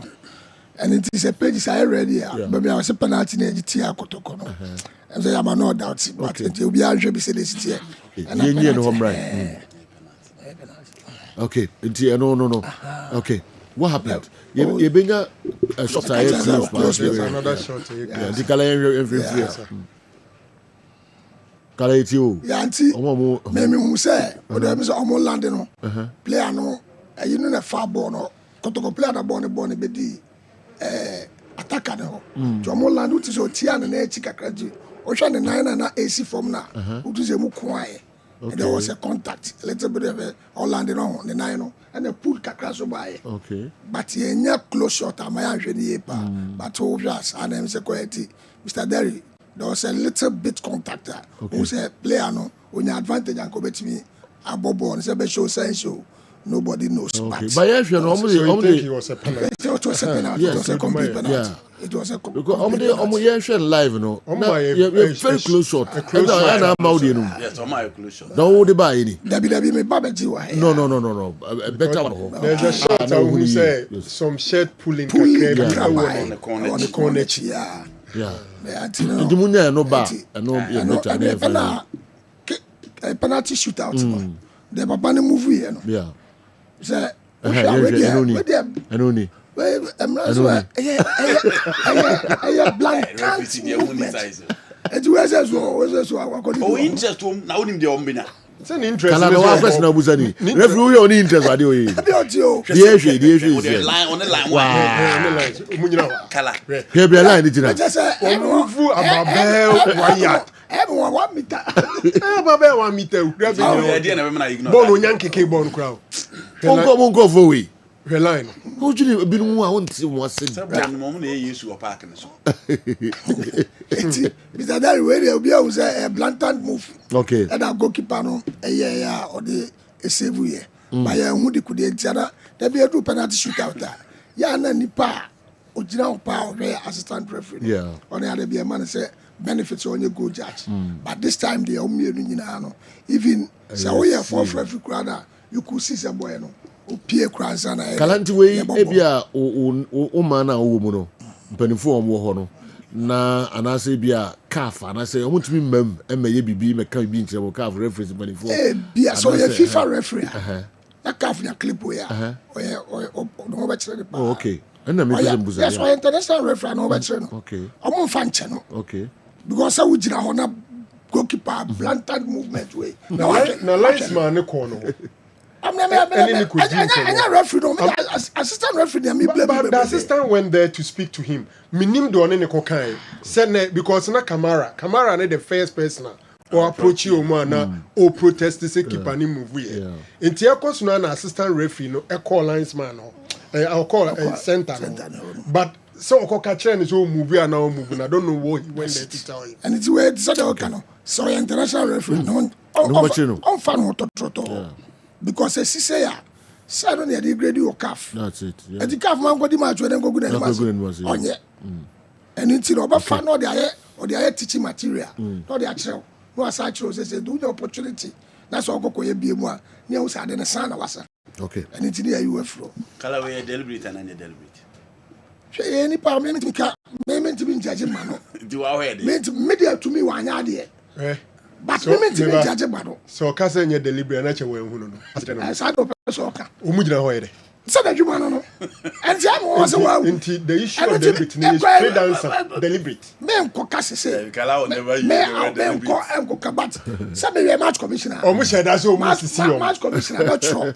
Okay. So second one now. Okay. and what to say that way Casse, the Cocoyard,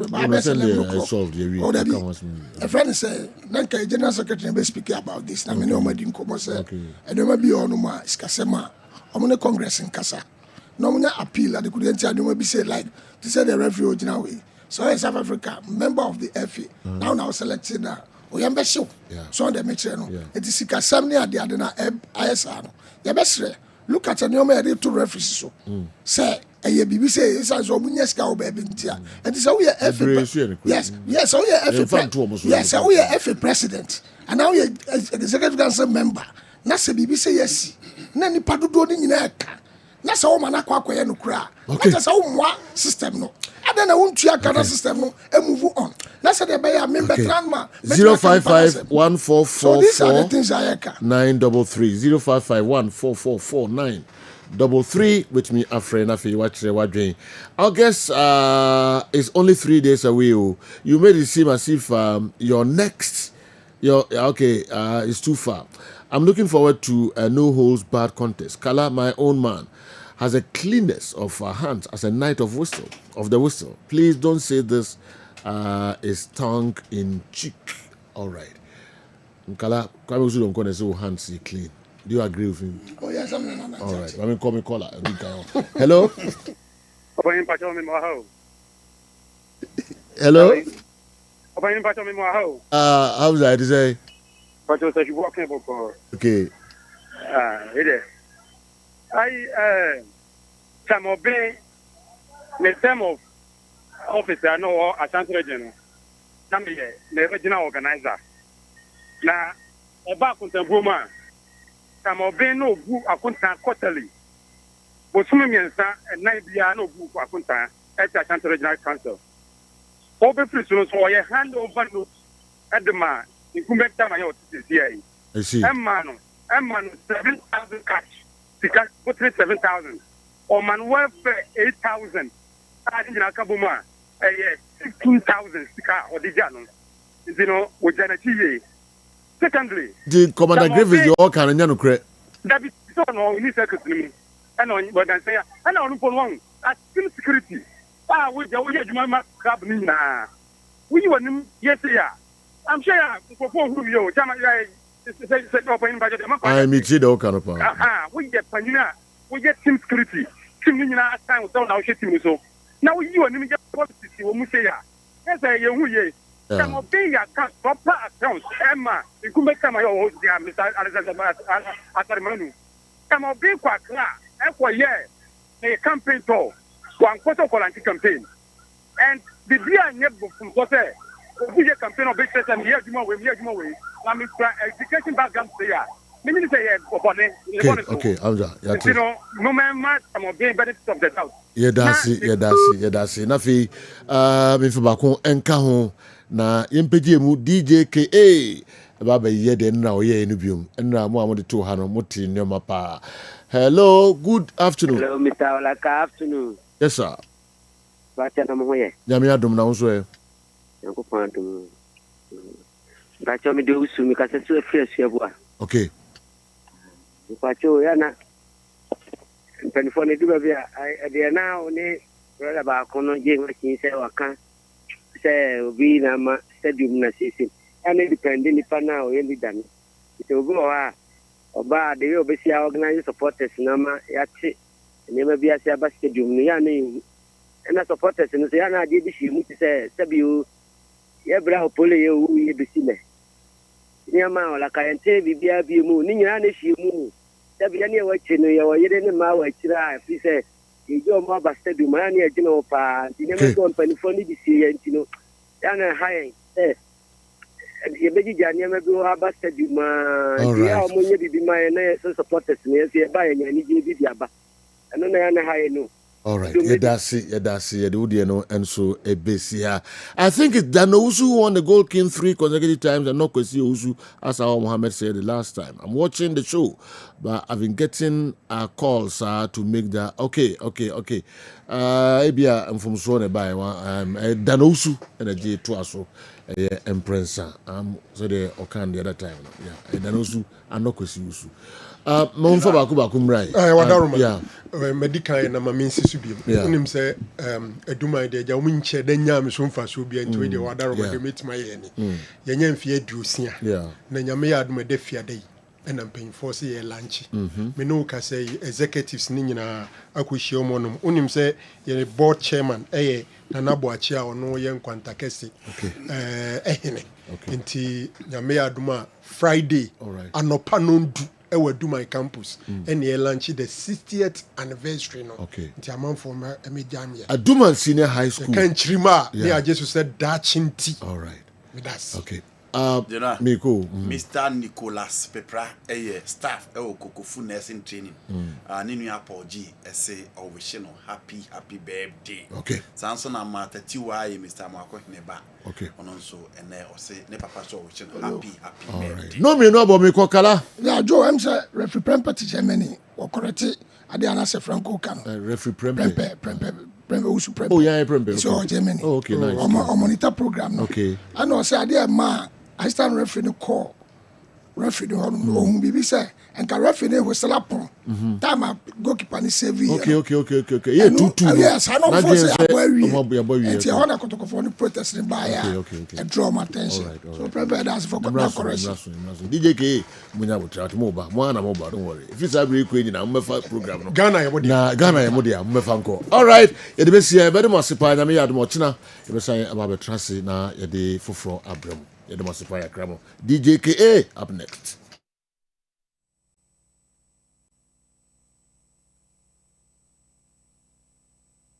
Pause.